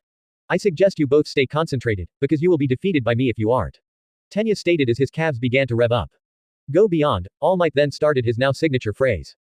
Gohan Pav third person. Let's do this. 15%. Gohan thought, as his Capsule Corp. Power inhibitors began to glow. Thanks to these power inhibitors, regulating the output of what would normally be an incredible amount of energy just becomes easier than ever. This made Gohan smirk a little as he thought. Bulma, you actual cool genius. Plus Ultra. Both pro heroes would yell, as now the battle trial had begun. As soon as both Ragdoll and All Might yelled out, Gohan and Masharao started to run at each other. Just as he got in range, Masharao threw a right elbow at Gohan's chest, but Gohan quickly countered with his own. This clash made a small yet noticeable shockwave, something which caught the attention of Gohan. Is that key? He thought. Sun then dodged a left jab from Ojiro, who would then go on the defensive. What was that? Ojiro thought as he deflected some of Sun's hooks as he weaved and bobbed. Eventually, Ojiro got a punch straight to his stomach, knocking him back as he gasped for air. He got knocked back a few meters because of that punch from Sun, but Masharao managed to land on his hands and then on his feet. Hey, you're pretty good, Gohan-san. Nevertheless, I don't think you've forgotten the most important thing here, right? Masharao stated, stretching himself as he slowly walked towards Gohan. And what may that be? Sun asked, confused on what Masharao meant. It was at that moment that Gohan got a triple kick to his head, surprising the young hero in training. He didn't assume Ojiro could be that agile, but it was then he remembered, his quirk. I've managed to create a style of combat that suits me best, thanks to my appendage you felt just there. Ojiro said in a confident tone. He had actually gained an upper hand on Gohan by pushing him on the defensive. Even now, though, Gohan's breath was normal. Meanwhile, teacher's building. That's what she said. Ragdoll stated in a playful tone. She and All Might both had smoothies where they were drinking from as they watched the fights in a blacked-out room, and Ragdoll had heard Gohan's comment thanks to some microphones around the battlefield. Call me old-fashioned, but I've never really liked those, that's what she said, jokes. All Might replied to his fellow hero. Then you must be a super gilf if you really don't like that. Ragdoll replied before taking a sip of her smoothie. What does that mean? All Might asked. You'll know when you're older. Ragdoll replied with a wink, confusing the number one hero. Anyways, Tomoko-san, weren't you gonna use your quirk to help out the kids? All Might asked yet again, this time while blushing because of Ragdoll's previous comment.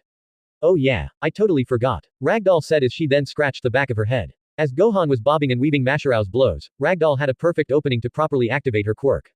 As her mind was now paying full attention to Gohan, she could make out the movements that he was doing, which was something that Ragdoll didn't expect to see so clearly. Something felt off, though, which Ragdoll didn't really know the reason. Gohan was just a 15-year-old boy, but his presence was like that of All Might or Mr. Hercule Satan. His body was covered in what looked like a golden cloak of radiating flames. It was at that moment that she felt something which she never expected. Gohan had noticed her presence. He knew he was being watched, but he only looked for a second and then ignored it. When Gohan stared at Ragdoll's direction, she felt a great pressure and power that made her tremble just by his eyes connecting with her location. What? She thought. Another thing worth pointing out was a roar heard as she was met by Gohan's gaze. Ragdoll had heard a primal growl, like if a predator was intimidating its prey. This roar startled Ragdoll, to say the least. There's just no way he's that strong right now. She tried to assure herself, however, the ginormous elephant that's Gohan's energy, or whatever it could be, is just something too massive to ignore. Now, as Ragdoll tried to analyze, she soon realized something which would just surprise her. Wait, does he does, holy furballs. Whoa Nelly. All Might exclaimed seeing Ragdoll just almost faint. Thankfully, she was caught by All Might before hitting the ground. So, anything from young Gohan. There's nothing I could see. He quite literally has no weaknesses. Ragdoll, also known as Shiratoko Tomoko, stated stone-faced. Nothing, huh? All Might looked at the monitor where Gohan was visible. Gohan had slowly started to get accustomed to Mashirao's taijutsu style, and he would soon push Mashirao to the extreme defensive. Zilch. Zero. Nada. Son's almost like a miniature you in all honesty. Tomoko said, her tone not changing from the serious, suspense-making one she had. Although Midoriya-kun sort of reminds me of you more, but it could just be my mind playing with me. She then said, now in a happier tone. That's an interesting observation, Tomoko-san. All Might stated. Gohan paw third person. Hyaaa. Gohan yelled as he extended his palm, Mashirao in front of him. Like a similar criminal incident from a few days ago, Ojiro was knocked back by an impressive shockwave that pushed him into a wall. Damn. I didn't know this kind of martial arts style existed. It's so well balanced, yet so weirdly complex, Ojiro thought as he regained his composure again. You are an incredible fighter, Ojiro. However, there's just a flaw that I've been able to exploit from your style. Gohan then pointed his index finger to the direction right besides Mashirao. It's your tail. In spite of your combat efficiency, you fight predictably, as tailed humans like you tend to move in a pattern that can be easily exploited. Mashirao grunted, because from what he had gathered, Gohan was correct. At this point, he was being torn down just as badly as Gohan's food. He knew he was on his last stand, thusly, he had to take a final shot. I have one last, final thing. Mashirao said, huffing and puffing. When he got close enough to his opponent, Ojiro then got into a stance, one different from the previous one he had. This pose had his left leg forwards. Ojiro then sent a left punch as he moved his right foot back, pushing it off with his left. Gohan blocked it, but he didn't expect such speed to come from Mashirao. Krav Maga. Son thinks, blows from his adversary. When he tried to punch Ojiro, though, Ojiro moved out of the way by ducking under Son's jab. Mashirao then jumped back, landing on his feet and getting into another stance. Ojiro had then rushed again to Son and started to deliver his attack. First, 2 consecutive strikes to make 2, which Gohan caught. Then, another 2 consecutive strikes to make 4, strikes that Gohan could not catch. After that, 4 consecutive strikes to make 8 were delivered to Son's chest, making him gasp. 8 consecutive strikes to make 16. Finally, another 16 consecutive strikes in succession to make a total of 32. Ancient Arts, 32 palms. Mashirao yelled, unleashing all of his might and knocking Gohan through a wall. After this barrage of strikes, Ojiro kneeled down exhausted. Cough, I didn't expect such an attack. You surprised me, Ojiro. A voice said from the rubble made by Ojiro's attack, it was Son. Why, you're still up? Mashirao asked dumbfounded. Don't get me wrong, you're a good fighter. However, you just had to face me. I guess so, I appreciate your compliment, wheeze by the way. No problem. Teacher's building. Jesus, well, I guess that makes way for the second set of battles. Ragdoll stated. Impressive. I honestly didn't expect such a show from the future recruits. All Might said with immense glee. Let's see who won this round, he said as he pressed a button. The first win was by Mineta Minoru, who outsmarted his opponent via trapping him in pop-off spheres. The second was by Sato Rikido, who powered through the acid and tactics of his opponent. Next was Todoroki Shoto. While his opponent was very competent by destroying the ice waves, Shoto just had the better stamina to keep up with Yuga. The same thing could be said for young Kirishima Eijiro, who managed to stay standing longer than his opponent. The next win was by Yaoyorozu Momo, who utilized her extraordinary knowledge to eventually outsmart young Jiro Kyoka, even if she did give a great battle. Geez, this one was a doozy. Because of his quirk, young Midoriya had to rely on his regular strength as to not damage his body, while Kaminari and Hagakure have their quirks under control. Even still, Hagakure was the one in the backseat during their fight. The next one was a blast. Literally. Bakugo was very clearly seen enjoying the battle, and he could keep up with young Iida and Shiro Hanta. Although Hanta's quirk was tested to keep Tenya in place, his help wasn't needed for young Katsuki to put Tenya in the backfoot. Finally, young Fumikage did a valiant effort to come out on top, but both young Asui and Uraraka-san knew that he was the biggest threat was our bird fellow. Well, with that out of the way, Ragdoll said before pressing a button. Suddenly, walls around the students began to retract into the ground. Let the second batch of battles begin. Both Ragdoll and All Might stated through the speakers around the battlegrounds. Just as the speakers rang the message, Gohan started to speed up before looking back at Mashirao, who was still trying to catch his breath. You need some help there, Ojiro-san? He asked the tailed friend. I could do this on my own, but I'd appreciate the help. Ojiro said before being helped up by his fellow red-caped crusader. They then made their way through a narrow street which led to their next battle. The loud noises made from Kyoka's stereo boots echoed throughout the isolated city, as explosions could also be heard. I suggest you stay here while you recover. Gohan gestured his companion to sit down, he had a feeling the next battle was going to be messy. You sure about going in solo? Asked Mashirao, concerned about his fellow classmates' well-being. Positive. Well alright, Mashirao said, making Gohan burst out of his field of view with incredible speed. To his left, Gohan could see bursts of electricity being fired off, while to his right was Sato Rikido. Well, we meet again, Sato Rikido. Gohan called out. Gohan. Finally, I can prove myself by kicking your stinkin' A. Rikido started a response before being completely encased in ice. It was Shoto, who was behind Sato and unleashed his quirk against him. No bad feelings, but I'll be the one to take Gohan down. Shoto said in a serious tone. Is that so? Bring it. Gohan said as he then got into his fighting stance. Immediately, Shoto sent an ice wave towards Gohan's direction, but Gohan dodged. 3 other waves were sent, and while Gohan dodged the first 2, but the third caught Gohan's arms. Grrrh, crap. Sun cursed under his breath before unleashing a blood-curdling scream and so much of his ki that it breaks most of the ice. That easily. But how? Todoroki thought in amazement before getting knocked down by Shoji Mezzo. Mezzo got a few good blows into Shoto's chest, making him gasp, before being frozen just like Rikido. Damn. Shoji cursed. You did a good job, but not enough to knock me down for good. Todoroki stated. Suddenly, a voice rang through his ears. Oh Shutu, a male voice said, making Shoto to turn his head around. You're gonna pay for what you did back there, ya, prick. It was Rikido, who escaped from the ice prison he was in. There was one other person present before, but he had left. That damn son. Shoto cursed with a cold tone being punched in the face. Then Sato unleashed a thunderous barrage of blows, throwing Shoto off quite a bit. Rikido finished his barrage of strikes with a strong howl, sending Shoto flying away. Rikido then cracked his knuckles saying. How'd ya, like that? Ice boy, and before he knew it, he was punched to the ground by his big, octopus-like classmate. AAHRG. Fucking hell, man, what was that? Sato groaned in pain. This is pretty much survival of the fittest, you know. Besides, you will most likely get caught off guard in street fights. Mezzo responded as he kneeled down. Nye bro, that shit hurted still. Sato cried out in anger. Teacher's building. I guess there goes that round, no. All Might asked his coworker. Let's see, yep, this round was real quick. Ragdoll answered after she finished sipping her smoothie. Okay then, All Might exclaimed. Once again, a button was pressed, lowering more walls, beginning the third round. The third round has begun, he announced. Gohan had left following some explosions coming off in the distance, and they were getting closer. So he must be looking for me too, Sun said aloud, as suddenly an opponent barges out of a 4-way, catching Sun off guard but not causing any visible damages. It was Bakugo. We finally meet, Ricefields. Katsuki called out, droplets of spit flowing from his mouth. Katsuki. Gohan responded, getting into a fighting stance yet again. Katsuki threw himself with explosions onto Gohan's way, ready to unleash many devastating blows, but Gohan dodged most of them. Eventually, just as Katsuki threw a punch, Gohan caught it. Because of his quirk, though, Katsuki made an explosion to damage Gohan's hand, but he didn't flinch. What kind of beast are ya? Bakugo asked, throwing an explosive gut punch that blew Gohan away a few feet. Isn't it obvious? Son Gohan. Gohan replied sarcastically. Really? You know what? That's it. Bakugo then got mad, noticing the sarcasm in his opponent's tone. Bakugo was fuming, which led to him to start pulling on the safety pin ring on his gauntlets. You know what these have, son? My grenadier bracers. Yeah, it's my sweat. It's like nitroglycerin, so I'll blow you away. He yelled, catching the attention of the pro heroes. Don't tell me he's gonna. Ragdoll looked in disbelief, as All Might pressed the speaker button.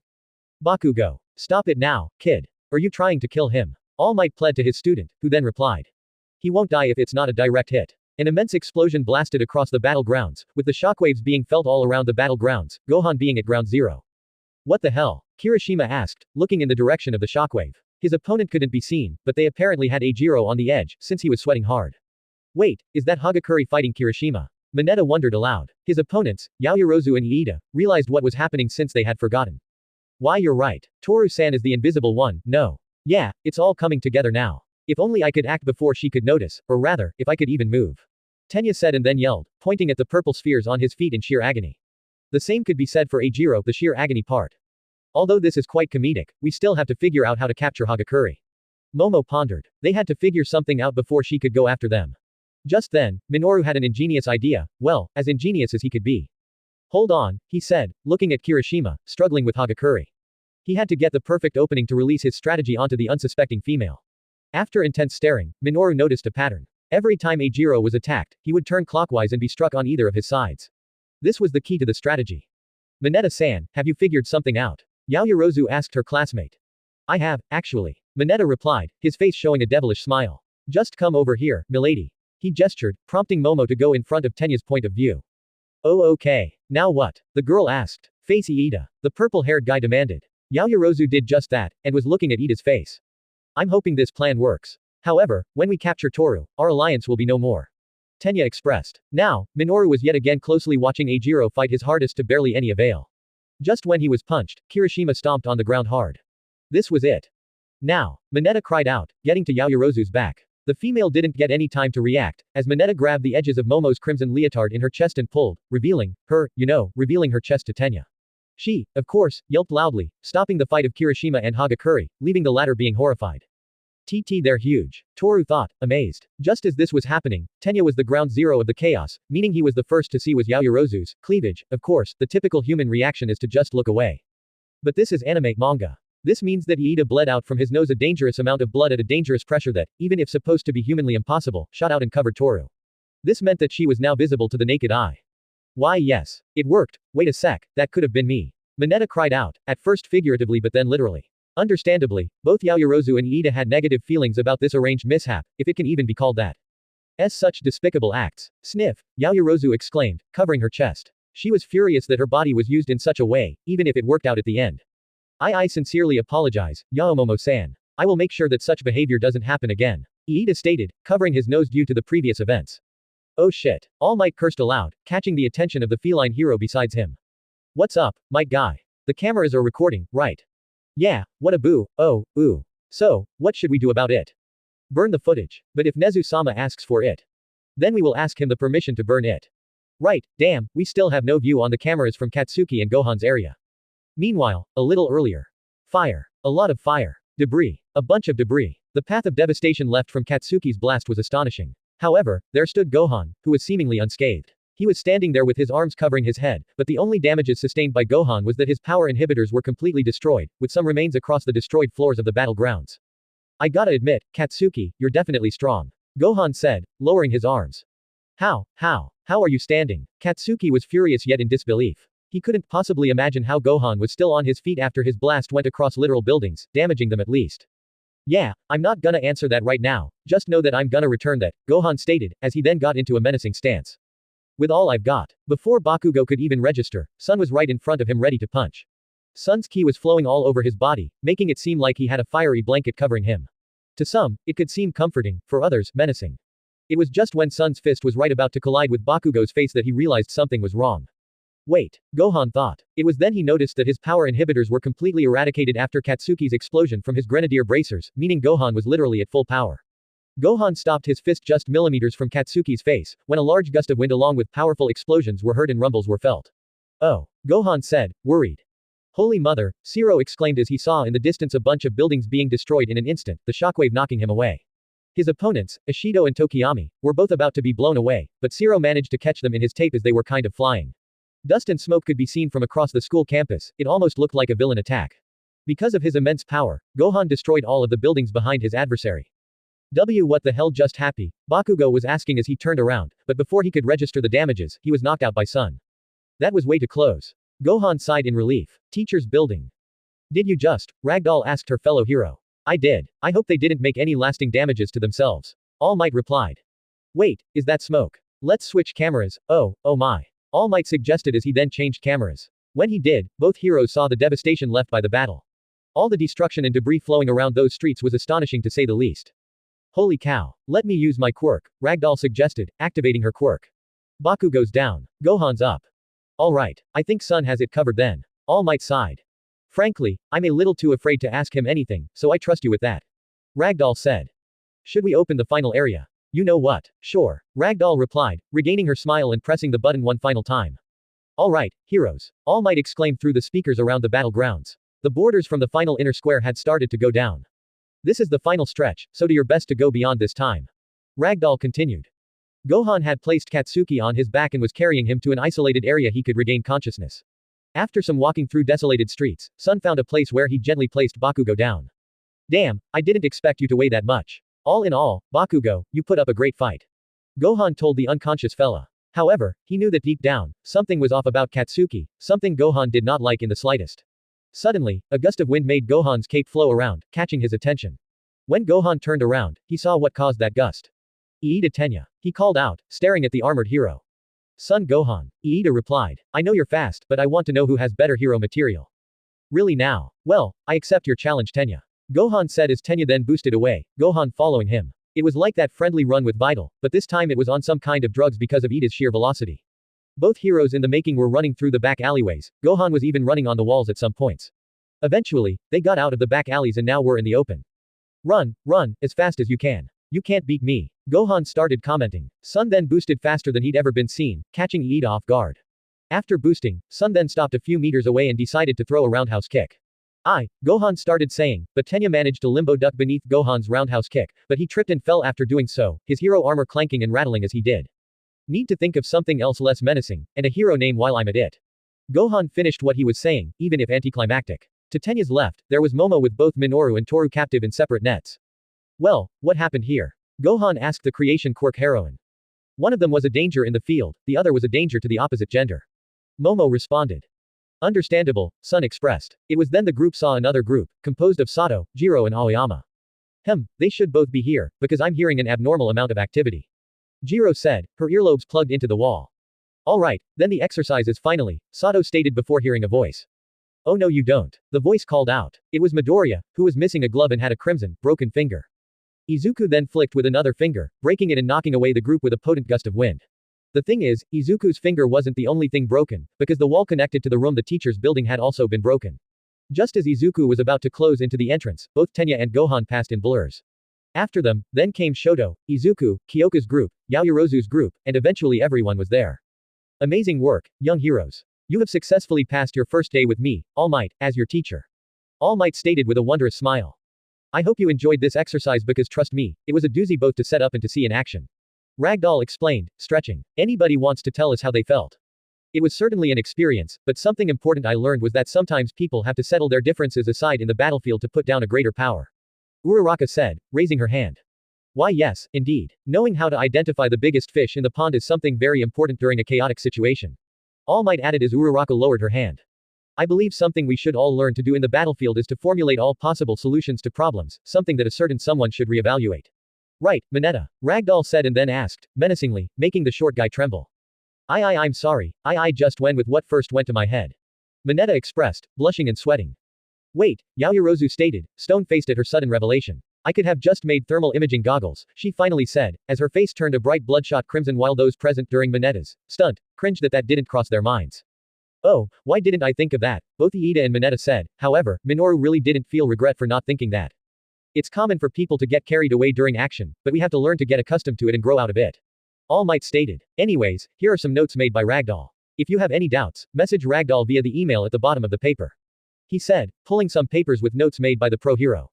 All of the students then shared the papers with each other. And with that, I guess we have concluded this day of class. All Might stated, triumphantly. Hours later, at Capsule Corp. It had been an eventful day for the young man, son Gohan. The last class was just homeroom, which was quite uneventful. After it ended, Gohan left on his own to the main Capsule Corp. building. Now, it was dinner time and Gohan and the Capsule family were about to eat. Nothing like the classic dinner after a tough day of work.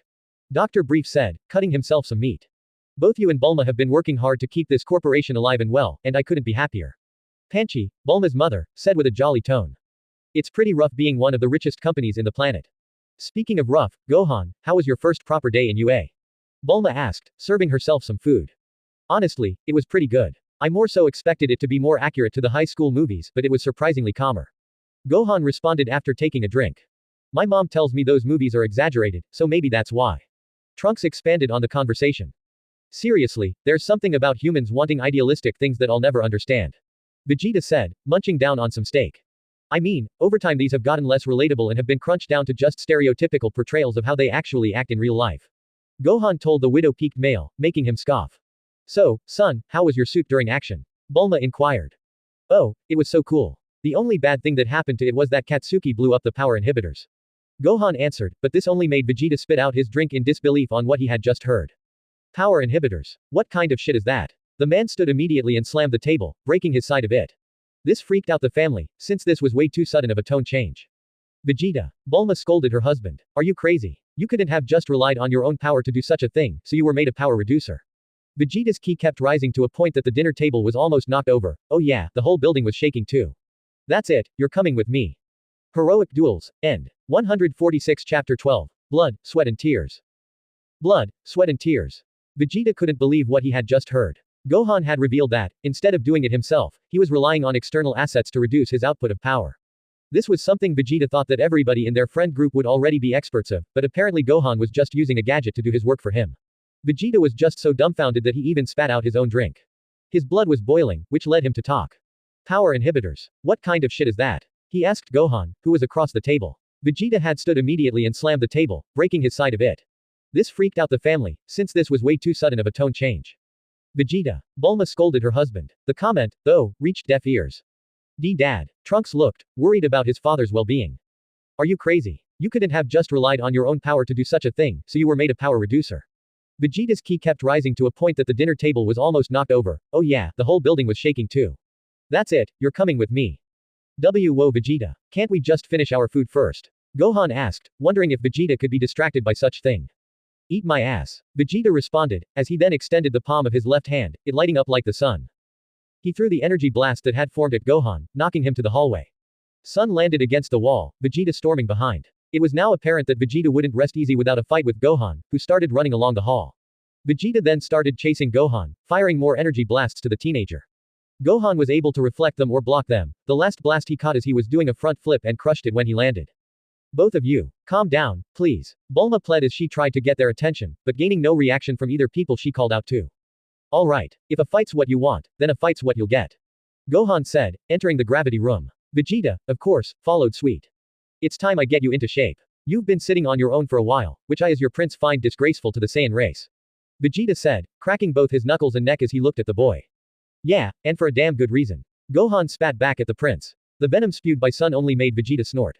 If only your dad and android friend could see the softy you've become, then you'd actually understand my point. Vegeta said, which triggered Gohan to a boiling point. Gohan's aura then erupted around him as he clenched his fist, veins being visible both there and in his forehead. Shut up. He then rushed Vegeta, initiating a clash of very powerful beings. This clash activated the gravity machine, making the gravity in the chamber multiply tenfold. This change caught Gohan off guard, lending Vegeta an opening to punch him square in the face. This punch would knock Gohan away to the opposite corner to Vegeta's, which meant he could regain his composure after landing. Gohan then started releasing his energy, as he charged Vegeta yet again, but managing to put him on the defensive. Vegeta could tell that Gohan's punches were being thrown out of rage, something which he was familiar from previous occasions. After a bit, Gohan succeeded to punch Vegeta in the face, but Vegeta did the same to Gohan, both their fists on each other's cheeks. Vegeta, though, started turning his head, Gohan's fist still implanted in his cheek. I gotta say, you do pack a punch, Vegeta said, but he then landed an uppercut with his other hand to Gohan's chin. But it's not enough to stop me. Hey, wasn't this about the power inhibitors? Besides, Bulma made me those, it wasn't me who suggested it. Gohan told Vegeta, regaining his ground after being uppercut. That was the tipping point. Also, if Bulma made him, then why didn't you say anything? Have you forgotten to train your vocal cords as well? Vegeta taunted. He then dashed towards Gohan, this time putting him in the defensive. All of Vegeta's attacks were landing, although they were just barely being blocked, until he managed to land a devastating kick to Gohan's sternum, knocking him away. Training this, training that. Honestly, most of my life has been about making me into a weapon.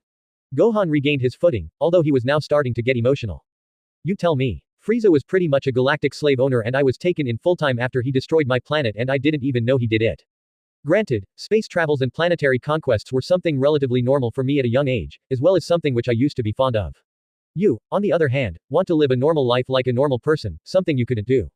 You were dragged into conflicts where you never had business to be. Vegeta explained. The tone had now changed to a more understanding one than the aggressive one from before. There is nothing normal in this world. Besides, you aren't a pure-blooded Saiyan, but fighting is in our nature. From that, I gather that there has to be something that fighting has to have improved in your life. So tell me, out of that which you've called Devil's Dance, during the android incident, what has been something good generated from fighting? It was the thing that strengthened the bonds with Dad. Gohan said, looking back in his memories. Not only that, but technically it saved my life and others. Exactly. No matter what, fighting is something common in this society as well as in your blood. Case in point, you must learn to surpass those feelings from the past to get stronger, especially since no Saiyans under my watch will be damn weaklings. Vegeta stated, the visceral anger he was feeling for many years coming out with that last part. This really resonated with Gohan, who was stunned at what Vegeta had just told him. However, the fact that you dare to come into this building, claim a room and do anything but train is something that I absolutely cannot tolerate. So, here ya, go. If you actually manage to beat me, then you stay here, and if not then you'll have to prove yourself to come back another time. Got it? Vegeta added, in his own Vegeta way. Gohan was caught off guard by this challenge, but his blood was already boiling with adrenaline. Let's do this, Vegeta. Gohan said, as he suddenly started charging up, emitting a bright light and shaking the building. His aura then changed to a more yellow one and his eyes started lighting up, which made Vegeta smirk. Hey, finally. Vegeta said, bursting into the same yellow aura that Gohan had. In a blinding flash, both Saiyans had gone beyond their own limits and transformed into the golden-haired state. It's now Super Saiyan versus Super Saiyan. Gohan stated as he then dashed and threw a kick to Vegeta, who blocked it with his arm. Gohan then started swinging more punches, Vegeta dodging most and then countering with some punches to Gohan's head, finishing off with an energy blast to blast him away. Gohan gritted his teeth in pain, but his resilience kept him going, leading him to rush at Vegeta and deliver two devastating headbutts to Vegeta's skull, and as Vegeta staggers he then got a somersault kick by Gohan. As he landed, Gohan then sped towards the prince, but he got blindsided by said prince who delivered a nasty elbow to the young warrior. Gohan was left gasping for air after that elbow, but as Vegeta was about to land a huge blow he was met by a combination of attacks by Gohan, who was now blitzing the warrior. Ha! You'll want to go faster to beat me. Vegeta taunted. In a frenetic flash, both fighters now were not visible to the naked eye, but the shockwaves of their clashes could be felt all around the Capsule Corp field. The sheer speed of both of these fighters could be almost impossible to measure using regular technological assets. Alright then, man, you really are just an overgrown, militaristic and cranky Goten, aren't ya, Vegeta? Speaking of Goten, I really do believe that I've been training him better than you've ever trained Trunks, Gohan said before getting punched straight in the nose by Vegeta, breaking it and sending Gohan flying through the room. Sheesh, you don't have the balls to compare me to such a different little twerp like him, so don't you ever dare. Anyways, I believe now it's time you show me your true power. No more holding back, I want to see you use that power used to defeat that damn cockroach. Vegeta said, looking to another direction as his aura was flaming around him like a candle. As Gohan got up, his nose was dripping blood, it falling to the gravity room floor in a rapid manner because of the mechanics of said room. Alright, keep in mind that I don't even know what'll happen if I do this, but I'm confident, Gohan said, clogging his bleeding nose with his hand, which was getting moist. Confident you say? Vegeta turns his glance to Son. Confident that I'll beat you.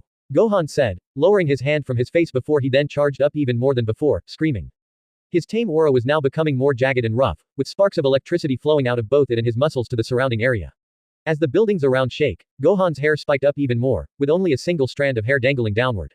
It's then that the gravity room security system shut down the gravity machine which had really heated up, as Gohan had finally finished his transformation, causing a miniature crater to form in dust. Finally, Super Saiyan 2. Vegeta admired Gohan's state. Gohan looked at his hand, then at Vegeta. I'm curious. The untamed power of me as a Super Saiyan 2 against the complete mastery of your Super Saiyan state, Vegeta. I wonder which will come out on top. Gohan expressed, showing some bravado.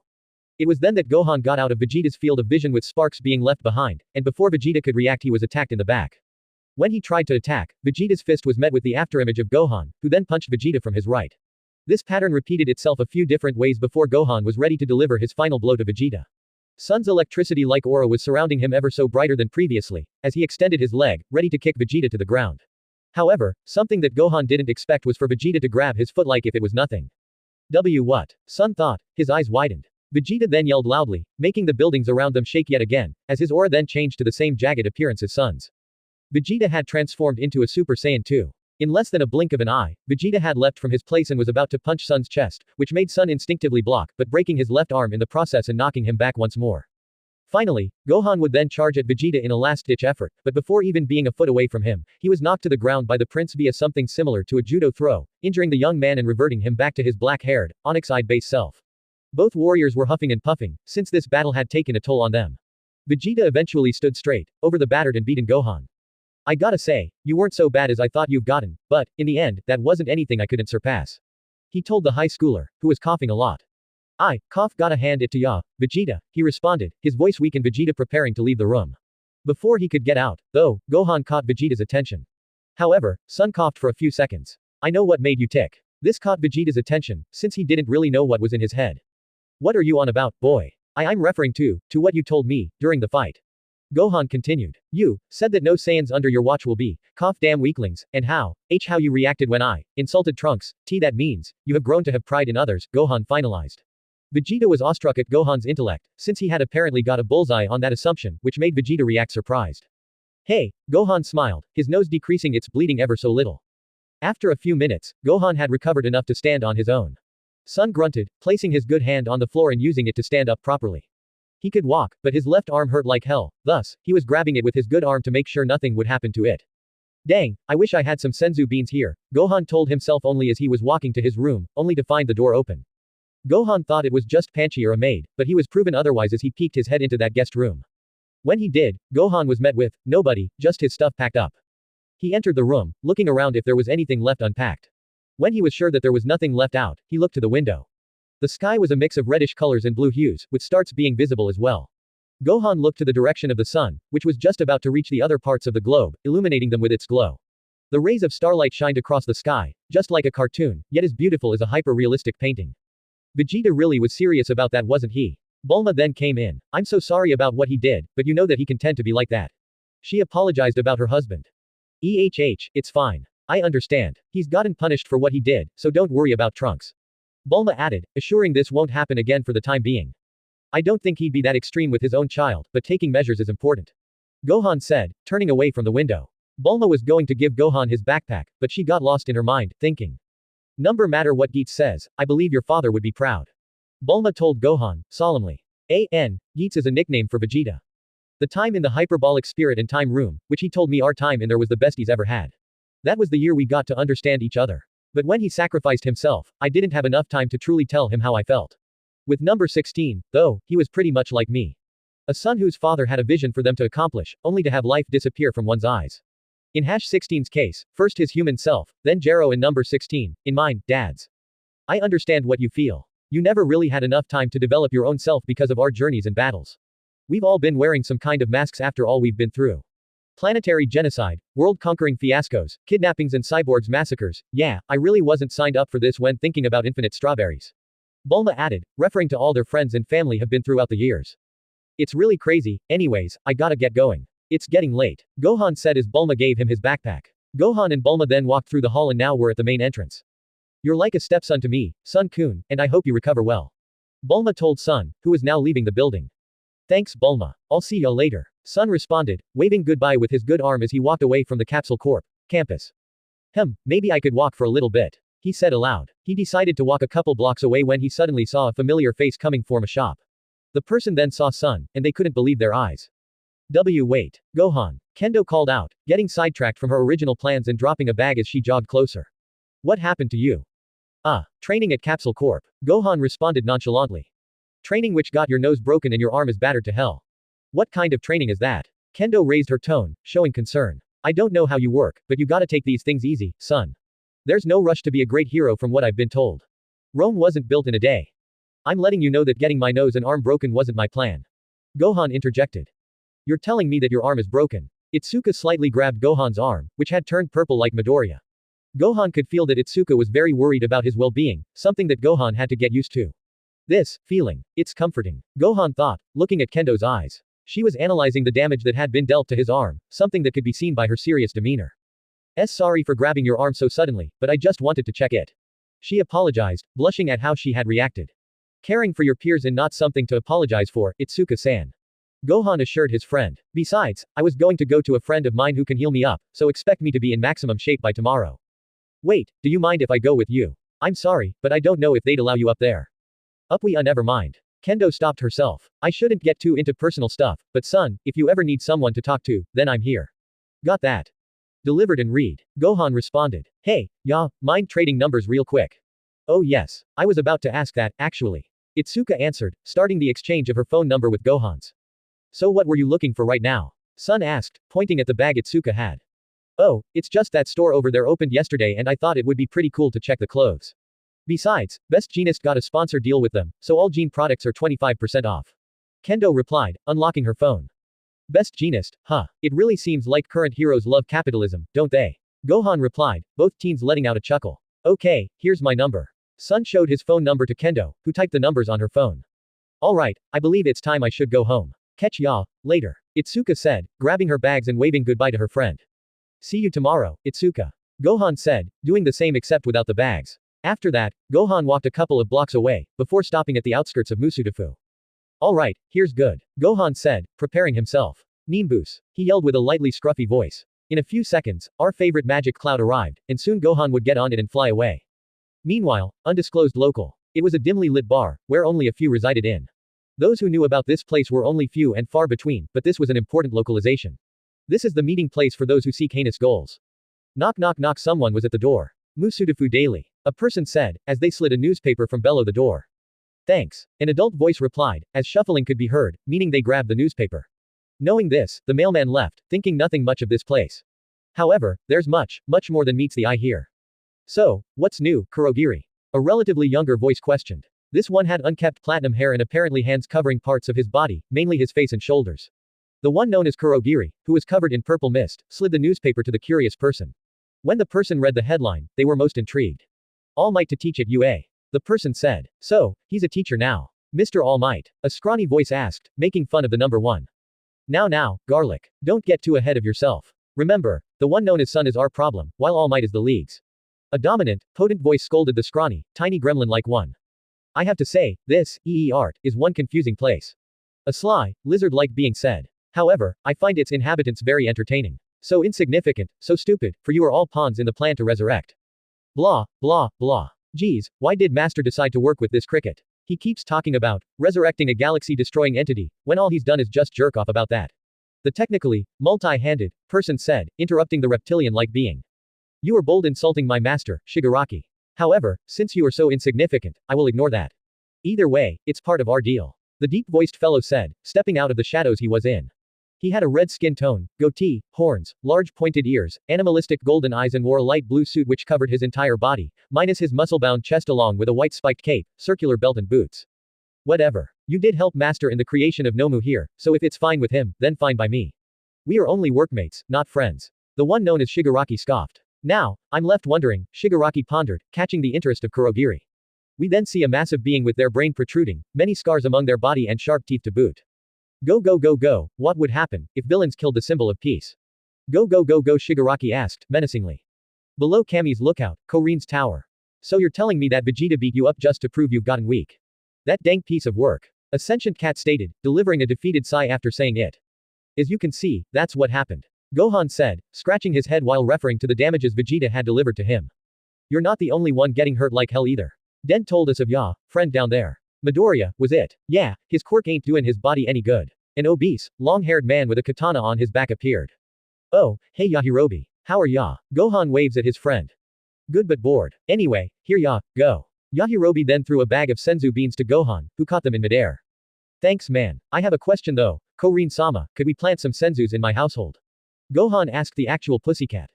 For that Midoriya kid. Yeah, and for training with Vegeta in the future. I hope you don't decide to commercialize these sacred beans, son. Trust me, they're for UA use only. Quote. Just give him the soil, Whiskers. Yajirobe burst in the conversation. Alright, fine. Here ya, go kid. Korin made his mind, deciding to give Gohan the sacred soil required to grow senzu beans. As he was about to give Gohan the soil, Gohan ate a bean, healing his wounds. Thanks Korin-sama. I'll see ya, both later. Gohan said, jumping down from the tower and then flying away in a burst of speed. Done, big boss. Yajirobe yelled, waving at the young warrior. Sun household. The sudden news of All Might becoming a teacher are spreading like wildfire across the globe, especially because of his heroic status as the number one. A news reporter was saying in the TV, while Chi-Chi and Goten were eating dinner. Can you believe it, Goten? Your brother is being taught by All Might. Chi-Chi stated, cleaning her lips with a napkin. Nope. It's just so crazy that he's gonna be teaching Gohan. Sure, you've told me both him and Dad are leagues stronger, but All Might is a pro hero. Goten said, gulping down some fish. It's then when they both hear knocks on the door, confusing them. Knock, Mom. Goten. Hungry ghost of Dad. A familiar voice was outside, prompting Goten to get out his chair and charge at the door, with Chi-Chi in dismay. Gohan. Goten broke the door and tackled his older sibling, both of them rolling in the ground. Gohan. Chi-Chi came out as well, confused. Arg, goo, damn it, Goten. Gohan wheezed. What are you doing here? Didn't Bulma make room for you in Musudafu? Chi-Chi asked her oldest child. Oh, I lost a bet to Vegeta, so I'm staying here. Gohan explained himself. Oh, that's why I felt you both. Goten realized. That blasted Vegeta, oh well, good to have you here I guess. Chi-Chi said anticlimactically. Tuesday. Gohan had prepared himself yet again and flew to Musudafu City. Everything was yet again normal, except it was too soon for normality. The press. Gohan said aloud as he walked closer to the entrance of UA. Apparently, the press outlets had caught wind that All Might would be teaching in UA. Hi, so multiple news reporters and cameramen were at the front of the school campus. Even students minding their own business weren't safe from interviews from the anxious press. What's it like learning from All Might? A news lady asked a familiar freckled face. He's definitely a teacher. As someone with much enthusiasm for our future, Izuku stumbled, nervous he was being interviewed, until he saw a familiar face. Gohan. He called out, the media turning their heads. Why did you do that? Gohan pondered at his classmates' mishap, as the press swarmed Gohan for an interview. What's it like learning from All Might? The same lady from earlier inquired. Him accepting the role of a teacher is something I very much admire from the number one pro hero. This ensures that the next generation of heroes will definitely be one of the best, in my opinion. Now, please excuse me. Gohan said before jumping away like a toad, evading the media and entering UA grounds. Phew, that was tougher than I expected. Gohan said before walking to his classroom. Behind him, the gates to UA campus were closed. In less than a minute, Gohan was at the door to Class 1A. Hey, where's Aizawa-sensei? Kirishima asked, the door creaking and all classmates looking at Gohan. Probably handling the press. Sun answered. Man, you were kicking ass yesterday, son. Sato stated. Yeah, Gohan not only was a powerhouse but also a mega computer of strategy. Ojiro added. We all did our best, ladies and gentlemen, which is something we should all do if we want to be great heroes. Iida declared. Just as he finished, Aizawa walked in the room with his classic messy hair and tired look. Good work with yesterday's battle training. I looked over your grades and Ragdoll's notes. Shota said, placing papers on his desk. He then looked at Katsuki. Bakugo. Grow up already, stop wasting that talent by doing reckless stuff. Katsuki scoffed at the comment. Got it, he replied, and it seems Midoriya ended the day with broken fingers. Izuku flinched when Aizawa said his name. Learning to control your quirk must be your priority, because just gung-hoing it isn't gonna cut it. I don't want to repeat myself, but you do have potential, if you can manage to overcome that issue. Aizawa continued, with Izuku delivering a wavering, okay. Alright, onto homeroom stuff, sorry for the sudden announcement, but today, a cold breeze fell on the students. You'll be picking a class president. Aizawa stated, to the boredom of half of the class. That's such a mundane thing. People sighed. Immediately, though, people started to volunteer as presidents, but before more chaos could ensue, Iida stepped in. Leading the masses is a task of utmost responsibility. However, ambition doesn't equal ability. The room started getting quiet. This hallowed workplace demands the trust of its residents. If we want this to be a democracy, then I suggest, Tenya then stands up with his hand raised. That a true president should be elected via votes. This is but a classroom. Not Congress. Instantly, people started to argue about such actions. But Iida, we haven't known each other to the point to build enough trust. Suyu interjected. And everyone could vote for themselves. Eijiro added. Well, easy. You aren't allowed to vote for yourself. Anybody with the most points will be deemed best for the job. Gohan jumped in, extinguishing confusion. Tenya then turned to Shota to ask. Will this be allowed, sensei? Whatever you want, just do it quick. Aizawa stated, getting in his sleeping bag. After a few minutes, all the votes were in. Gohan Sun 4. Momo Yaoyorozu 3. Izuku Midoriya 2. Blah, blah everyone else is the same as in the original. I got 4. Gohan stared in awe at the results. Who voted for Ricefields? Katsuki asked, angry and distraught. 0 votes, as I suspected. This is the harsh truth of this workplace. Iida looked downwards, even though it was he that proposed the votes. Okay. Your president's son and your vice president's Yaoyorozu. Aizawa said, ending the morning homeroom. The rest of the morning classes were pretty uneventful, since it was mostly regular school topics and activities. Now, it was lunch once more. The smell of food filled the nostrils of everybody in Lunch Rush Cafe. Though be honest, Gohan gulped his chicken. I'm kinda worried about being class president, since this is my first time doing such a thing. He commented. Don't worry. Iida comforted son. I believe in you. Uraraka did the same. Son, your fighting skills and tactical thinking make you perfectly suited for you to lead us all. Iida continued before sipping some juice. I appreciate that, Iida. Heck, maybe I could use some help from ya. Gohan suggested. Thanks for that. Again though, ambition and suitability are different factors. I humbly made the choice I felt was best. Tenya said, but Ochako and Izuku noticed something about the word Iida used. Humbly. Midoriya asked. Yeah, the way you talk, Iida, are you, a rich kid? Uraraka inquired as well. I don't normally say it, but some people like son I feel are worthy to tell them, and you both are no exceptions. Yes, mine is a renowned hero family, and I'm the second son. Iida revealed. Do any of you know about the turbo hero, Ingenium? Of course. He employs 65 sidekicks at his agency in Tokyo. So you're Izuku fanboyed. Indeed, he is my brother. Iida said. Though I realize I'm not ready to lead yet, as the superior candidate, it was right that Gohan should be elected. Iida said confidently and smiling. Everything was just wholesome in the vicinity, but Gohan didn't feel that alright. He could tell something was off. Just what is that key? It's so dark, and so near, he thought, munching down on some ramen bowls. Unexpectedly. WREEEEEEEEEEE. Security level 3 has been broken. All students, please evacuate in an orderly manner. An announcement was made through the intercoms. Everybody then panicked as they tried to escape. Level 3. What's that? Gohan asked someone. It means someone infiltrated the building. This is new to me, even as a third year. A third-year student exclaimed as they fled. Students ran through the corridors, but as the number of afraid students increased, the corridors kept being clogged. Oh, just what's going on? Ochako yelled in confusion. A very rapid answer to danger. I didn't expect less from this great institute. Tenya stated as he was pushed by the alumni. Yeah, maybe too fast because of the panic. Sun added, him too being pushed. Oof, I'm going down. Midoriya was being pushed away by the masses. Soon enough, both Sun and Uraraka were in the same predicament as their friend. Gohan then looked to the outside. Wait, the press. Gohan. Tenya called out to his friend. I know. Gohan replied. Gohan then boosted himself with ki and jumped high, going above the masses. Gohan. Uraraka and Midoriya noticed as Sun then started running on the walls. When he got close enough to the exit, he jumped to the ledge of the gateway and yelled. Everyone, everything's fine. Gohan exclaimed, getting all the attention from the previously fleeing students that had now stopped. It's just the press. There's nothing to fear. Besides, this is UA. Right. So let's ACT in the most suitable way, as some of Japan's finest. Got it. This got through to everyone, and soon enough, everybody had calmed down and returned to their previous locations. From this day on, Gohan-san would be known by a nickname exit sign sun asterisk. After a bit, the bells rung, for it was time to start yet another class. This time, it was Foundational Hero Studies.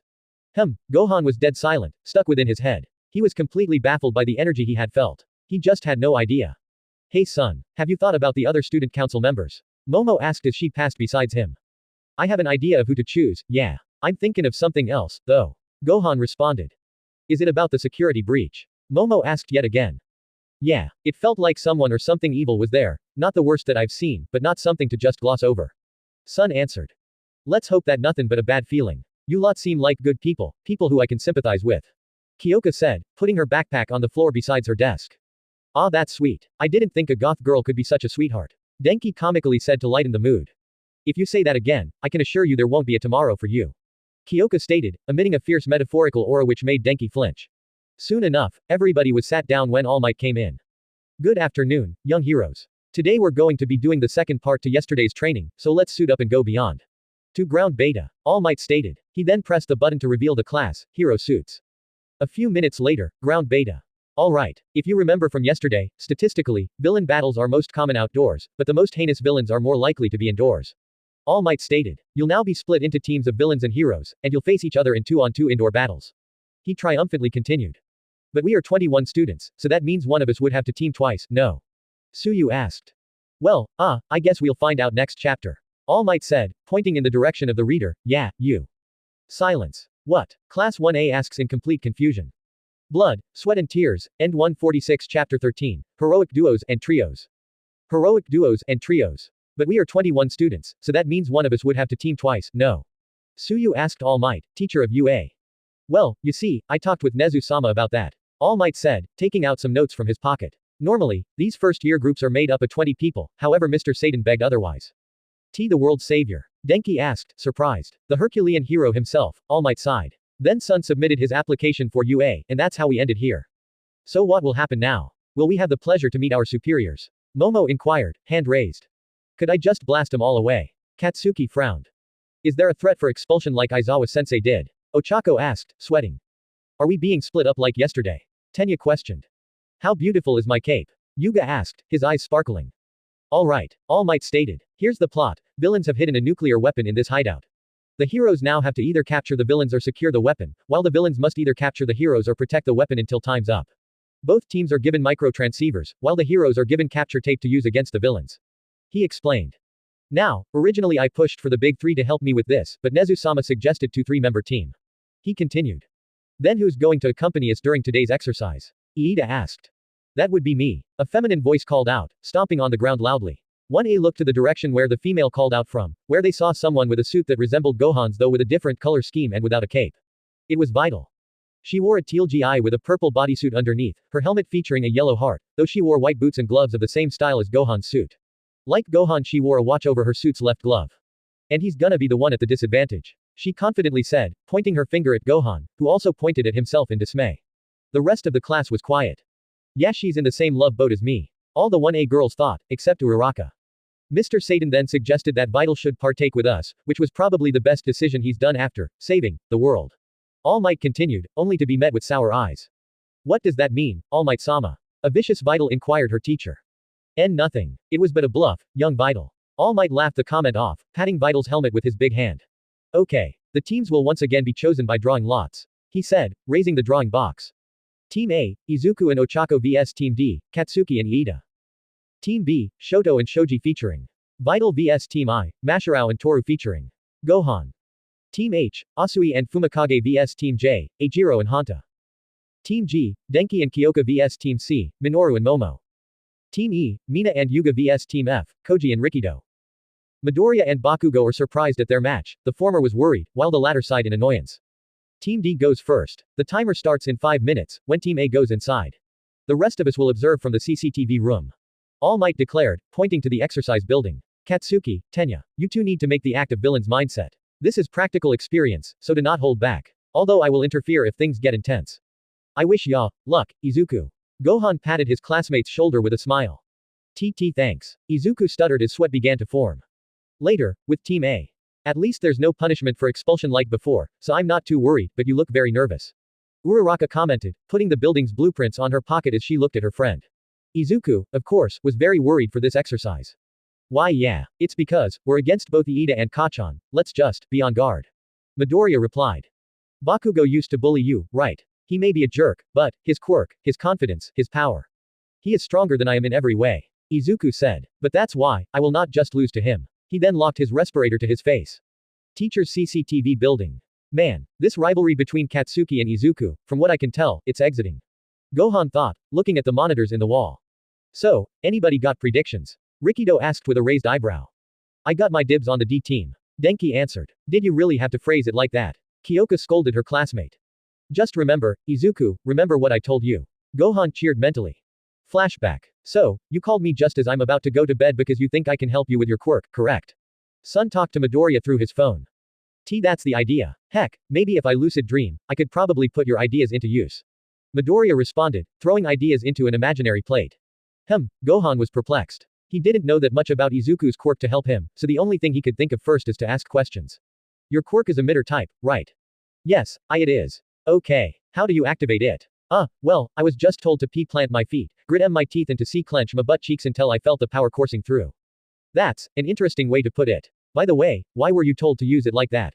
Like, wasn't it you who was born with it? Actually, I was gifted this power. Oh, I can't explain too much, so I'll just leave it there. That explains why it's so powerful. So, is there anything you could recommend? Have you been using it 100% or 0%? Like an all or nothing kinda deal. Actually yeah. Gohan snapped his fingers. That's the problem. Okay. So, what is it I need to do? You have to reduce the power output of your quirk. This will minimize the damage recoil drastically if done properly, and you won't even break anything. Then how do I do that? Probably by clenching your butt cheeks less. Okay. Let me put it like this. Imagine your quirk is an egg exploding in a microwave. Now picture, your butt is the numpad. Sun tried to explain but failed, as both teenagers started laughing at the example given. What do you mean, Sun-san? Like do I have a clear button for my poop? Midoriya asked, trying to hold his laughter, however he just made sun wheeze in response. Wait just a second. Gohan pled, breathing powerfully. So, what I meant was that you control how much time the egg is heated via the numpad. So you're saying that my butt cheeks can work as the controller for my quirk is to not break my body. Exactly. End flashback. What do you think, Sun-san? A curious Hagakure asked her teammate. Oh, well, although Izuku's and Ochako's quirks could potentially outmatch the other two's, I still feel like Iida's and Bakugo's experience will lend them the upper hand. The sheer velocity at which Tenya can travel in a short amount of time is incredibly stunning, and Katsuki's potent explosions could really leave those two battered if they're not careful. Technically speaking, Midoriya's intellect is quite vast, so I have no doubt that he already has some knowledge on how Bakugo's quirk works down to a T only Bakugo himself can surpass. I have no doubt Uraraka can think like that as well, but I really haven't seen that broad side of her brain during yesterday's exercise to make a real case for her. Judging by Tenya's standards, I think he too has an idea of how to handle the potential situations at hand, especially with his speedy quirk. With Katsuki, his mid-fight wits are absolutely fantastic, so even if he is aggressive and bashful about his skill, he isn't really wrong when he does so. It all really depends on how they handle the activity and where they decide to go with their plans and ideas. Gohan muttered and kept muttering for an objectively uncomfortable lapse of time that stunned all persons around the vicinity of his vocal cords. Ahem. All Might hinted his students to keep their mouths sealed. Oh, my apologies All Might sensei. Gohan apologized, bowing to his elder. Why is that his most unattractive feature? Most of UA's female students questioned themselves. Why is that his most attractive feature? Momo questioned herself. Alright, look closely, everyone, and try to learn a thing or two. All Might told his pupils. Indoor anti-personnel battle training, begin. He declared through intercoms.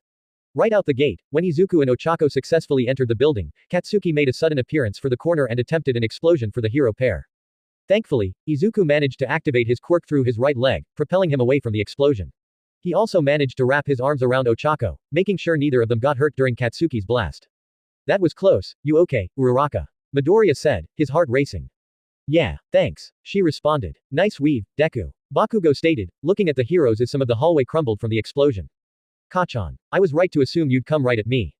That's low, Bakugo. Sneak attacks are so not manly. Kirishima exclaimed back at the teacher's CCTV building. Anything goes here, Eijiro-san. This is a practical exercise. Sun responded. Back at the battlefront, Katsuki was very infuriated at the events that had transpired. I'll kick your ass enough not to be disqualified, you jackass. He stated, swinging his right arm back to attack. However, just when the arm was going to strike Izuku's body, he countered by grabbing said arm and throwing Katsuki to the ground with a savage roar. Katsuki was left temporarily immobilized, as most of the air in his lungs had been released by the force of his landing.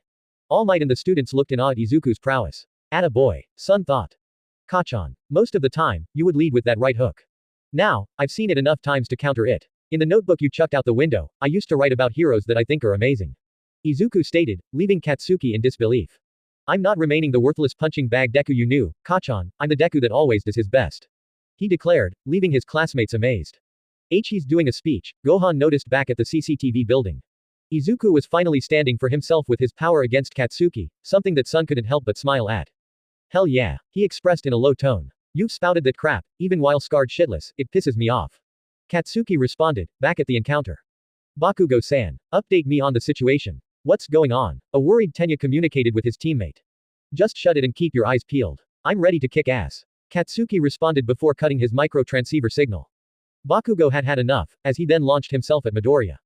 Run ahead, Uraraka. Midoriya said just as Bakugo was about to deliver a devastating kick to his temple. Uraraka did as she was told and advanced through the building, leaving Deku against Bakugo. Worry about yourself. Bakugo responded, landing the kick against the fabric of Midoriya's costume. However, something Katsuki didn't account for was Izuku having the capture tape on his hands. Izuku was about to wrap Katsuki's leg in it, but the latter threw an explosive right hook towards the green boy. Izuku, barely, managed to dodge out of the way of the right hook. Izuku then landed on the ground, ready for an attack. It's time to show you, Kachan, what I'm capable of. He thought. Izuku then felt his quirk activate on his left leg, and launched himself.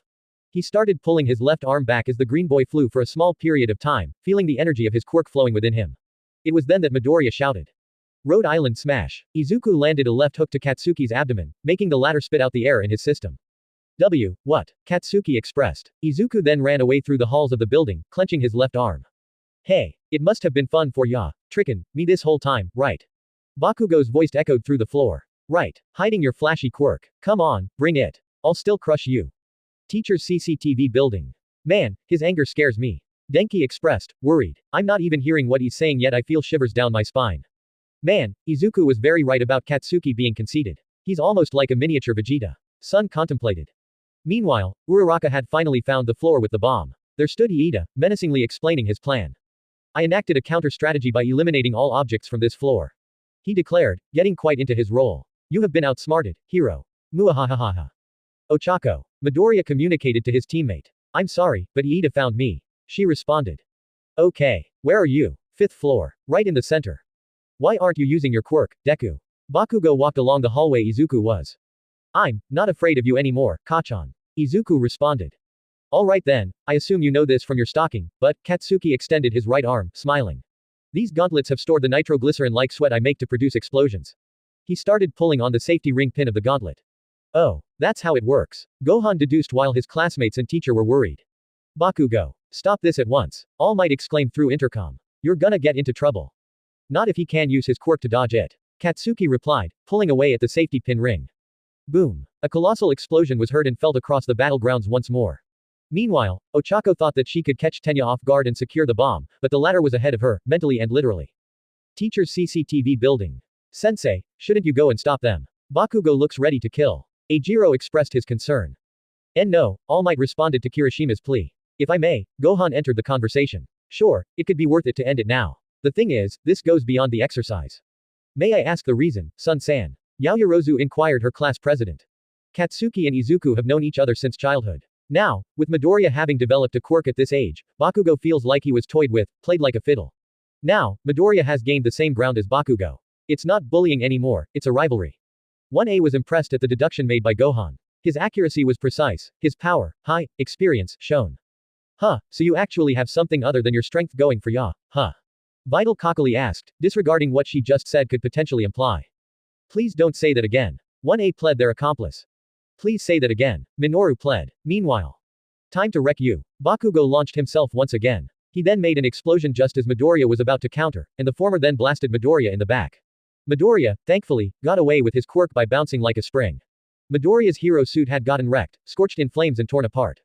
You've mocked me. Ever since we were kids. Always. Even now you are. Bakugo was furious, maddened at the thought of Deku messing with him.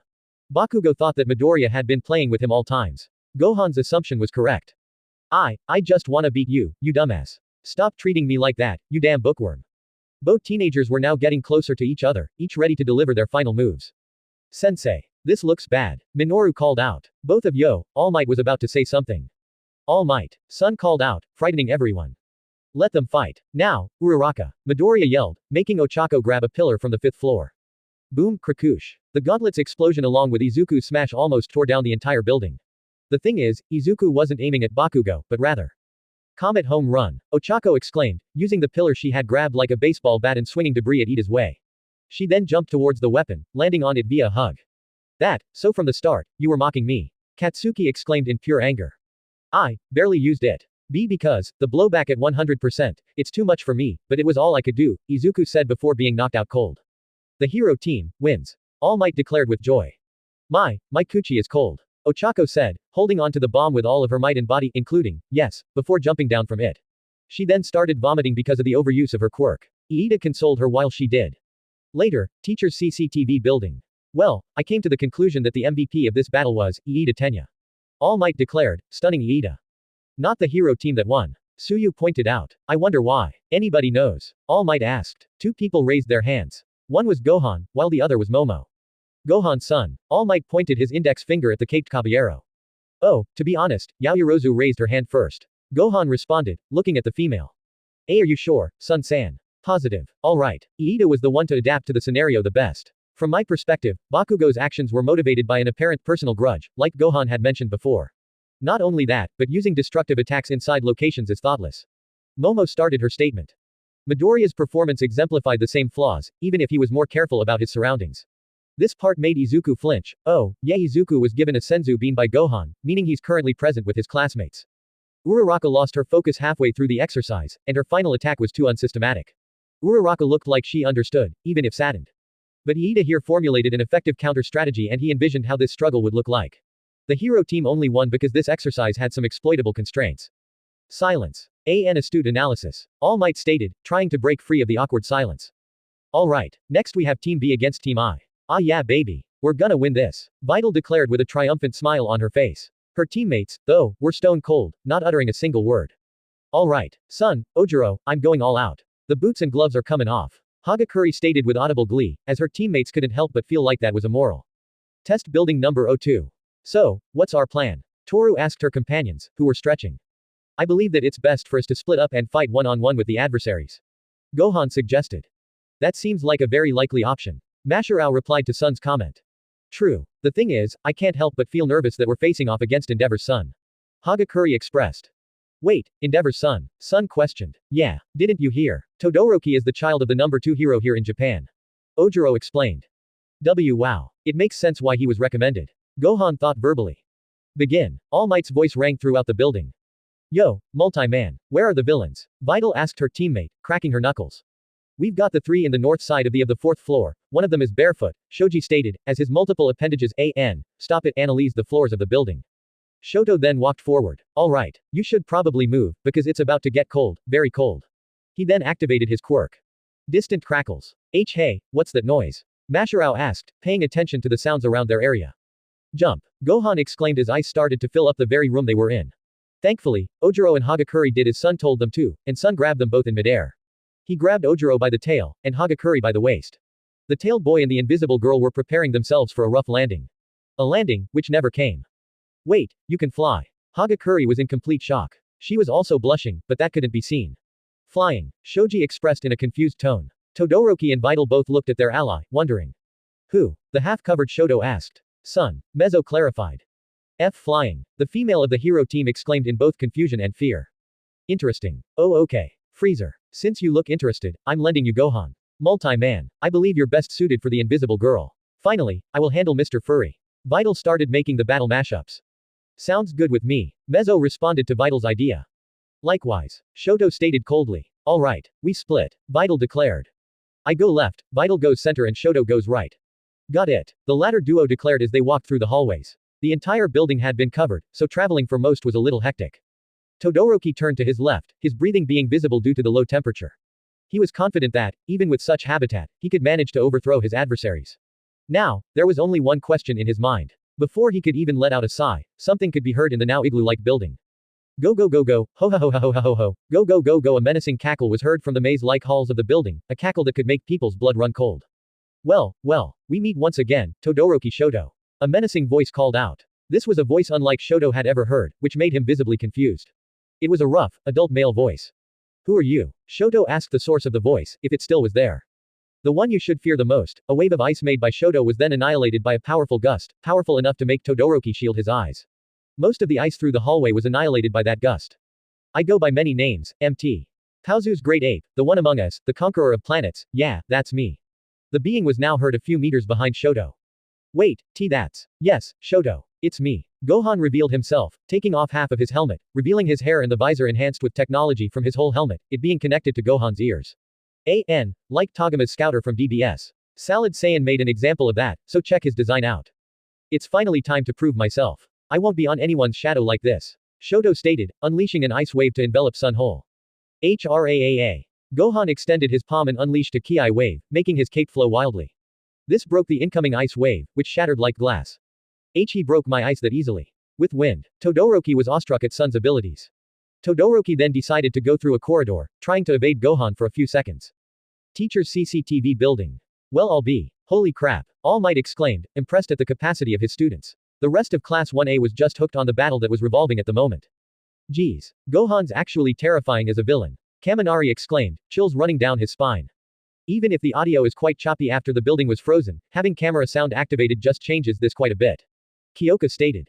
The names he used, how he phrased his sentences, even the laugh. Gohan currently has all of those bases covered. Iida analyzed. It seems his knowledge is very vast on those kinds of things, it's impressive. Yaoyorozu commented. That cackle made me pee a little, Mineta mentioned.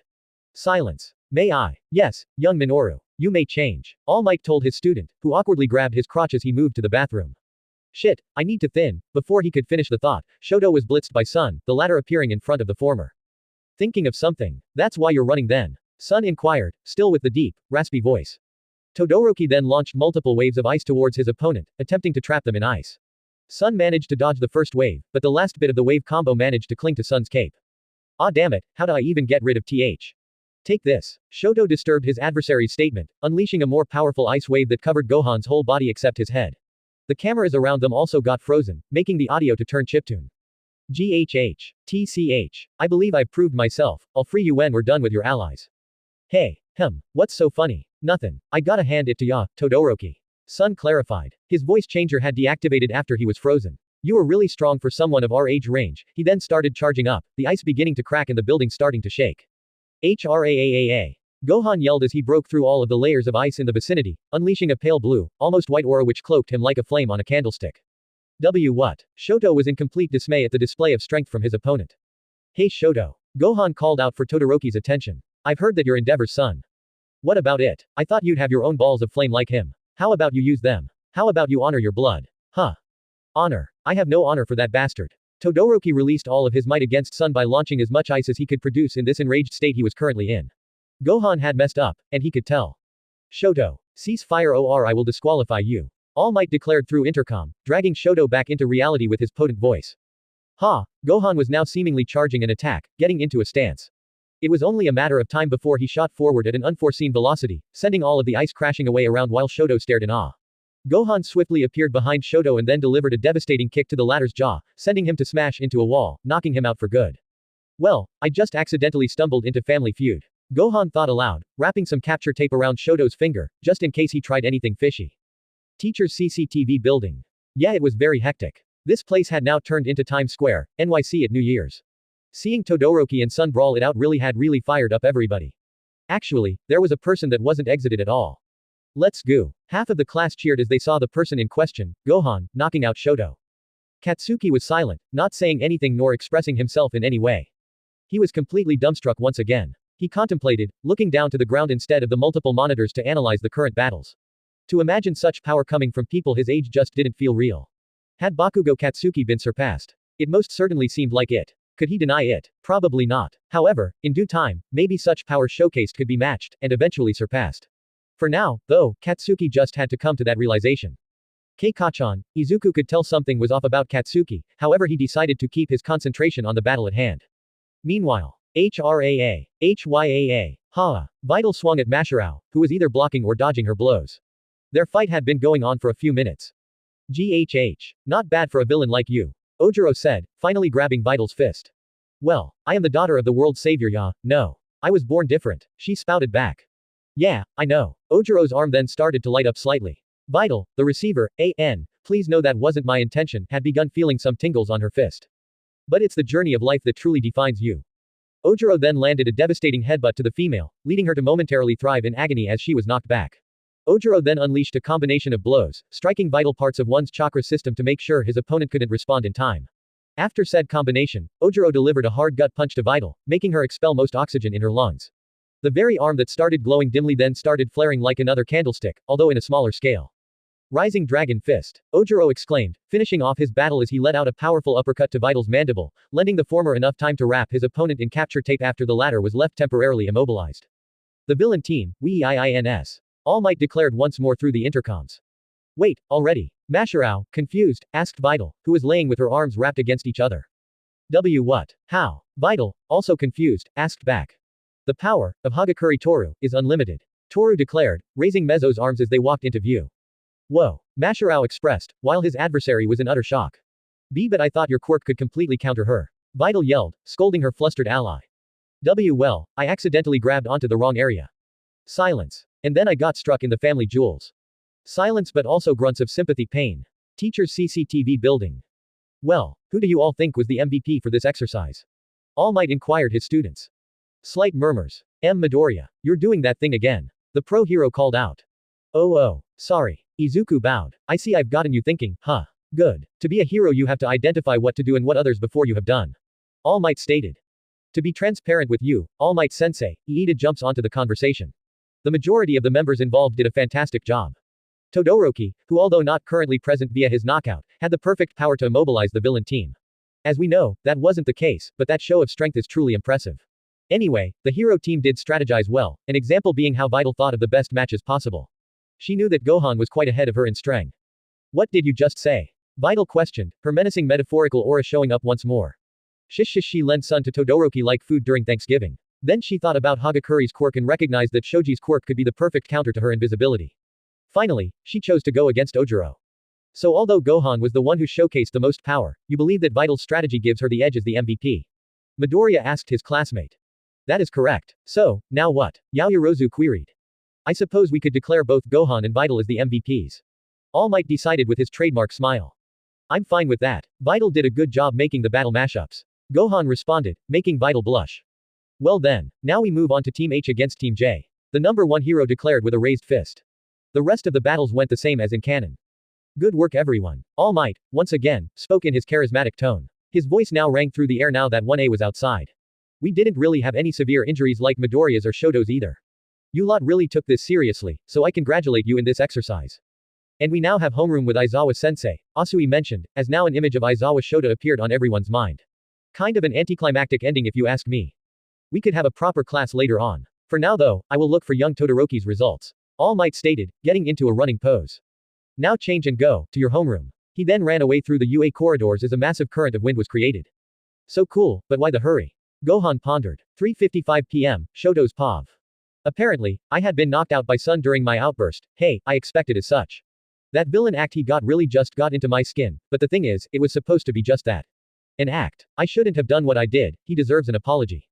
But, where am I? Shoto then opened his eyes. He was in a clean room, almost like a hospital. He could feel something connected to his head, probably measuring his brain activity. Attached to the wall was a clock that read, 3:55 p.m., meaning Todoroki had missed out on his homeroom. Are you awake? An old lady jumped into view, making the student flinch as a result. Why yeah, later. Door squeaks. Hey, Todoroki's here, Eijiro said, as now a group of students came to the half-and-half quirk user. Good work out there, man. Eijiro complimented his classmate. We couldn't hear what you were saying, but you were so damn cool with those ice powers. Hanta exclaimed. You even fought toe-to-toe with Sun, who came first on the entrance exams. Mina barged in. I see you both were pumped after that first match, and so were we. Rikido said. They're so noisy, Fumikage said, sitting on the desk. This caught the attention of Tenya, who ran over to scold his peer. Hey, Deku. Katsuki grabbed Izuku by his shoulder, making the latter stop scribbling down notes about today's exercise. Kei-Kachan. Midoriya asked, startled. Meet me outside, Bakugo said, as he then put his backpack over his left shoulder before exiting the classroom, pushing Todoroki aside. Hey, is Bakugo okay? Kaminari asked as he and Uraraka entered with some books. He'll be fine, Gohan said, closing his own notebook with hero research. This response didn't actually help anyone, since he didn't seem in an unusual mood. Yeah, I'm not so sure, son. The last I expected to see him would be how he is currently. Jiro stated, toying with her earlobe. I know what you mean, but I've seen stuff like that. I have experience with those kinds of things. Son responded. Speaking of which. Gohan then got up and got to Todoroki. Could we talk for a moment? He inquired, cordially. Sure, Shoto responded, going outside of the classroom with Son. I'm sorry for what I triggered in you during our exercise. Quote. I just decided to get into the role of the villain and decided to make a tease, but instead I ended up lighting a fuse that wasn't even meant to be lit. So I just wanted to say that To be honest with you, son, I should be the one apologizing. What? Why? Like you said, you lit the fuse that wasn't supposed to be lit, but I was the one who metaphorically put it in the spot. Quote. I cannot fix on the hour, or the spot, or the look or the words, which laid the foundation. It is too long ago. I was in the middle before I knew that I had begun. Shoto stated, quoting The Idiot by Elif Batuman. Quote. It was me who messed up, so I will not forgive you. Instead, I want you to forgive me. I forgive you, Shoto. Very well then, do not forget this, son. I will surpass you, and I will not let my emotions get the better of me anymore. Alright. With that, Todoroki left the UA campus, passing besides Bakugo, who was staring melancholically at the orange skies, while Gohan stayed in place, letting Midoriya pass right besides him. Kachan. Izuku called out to his friend. I can't say much, but I believe you should know this. Wait, is he? Gohan thought, looking at Katsuki's confused face. I got my quirk from someone else. I can't say who gave me it. But, I just still can't use it properly. That's why I tried to beat you without it. In the end, though, I had to rely on it. Izuku stated, stunning Bakugo. I'm going to make this my own someday. Eventually, I will overcome you too. The hell? Borrowed power. I suppose you'll just keep making a fool out of me. Right, Katsuki stated, his voice increasing in tone while Izuku shook in his boots. I lost to you today. And if that wasn't enough, I see an RICEFIELDS. I've got no chance in a match against them. Bakugo yelled, making Midoriya flinch. Behind a pillar, Sun stood there, guilty for making his classmate feel like that. However, he knew that he had to know the truth. Eventually Sun's secret would be revealed, but now wasn't the time. Ponytail girl said everything, really, damn it. Damn it. Why you? Out of everybody. Katsuki cursed. It was then that Gohan saw All Might approaching, looking at the direction of Katsuki's yelling. Yeah, I should probably say something. Actually, All Might Sensei, I believe it's best if you don't interfere. Why not, young Gohan? Not only is Bakugo's mental state just being shattered, but this rivalry with Midoriya could be beneficial in the long run. I've seen as such with people close to me, with my dad. Alright then. Needless to say, Katsuki wiped the tears of his eyes. I'll be a hero that surpasses All Might. Meanwhile, UA campus. No ordinary reporter could have made such damages. Someone must have instigated this whole affair. Nezu contemplated the damages done to the security gateway to UA. He had Recovery Girl, Present Mike and Midnight Present behind him. Did an evildoer manage to slip in? Or do they intend to wage some greater conflict? The principal wondered. Heroic Duos and Trios End 146 Chapter 14, Devil's Dance. Devil's Dance. It was now Wednesday in the morning, 7:35 a.m. to be specific. In Musudafu, there was an enormous, muscular humanoid villain with an unusual extension from his shoulders that grew up and over his head, which gave it a hood-like appearance. His face was largely concealed within this hood, only showing round, white eyes and a large mouth. The only noteworthy aspect of the hood, apart was the hood itself, was the M, seemingly tattooed to where his forehead would be. He wore an armored half-vest with a chain over his right shoulder and cargo pants with additional plating. The villain was seen terrorizing a town with hostages in his grasp while Mt. Lady and Kamui Woods were having trouble dealing with him. The villain had kicked Kamui Woods' ribcage, which sent the hero back a few meters, also rendering him temporarily immobilized. The hostages yelled, worried about both their safety as well as the hero's. Now, Mt. Lady augmented herself once more to overwhelm the enemy, but the latter didn't even budge. What happened next would shock all bystanders and heroes alike, as the villain then fired a mouth laser which struck Mt. Lady's right arm. The captive ones in the villain's grasp covered their ears, as the almost ear-piercing sound streamed across the city.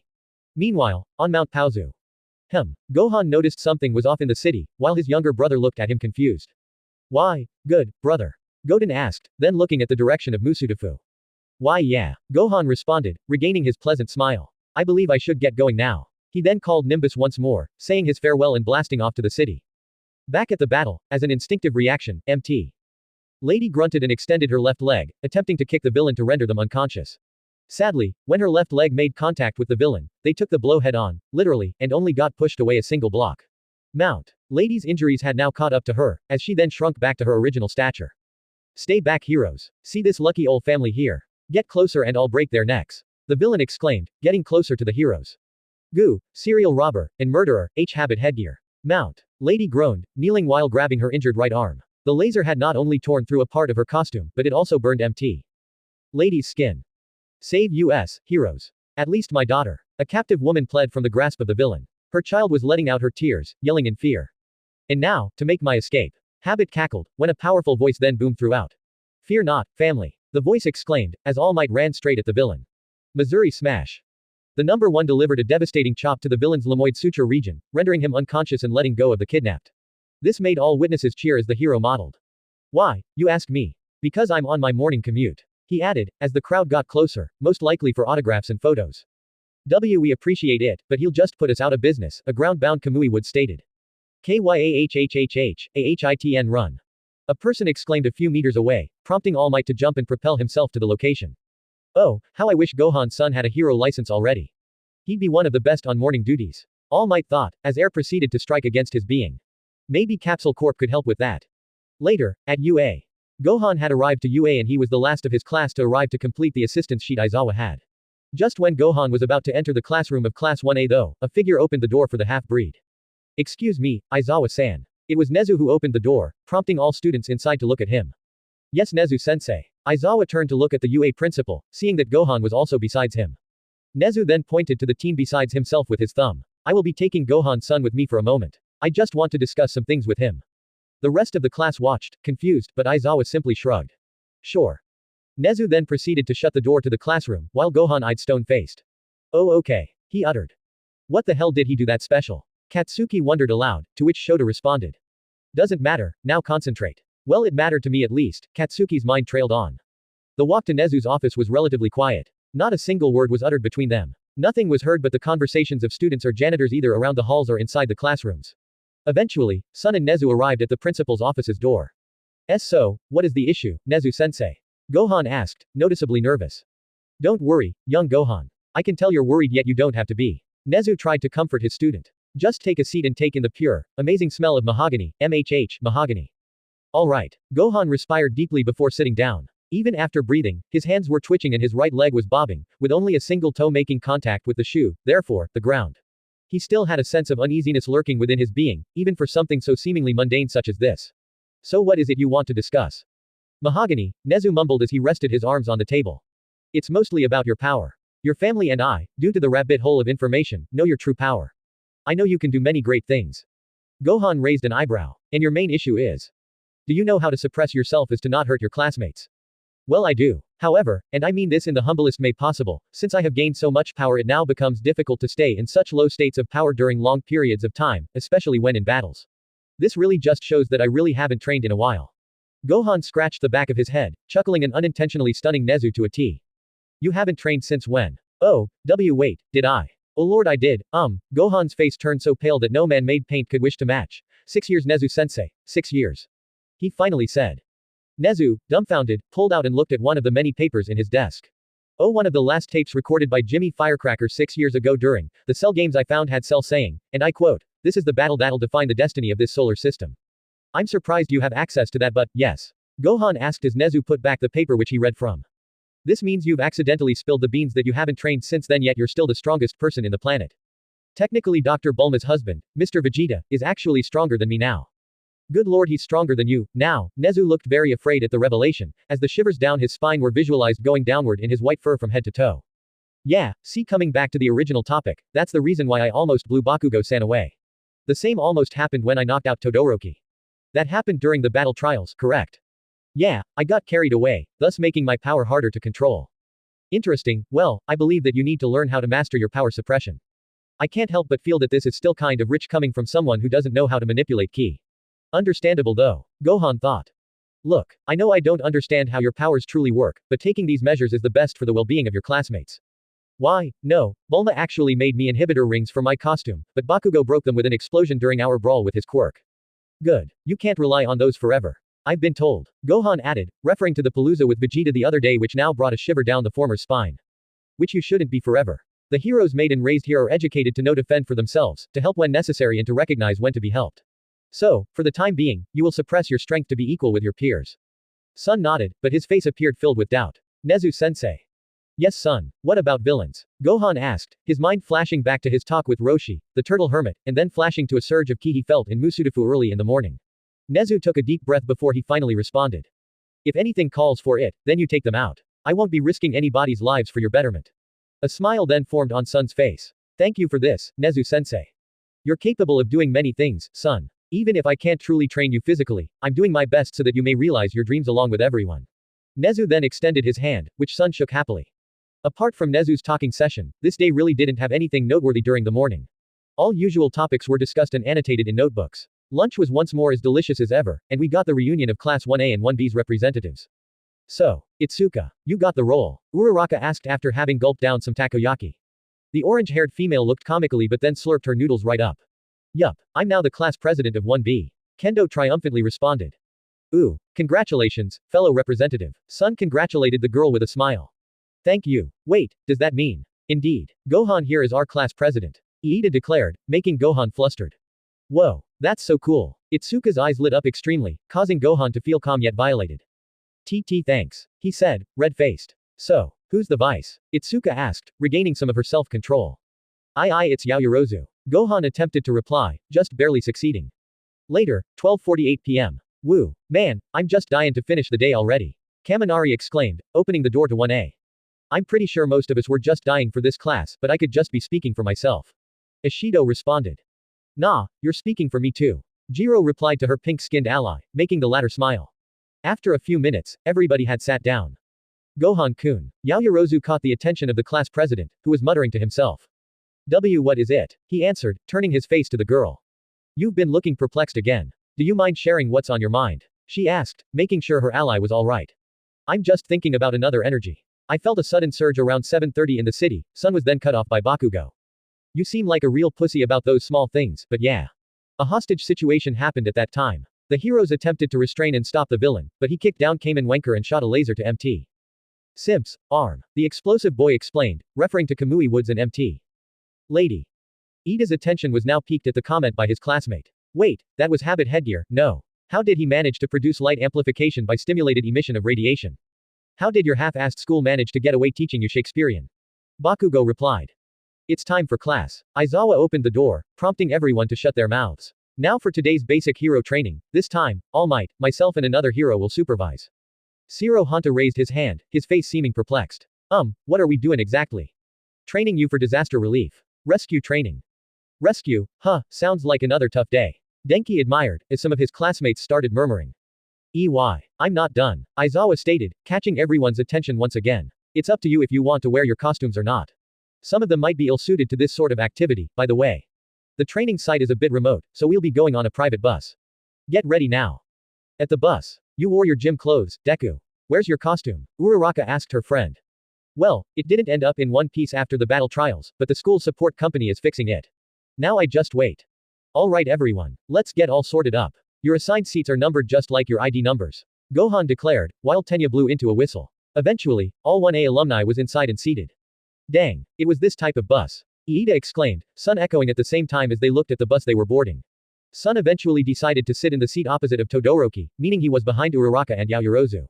The bus soon departed to their training grounds, while Izuku was muttering, presumably about the exercise and his quirk. Asui Suyu's ears perked up. I'm just gonna say what's generally on Midoriya's mind. Asui stated, poker-faced. Oh, what is it, Asui? Izuku asked. Call me Suyu. She corrected her classmate. Your quirk resembles All Might's.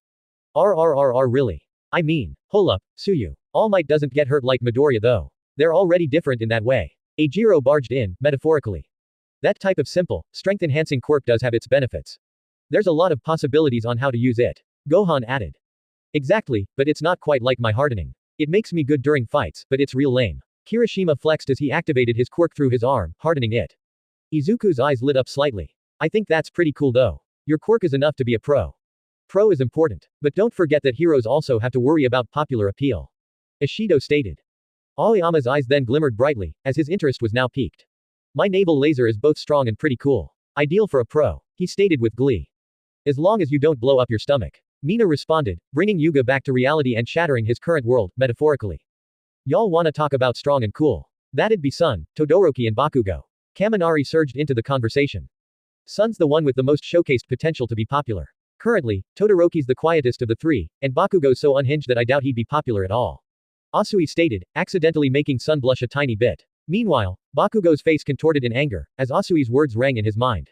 What did ya say, frog legs? He reacted, grabbing the metal of the seats. See. The frog female pointed at Bakugo, while her face turned to Izuku. We've only just started talking and you've made it lavishly clear to us the unpleasantness of your steamed turd-like personality. Denki taunted, smiling. Okay, Mr. Dictionary. How about I lay you down? Momo covered her mouth. What a vulgar conversation, she said, to which Ochako responded. I think it's funny. Why, no, I really don't like boasting about my power, so being praised by charisma is pretty refreshing. Gohan commented, making Momo and Ochako to turn their eyes to the male. Really, I believe you should be proud of your powers. Momo told her friend, who couldn't help but smile. Thanks, Yaoyorozu. Gohan thanked. Oh, please, you don't need such formality anymore. Besides, as class representatives, we should know each other quite well to cooperate better during hero work. That being said, just call me Yaomomo. Momo said, topping the sentence off with a smile. Gohan smirked back at his friend. I guess you may just call me son then. Ah, you guys are being cute. Ochako cooed, making Momo and Gohan flustered. Wait, can I have a nickname? Sure, what do you think? Gohan regained his self-control. Ooh, how about Okan? Momo's eyes gleamed like suns as she thought of the perfect nickname. Yeah, I like that. USJ. Finally, the class had arrived at the large structure. One by one, the students got out of the vehicle, Aizawa being the last to leave. We've arrived. Stay sharp now, he stated, as he and the students walked inside. Hua. The class was filled with shock, admiring the scenery of the building. Is this Universal Studios or something? Denki screamed, completely and utterly enthralled. Flash flood zone, landslide zone, conflagration zone, as well as others, all of the stations were made by me.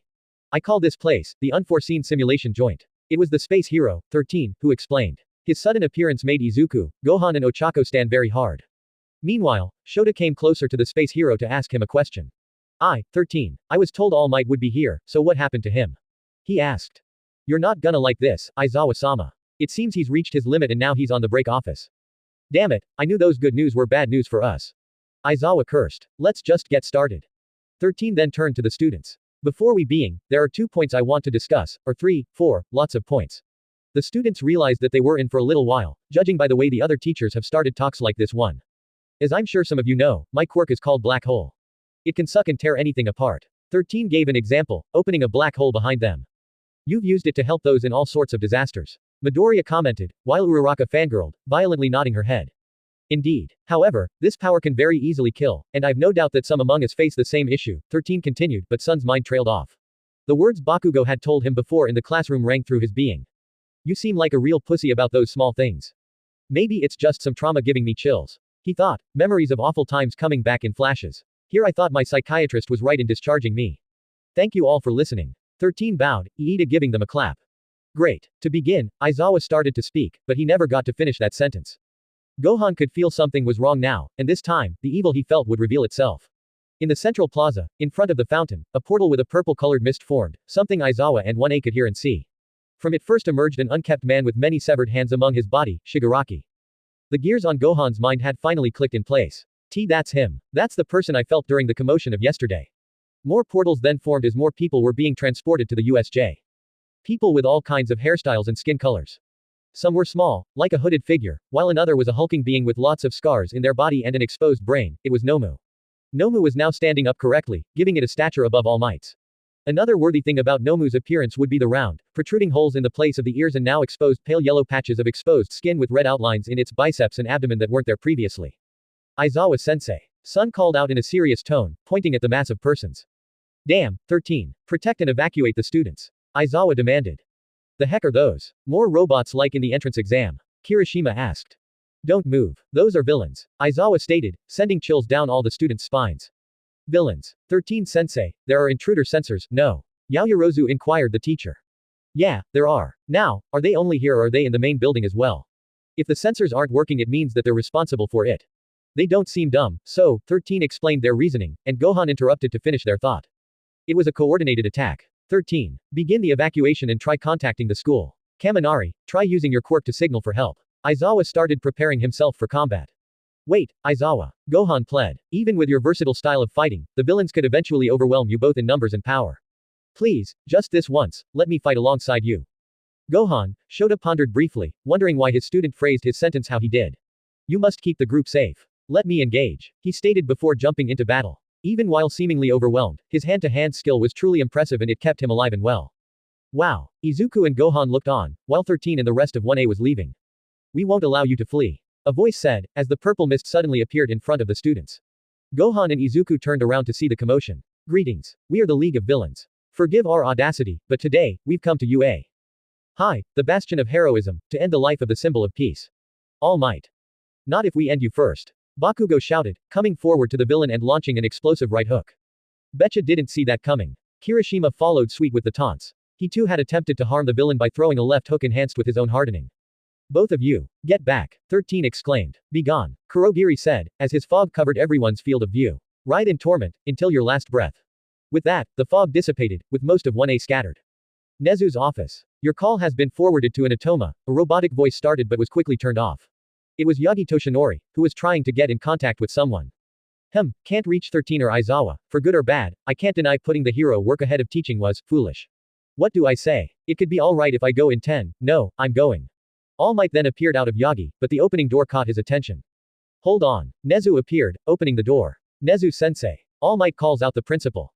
Dog, cat, mouse, bear, who cares? The most important thing is that I'm UA's current principal. Nezu walked over to a couch in the side. Your coat is looking very dapper, sensei. All Might complimented his master. It's keratin. No mere human could produce such luster.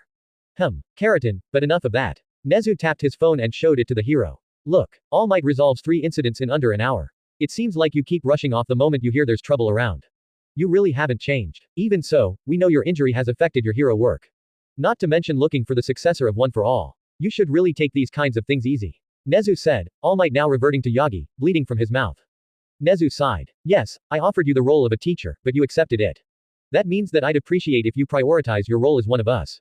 The city also has enough heroes to deal with those criminals, too. Why, you're right. That's actually why I was preparing to go to the USJ. Toshinori started, before being interrupted by Nezu once more. I didn't even get to voicemail. That fact truly worries me. But it's then that a voice interrupted Yagi's thoughts. Maybe 13 and Aizawa turned off their phones, to help the students and to keep them aware of their surroundings. A booming voice, just like All Might's, sounded through Toshinori's head. This, however, also gave him a mild migraine. Yagi grunted, grabbing his head. Toshinori. Nezu asked, perplexed. It's nothing, hey, I might have not changed, but you haven't either, Nezu-sensei. Yagi chuckled. USJ. Where's everyone? Can we identify their whereabouts? Iida exclaimed, taking control of the hectic situation. I don't know. I just think they must be cloaked by an enemy but still in the compound. Shoji responded, to which his classmates reacted in distraught. Gohan. Gohan was feeling anger. Gohan was feeling anger in his inability to ensure the safety of his classmates, his allies, his friends. His left eye was twitching in this fit of rage boiling up, even though it barely was seen, and both of his fists were clenched intensely as well. Sun then had a flashback of the time when he was 9, letting his friends and family to be beaten and tortured by miniature, cyan-colored cells. He had let them down 6 years prior, and thus, he wouldn't let what was happening to continue. In a blink of an eye, Gohan had blasted off to the enemy without a care in the word about whatever the repercussions may be. The remaining allies around Sun looked in fear as he dashed rapidly, his face filled with fury. They feared the worst could happen, but they only hoped nothing would transpire. When he was but a foot away from the villain, Sun grabbed Kurogiri by the metal adornment seemingly along the villain's neck and then slammed him to the ground, creating a man-sized crater with dust and debris filling the air.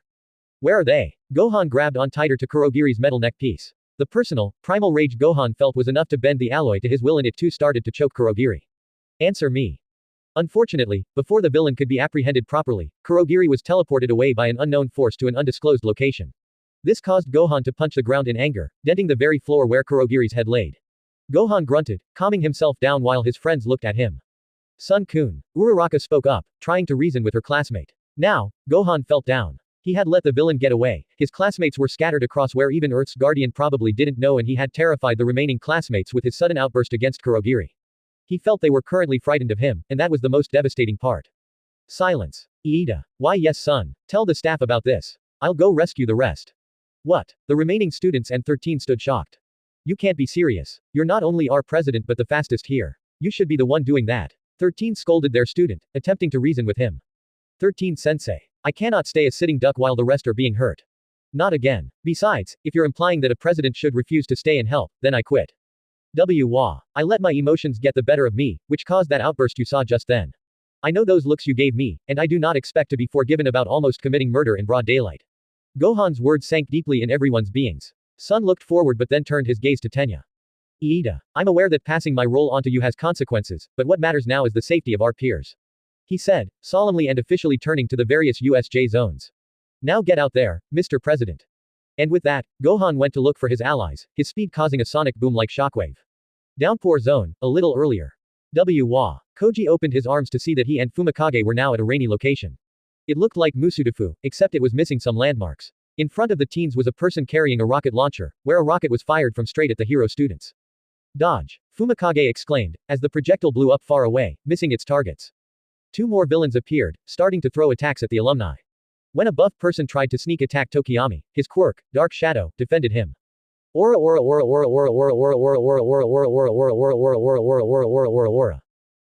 Dark Shadow was laying a beatdown to villain, while Kota did his best to dodge as he did Looney Tunes-like stunts. Come on, Bongo. Get him. A small, ugly bald-headed man scolded the taller, buff man of olive skin getting pummeled by Dark Shadow. I'm trying my best, Gurums. Bongo replied to the smaller person, who was trying to strike Kota, thankfully dodging the attacks. This little dispute had distracted Bongo long enough for him to be open to an attack by Tokiyami. Dark Shadow was going to deliver a precise blow to the enemy, but a figure suddenly struck the bird of darkness, giving Bongo enough time to react and get away. What? Fumikage reacted. Geez. Here I thought you two weren't gonna need my help, what a racket. It was an orange-haired woman with an attractive physique who threw a flying kick at Fumikage's Dark Shadow. What? Another one. Koji exclaimed in fear. He then ran besides his classmate, both of them taking a battle stance. Pasta. Bongo looked over to his feminine comrade. Gurums. Get on with the plan and kill them with the ruby. Alright, Gurums then proceeded to consume an entire rock. A ruby to be exact. After having consumed said gemstone, Gurum's body started morphing. In this mutated state, he was considerably larger than before, taking on more of a monstrous appearance rather than that of a man with purple skin and mismatched-sized eyes. We will crush you, as well as all Mig. The mutated Gurums didn't have time to finish his sentence, as a green-clothed, red-caped Gohan appeared and struck Gurums into a building. Quote, comma, question mark, exclamation mark, quote. Gohan unleashed a ki from each hand, generating shockwaves that knocked out Pasta and Bongo. Gohan looked other at his allies. Brace yourselves. This next part's gonna be quick, he said, prompting Dark Shadow to grab onto Koji. How fast? Kota asked, deciding to ride Sun piggyback style. Very. Sun responded. He then boosted very far, creating a sonic boom-like soundwave where they all once stood. Entrance stairs, after Gohan left. The air around the students and 13 was bitter and frightening. Frightening because of the current villain situation, and bitter because of Gohan's outburst. Iida-san. 13 reached out to the student. Yes. Since Gohan has named you class president, your job is to run back to the school and report on the situation. The alarms haven't sounded, so communications must be down. This means whoever is interfering with the school's network is well hidden, therefore, you're our most liable option. If Sun-san and you believe in me, come on, get to the emergency exit. Rikido exclaimed. The trouble seems to only be here, so shake that mist man off ya, and go. Use your quirk, so save us all. Kinda to the cafeteria, and we will provide as much as possible. Ishido said. Do it, Ochako stated. Aside from the fact you have no hope, what sort of imbecile talks strategy in earshot of the opposite team? Kurogiri interrogated the pro.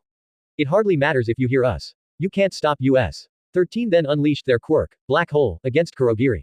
However, in a sudden turn of events, a warp gate appeared both in the front and back of the hero, turning the back of 13 into nothing but torn bits of both suit and flesh. Iida. Run. Without any further words, Tenya boosted at top speeds to reach UA as fast as possible. You scattered children, it would hardly be to our benefit if your teachers were called. Kurogiri stated, creating a warp gate in the direction Iida was running. Thankfully, Mezzo grabbed onto the villain, lending Iida enough time to keep going. I won't be held back that easily. Kurogiri's fog loomed over Tenya, and soon he was about to strike the teenager. It was then that Ochako grabbed the enemy and used her quirk against his metallic piece of clothing around his neck. As he was in the air, Kurogiri was then grabbed by Hanta's tape and swung around the air. This fiasco lent Iida with enough time to open the exit doors, and to finally flee to UA in search for help. Yes, Uraraka cheered, kneeling down as all of the pain and relief came in like a truck. The same could be said about Sato, Shiro, Ishido and Shoji. It is then that an abrupt gust comes across all of them. When they turned to the initial direction of the gust, they noticed that other people had arrived. T. Tokiyami. Kota. The students who faced Kurogiri were distraught at their arrival. Whoa, Kota started feeling sick, grabbing his stomach. That was very fast. Tokiyami said, dark shadows eyes twisting around like a cockroach in a flushing toilet. Outside of the USJ. Yes, I'm out of that demonic place, Iida blessed the skies, before a sudden pain in his head formed. It was a vicious mental attack against the student, which left him grabbing his head and groaning in pain. Ho ho ho ho, you impudent rat. You really don't know what you've gotten yourself into. A menacing, sly being crawled into Tenya's mind, making him kneel in the abrupt pain felt. WWHO, are you? Iida groaned, his vision wavering. That matters not, Iida Tenya. This shocked Iida, letting him know that this was a dangerous amount of access to information that the villain had. This is much more than a regular attack, no, it's the beginning. The beginning of the reckoning of all that is currently, and the rise of the ultimate terror. A demon, a loose cannon, and the end of your planet itself. The voice cackled threateningly. Get out of my head. Iida started running once more as he yelled. He didn't care about the agony he felt, he only wanted to save his allies and make sure their safety was the priority. Conflagration zone. Where is he? A cyan turquoise skin, long white hair and long pointed eared being asked. He wore an alien battle armor which is dark purple in open collar and overall body, pink in shoulder guards, upper back and pectorals, displays a stomach opening exposing his six-packs, and bears a long yellow cape. Let's split up. A large, muscular being with light purple skin, long pointed ears, and long dark brown hair demanded.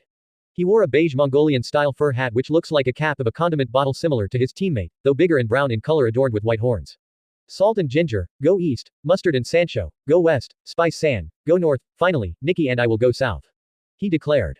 Good idea, vinegar. The one called Spice declared, and the group then disbanded in the search for someone.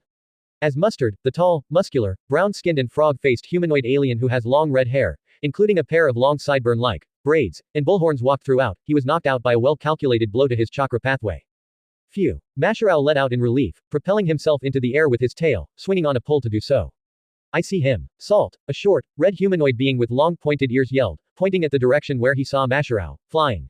First, make sure not to get caught by the enemy. Masharao told himself, mentally. Unfortunately, he couldn't keep thinking that much, as a sword was thrown in the air but a few meters away from where Masharao was heading. From one of the buildings below jumped Ginger, a small being with a skull-like nose which gives him the appearance of a vampire bat, dark olive skin and red eyes, and grabbed the airborne sword by the hilt, about to swing it down and slice Masharao in half. Cling. Huh. Ginger and Masharao expressed, as Gohan had now appeared to defend his ally, grabbing the blade with his hands. Ojiro had jumped off the shoulders of Gohan when he got in front of him, landing safely on a building. What? Ginger asked, amazed by the audacity of who he assumed was a child. Who are you? Me. An ally to good. Gohan then grabbed Ginger's arm. Nightmare to you. Gohan then swung the villain around, spinning so fast that they looked like a spinning top. Soon enough, when Salt got closer to try and help his ally, Gohan threw the villain towards Salt with such force that they both crashed through some buildings. Whoa. Ojiro admired his classmate, but was quickly interrupted when a sword went just over his shoulder, making the student to look back. Not so fast, hero. Nikki taunted with another blade. He was a tall being with white hair and blue skin and sported a set of sharp fangs. Remember, this is the day you all breathe your last. The rest of the villains around started walking up the building, probably with some momentum by running, however it certainly looked like an otherworldly ability. Eventually, they positioned themselves around Ojiro, while Sun got back to back with his friend. You ready? Sun inquired his friend, smirking. As ready as I'll ever be, especially with this. Ojiro responded. He then got into a stance, when a sudden warmth cloaked him and a faint light started emitting from himself. Key. Vinegar asked, smirking. He had a feeling this kid was special, but not special enough to beat his comrades. I had a feeling it was something to do with my quirk, but judging by your reaction, I bet it isn't. It's because in fight with Gohan before drove me to pursue this path. Of course, it led me to unlock this. Masharao explained. Hey, let's do this Ojiro. Gohan got into his stance, and both UA students swarmed the villains. Due to their size, Vinegar and Spice had a few moments where they were outmaneuvered by the agility of Ojiro. At one point, Vinegar was just about to strike Ojiro in the face, but when it landed, Ojiro's stance loosened and he rolled off the momentum of the fist and struck the villain with such force that it sent him crashing and destroying a wall. Thank the lords that worked. Masharao said, breathing a sigh of relief. You done there? Gohan asked his friend while holding the wrists of Sancho and Spice. Both of the villains were in pain, as Gohan was very forceful with his beatdowns. Why you damn swine? You're supposed to be a weak kid. Spice spat metaphorically but then literally at Sun's foot. Well, tough luck. Gohan then mashed both villains, skulls against each other, knocking them out. Masharao was impressed at the capacity which Gohan had taken down the villains. While he was admiring, a figure loomed behind him, ready to strike. Dodge! Sun yelled, prompting Ojiro to do so. Thankfully, Gohan had prevented his friend from being sliced in half yet again. With swiftness, both of the students unleashed a combined mighty blow to Nikki, launching him away until he got impaled from the back by a spike from a seemingly old gate. The spike impaled Nikki and came out from his abdomen, with blood pouring down from the spike. Oh shit. Ojiro contemplated at the damage they had unintentionally done to the villain. Less of that, more safety. Hang on to me, because this is gonna be quick. Sun patted his friend's shoulder before the latter grabbed onto Sun and they both seemingly vanished. Son. Ishido noticed the appearance of Gohan and Mashirao, prompting the rest of the students around to look in the direction once more. Now, Tokiyami, Kota, Aoyama and Ojiro had been helped by Sun in that relatively short amount of time. I have hope in Midoriya, so his group should be fine. Now, Gohan analyzed until he turned, looking at a bright flash of light coming from the mountain zone. Mountain zone. Damn, she has a stack. Kyoka gasped, looking at Momo's, yeah why, no. After his flashy attack, Denki's brain was fried from exceeding his maximum wattage. This meant that he was left a total bumbling imbecile for a bit. This was an advantage for a villain, who suddenly burst from the ground and was about to grab Denki's collar. Yet, that wouldn't ever happen, as Gohan flew and delivered a devastating kick, sending the electric villain crashing into the fake mountain structure. Why yai? Kaminari murmured, saliva drooling from his mouth and going down his cheek. Sun then looked to an insulation sheet a few meters away, where underneath he could feel two familiar energies. When he paid closer attention, he could see a faint glow being emitted. When Gohan finally realized where that glow was coming from, he immediately backed away, bleeding comically from his nose but then tripped because of Denki's foot. Hey, no peeking here perv, Jiro yelled, catching Gohan's attention. I'm sorry. It really wasn't my intention, I was just looking to see who was below there. Sun exclaimed, covering his eyes yet facing in the direction he heard the voice of his classmate. All wasn't well though, because Kaminari was now being dragged away by a kinetic force. He squealed. Kaminari. Yaomomo was shook. It wasn't long before she remade the chest area of her costume and both girls came out of the insulation sheet. What? Gohan asked. Denki eventually stopped by a boulder and was grabbed by his throat by a white-hooded, tiny figure. Son Gohan. Who are you? And let go of Kaminari. Sure. But before that, the figure then stuck a pot into Denki's nose, making him smell magenta crimson fumes. When he did, Denki's irises turned pink, his pupils disappeared and his incisors then increased just a bit. The enemy then let go of Denki, letting him free to roam around the area. What the? Momo, Kyoka and Gohan looked in horror at what had occurred to their ally. Yai. Denki expressed in a lower tone. He then started walking, he stood, he then took 2 steps, he walked to his left, he stopped. What the hell is wrong with this guy? I thought the black water mist could make him my slave. The hooded figure pouted. Hey, I guess that stupidness really saved us here. Kyoka said. No matter. I guess I'll have to do this myself, the hooded figure declared. Sun extended his arm, opening his hand. Wait, you haven't told me who you are. Son, forgive me but I don't see the point of getting his name. Yaoyorozu told her friend. Yeah, what she said. However, I humbly decide to comply with your pitiful request. The hooded figure then took the hood off, revealing a small, turquoise alien with pointy ears and green spots above his head.